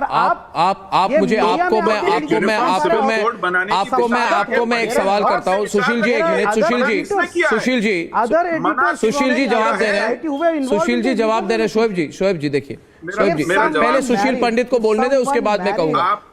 एक दूसरे की बात सुनिए. सुशील पंडित, give all the rights किसी ने of the रोका नहीं property है. act, आप एक uniform all civil the code rights of में the अपने property विचार act रखने and आगे आइए. is it not fair? And if someone breaking on the debate, a girl illegally कम संदेह बरतना बंद in कीजिए. being a married uniform civil code and में doesn't give any आपके property विचारों का to स्वागत है, inheritance to आपके her daughter, आग्रह का स्वागत है. to his son, वो uniform is it civil right? Code हो. No. Then जब criminalize it. 1955-56 में, when in 1955-56 Nehru introduced This is according Hindu to the code. Shoaib, one minute. You have to listen to each other. Shoaib, listen. Sushil, listen. Both of you be quiet for a minute. Shoaib, listen. Don't speak over him. I'll come to you. Okay, Shoaib, listen. Shoaib, listen. No. I only have 2 on the debate right now. Shoaib, listen. I have decided it will only be 1 versus 1 on this debate. Shoaib. Percentage of widowed women is least among Shoaib. that is 11.1% compared to the Hindus 12.9%, Christian 14.6%. So this data has been released by the government, and it shows the pathetic condition of our Hindu sisters. I care for them. Did you care for her? Did you care for the 27 lakh deserted women? Do you care for LGBT rights? Is it not? Do you care for members of the LGBT community, Shoaib Jamai? Do you believe that people from the LGBT community have equal rights? Yes, of course. But do you believe? Did your Hindutva ideology give permission to the LGBTQ? No. The question is not. The question is laws move with the times. Did your Hindutva ethics give permission for the same-sex marriage or the gay marriage? Now, Well, can I reply to you, please? Shoaib, if you are going to... Shoaib, this is not the way. You know, if you have so much Hindu hate, I am not saying anything against Muslims or Muslim religion, but you're going on abusing Hinduism. Why do you have a problem with another religion? Why are you Hindu-phobic? Don't do this. Don't show Hindu hate on the program. Don't show Hindu hate on the program. Please don't show Hindu hate. Don't be Hindu-phobic. Don't be Hindu-phobic. And I'm making a point here. Now listen to me. Volume will be down. Because question is simple. Question is simple. 1 minute. Sushil will speak. Shoaib will be quiet. Viewers, I want to tell you, there'll be amendments everywhere. There will be amendments to the Hindu Succession Amendment Act 2005. Hindu laws will also be changed. Why are people complaining? Let's bring the country together. Sushil Pandit's turn on the debate. Sushil Pandit. Sanju, I'm coming to you after that. Sushil Pandit. Thank you, Arnab.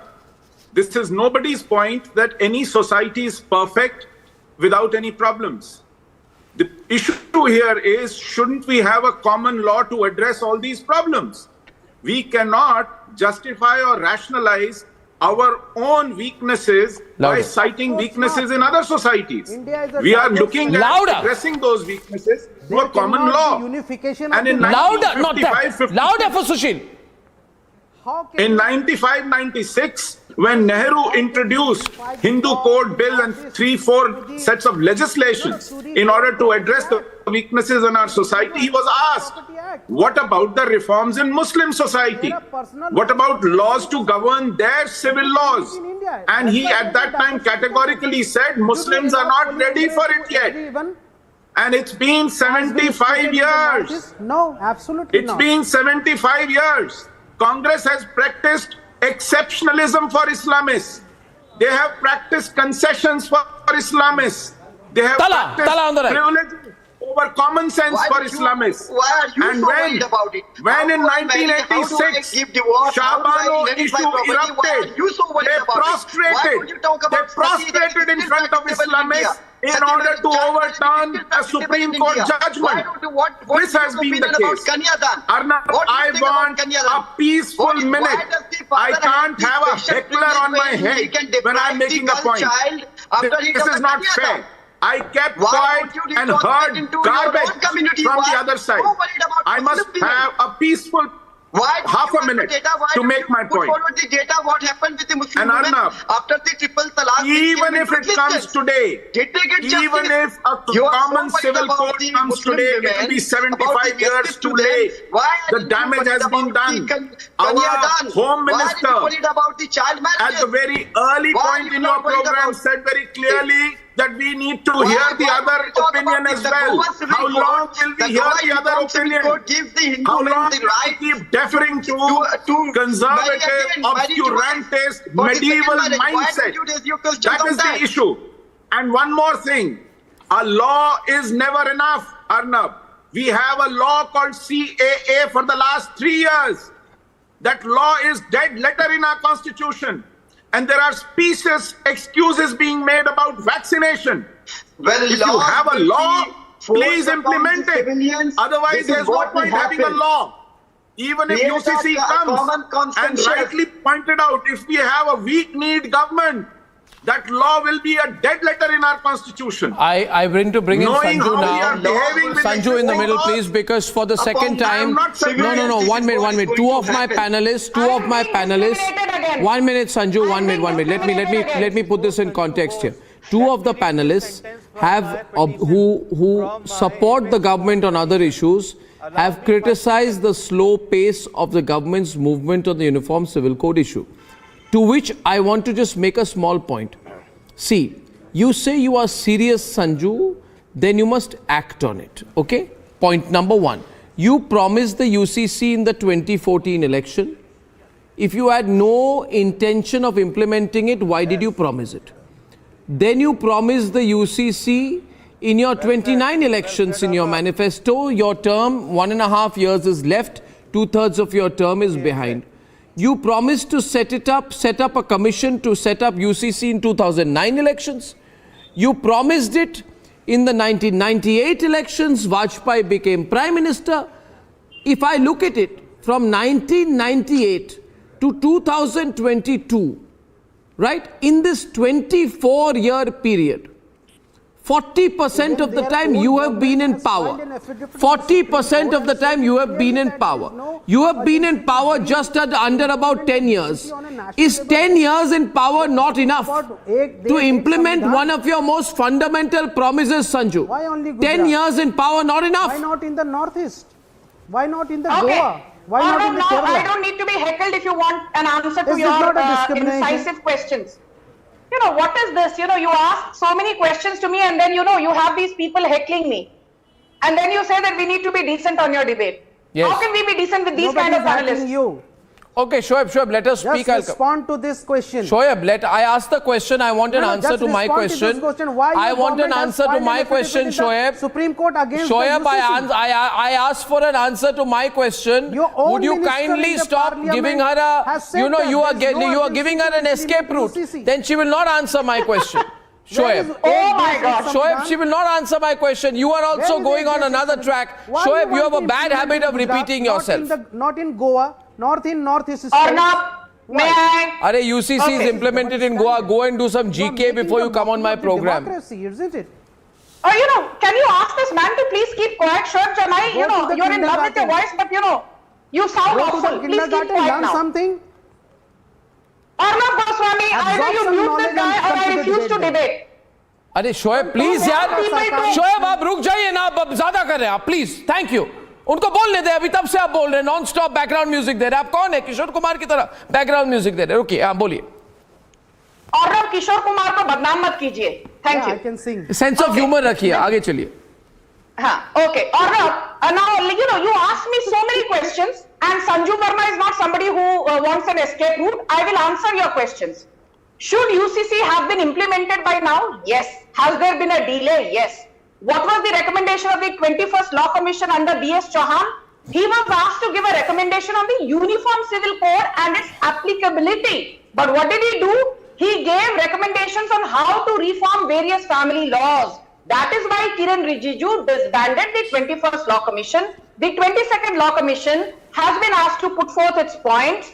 And as Amit Shah said, what does the Constitution say? Just quickly to your question. The Constitution says the state shall endeavor to establish a uniform civil code throughout the territory of India. And under the Constitution, the word states under Article 12 means both states, as in MP, UP, HP, blah, blah, and it also means the central government. So Amit Shah is very right when he says that under Article 12, respective states have the right to implement uniform civil code. And then they have to take an approval from the President of India under Article 256. I'll get Mr. Sriram in the center. If they are not able to do it, not me, the central government No, one. I want to get in. Sanju, I got your point. Allow me because I have very limited time. I'm coming to you. I have a wonderful last question for you, Lokesh. I have kept the cherry on the cake for the last. Sriram, does that make you happy? This stance of Sanju? Yes, absolutely. Sriram, does it make you happy? Yeah, this honestly, stance of Sanju? Let's definitely have to give that kind of a leeway to them because see, party is been consistent since the unsung days that they had the will and the true intention to implement it. I'm sure they have probably taken more time than they should have taken, but we will give it to them that I'm sure it's going to be around the corner. I have one small, reminder to Mr. Jindal. He said he was talking about the global index, something that he was talking about justice. The global index also gave a hunger index, gave India much lower than Sri Lanka, but we fed them for more than a couple of years now. So please don't bring all this indexation and try to accuse India. You still seem to be in a colonial mindset. Please come out. So since you've hammered him once, can I hammer him a second time? Mr. Sriram, you hammered him properly. I want to hammer him a second time tonight. And my question to Jindal is this. Jindal, you see Jairam Ramesh, he's got a problem. He and the whole Congress party is scared to give me an interview.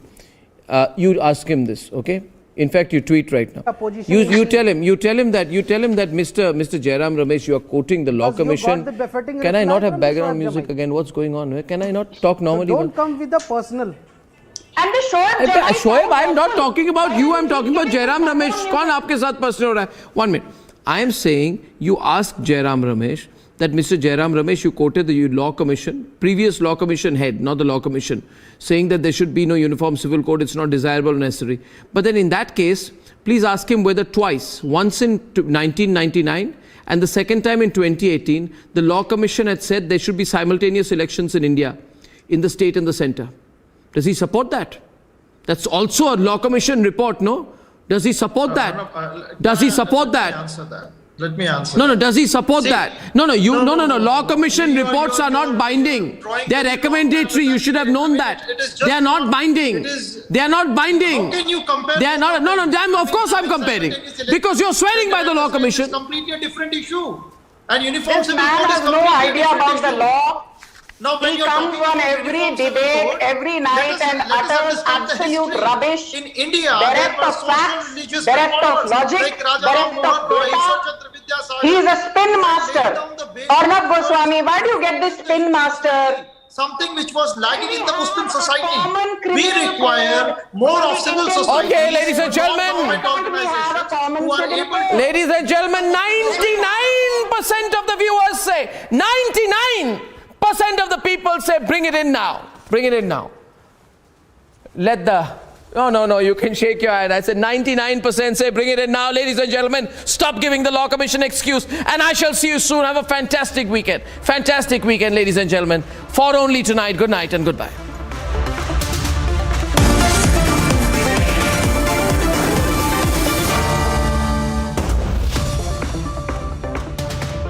QS&THE, the world's foremost university rankings organizations, have ranked Amity amongst the top 3% universities globally, making it among the very few Indian universities to be included in both rankings. Yet another top ranking for Amity University. आग को फैलने से रोकना मुश्किल है, पर नामुमकिन नहीं। अब फायरवॉल टेक्नोलॉजी के साथ सेंचुरी प्लाइड क्लब प्राइम आग से बचाए। These are the Kashmiri Pandits. They are staging protests because they are feeling the similar kind of situation what they faced in 90s in the Kashmir. And they are saying one thing that is very clear, that those who are trying to portray that the Kashmir Files movie was a propaganda, they are trying to just portray and give a clean sheet to those who have been culprits of the genocide of the Kashmiri Pandits.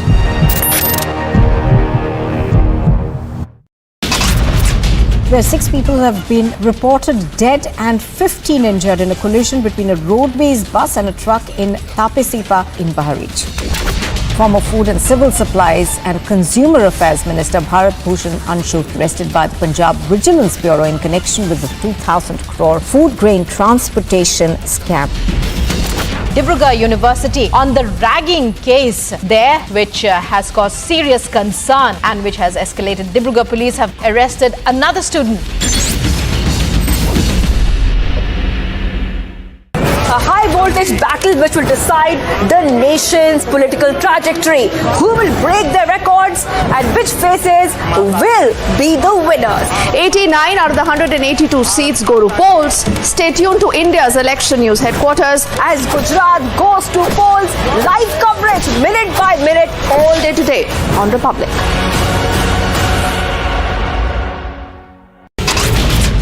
Chief Minister Basavaraj Bommai, as we'd been reporting earlier, is set to visit Belgavi on the 2nd of December. Bommai will visit the bordering village of Belgavi.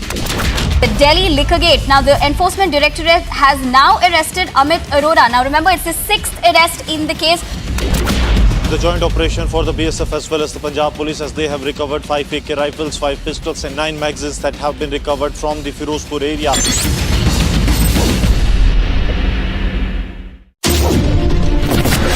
The report exposes how Robert Vadra and Huda's family conspired together in a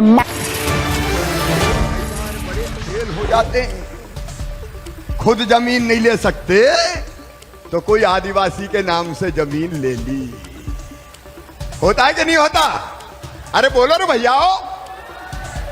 और कई बदमाश ऐसे भी आ गए जो किसी आदिवासी बेटी से शादी कर लेते और शादी करके उसके नाम से जमीन ले लेते।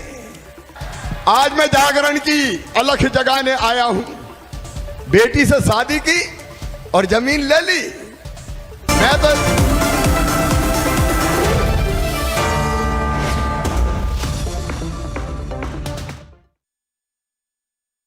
QS and THE, the world's foremost university rankings organizations, have ranked Amity amongst the top 3% universities globally, making it among the very few Indian universities to be included in both rankings. Yet another top ranking for Amity University.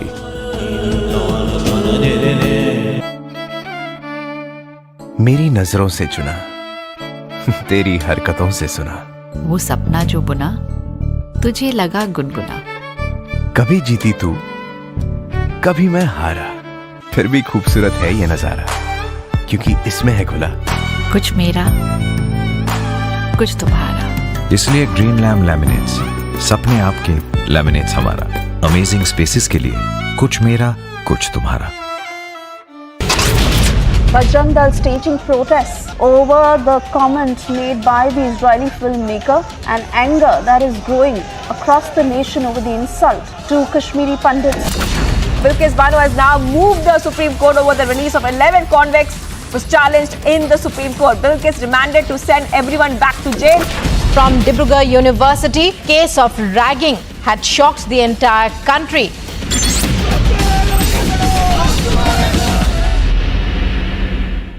As Gujarat goes to polls on the 1st of December, 89 of 182 seats will vote. Where high voltage political battle has broken out in the state of Gujarat since the bipolarity of the state. Will the BJP score a record victory in Gujarat? Is the Aam Aadmi Party even a factor?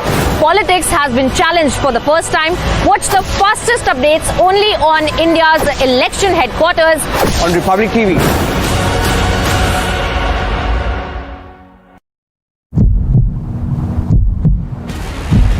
These are the Kashmiri Pandits. They are staging protests because they are feeling the similar kind of situation what they faced in 1990s in the Kashmir. And they are saying one thing that is very clear, that those who are trying to portray that the Kashmir Files movie was a propaganda, they are trying to just portray and give a clean sheet to those who have been culprits of the genocide of the Kashmiri Pandits.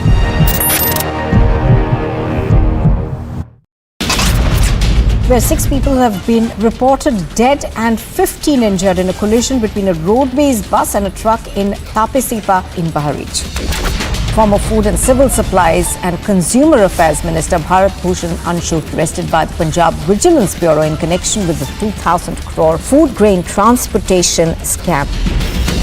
Dibrugarh University on the ragging case there, which has caused serious concern and which has escalated. Dibrugarh police have arrested another student. A high voltage battle which will decide the nation's political trajectory. Who will break their records and which faces will be the winners. 89 out of the 182 seats go to polls. Stay tuned to India's election news headquarters as Gujarat goes to polls. Live coverage minute by minute all day today on Republic.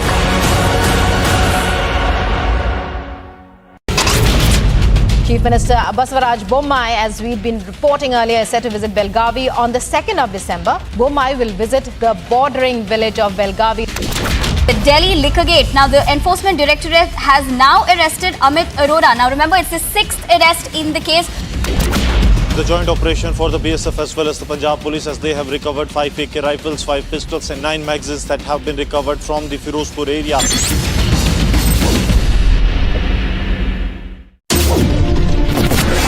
The report exposes how Robert Vadra and Huda's family conspired together in a multi-crore scam. Mr. Malia, why are the questions bothering you when I'm not getting a single answer? The entire disputed land will be handed over to the Hindu parties to make a Ram temple. The mental...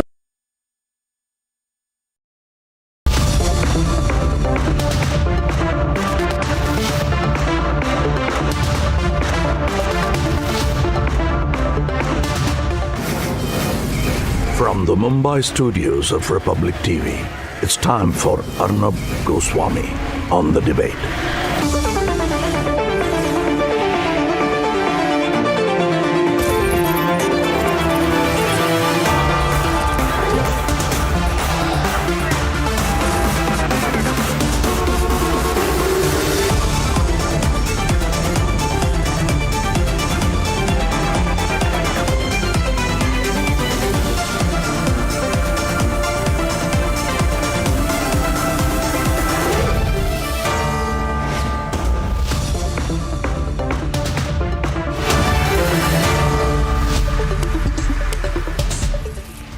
Ladies and gentlemen, good evening and welcome.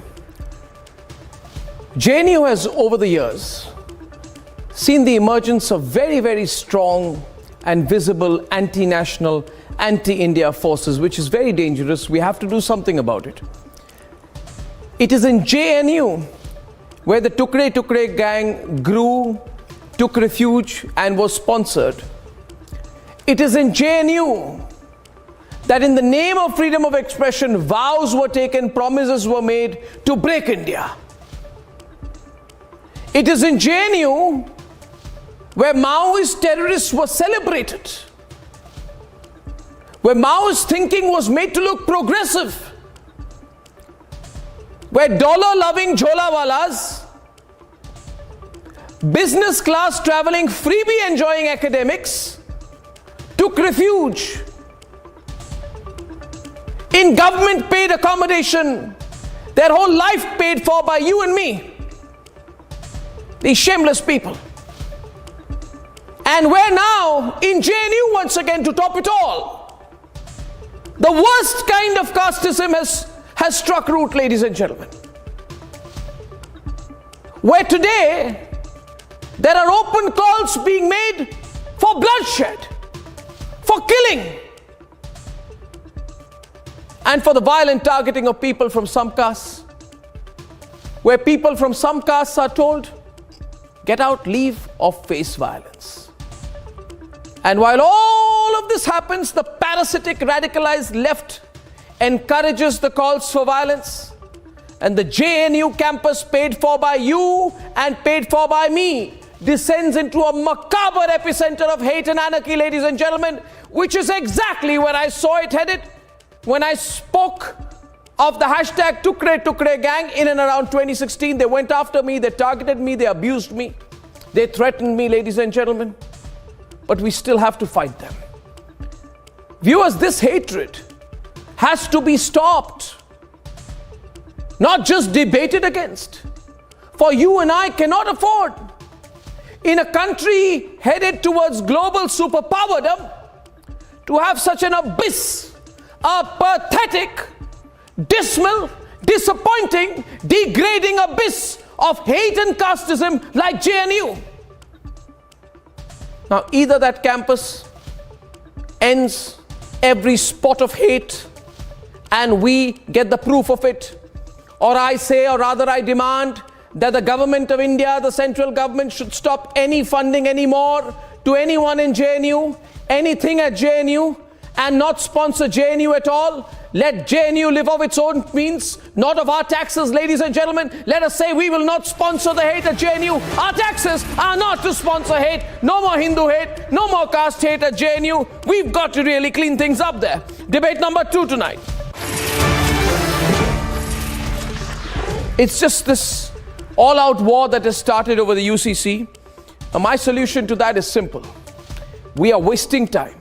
Bring it in now. For God's sake, let's not waste time. Let's not give an opportunity to some people. Bring the UCC, end the debate, act fast, and here are the headlines this Friday evening on the Debate Tonight. इस प्रकार की टिप्पणियां न सिर्फ समाज को आहत करती हैं, बल्कि समाज के सामने एक प्रश्न भी उत्पन्न करती हैं. From Brahmins leave India threats to we are coming for you warning, it is open threats of bloodshed and casteism in JNU. कि ऐसी सोच को पनपने ही नहीं देना चाहिए जो समाज में तनाव पैदा करते हों. जिसने भी ये हरकत की है उसके खिलाफ कड़ी से कड़ी कार्रवाई विश्वविद्यालय के अधिकारियों को करनी चाहिए. India is talking about unicorns, but JNU is stuck on threats of bloodshed and casteism. Where are the radical pseudos now? Will the radical pseudos say, not in my name now?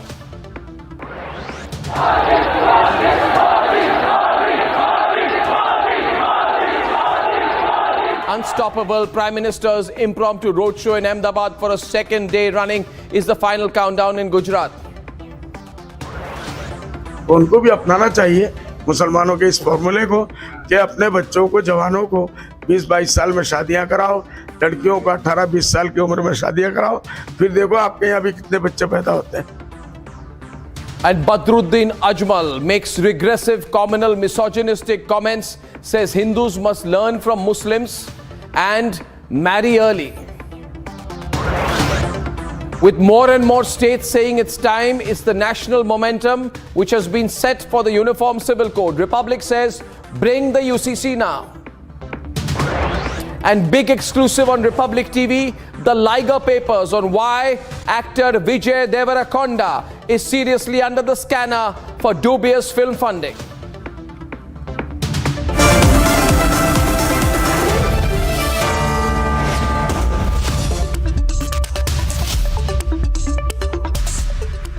Ladies and gentlemen, India is soaring. India is looking to the skies. We are focusing on leading the world space. And yet, in one tiny and totally taxpayer-paid, irrelevant corner of the national capital, threats of bloodshed, violence and casteism are thriving. JNU has become a dark spot for hate, violence and casteism.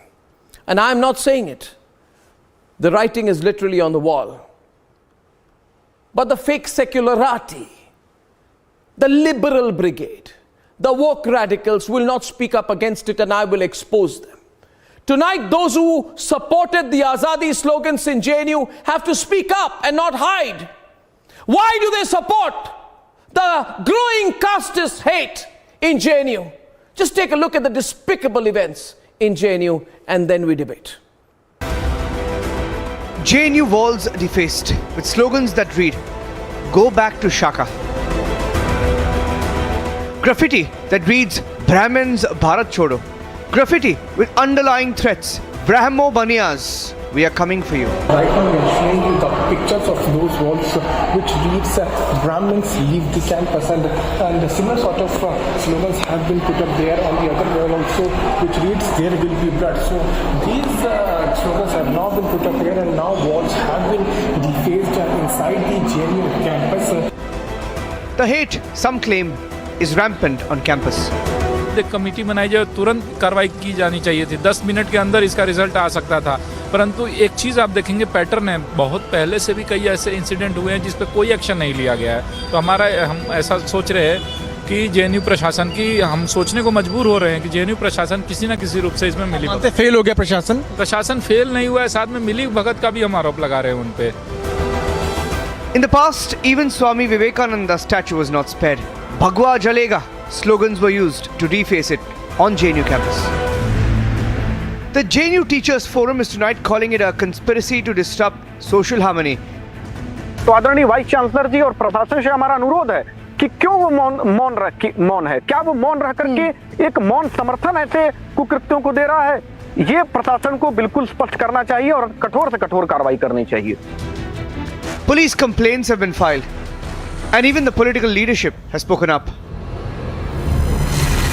But will those who say dismantle Hindutva speak up?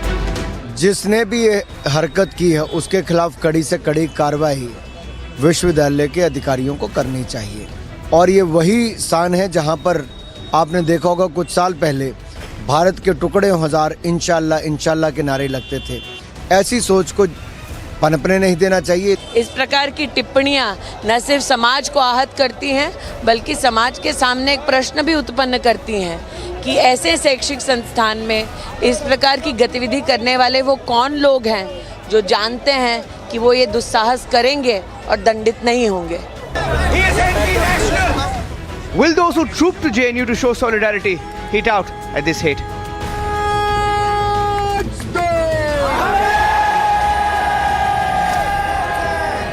Will those who supported Tukde Tukde slogans endorse this too? It's time to end JNU casteism. Let's debate.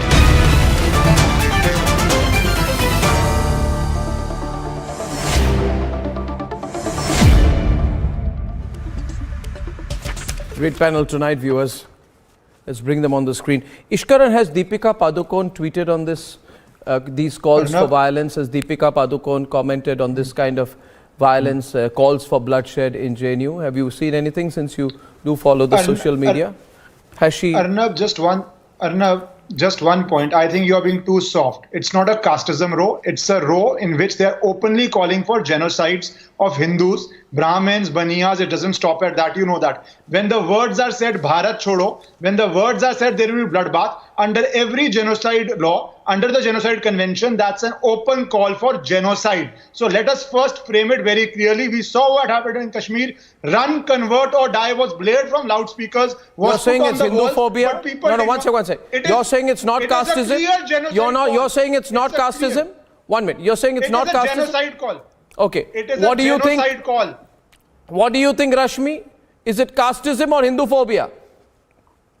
It's a genocide call. Well, it's definitely Hinduphobia, and they're just using tools like casteism to perpetrate it without drawing too much flack, because you can't go after the entire community without dividing it first. So you're saying it's not about targeting Brahmins, it's not about targeting Brahmins or targeting Baniyas, it's about targeting Hindus primarily, and you're saying caste is a sort of a cloak and a cover for it. I mean, at the essence is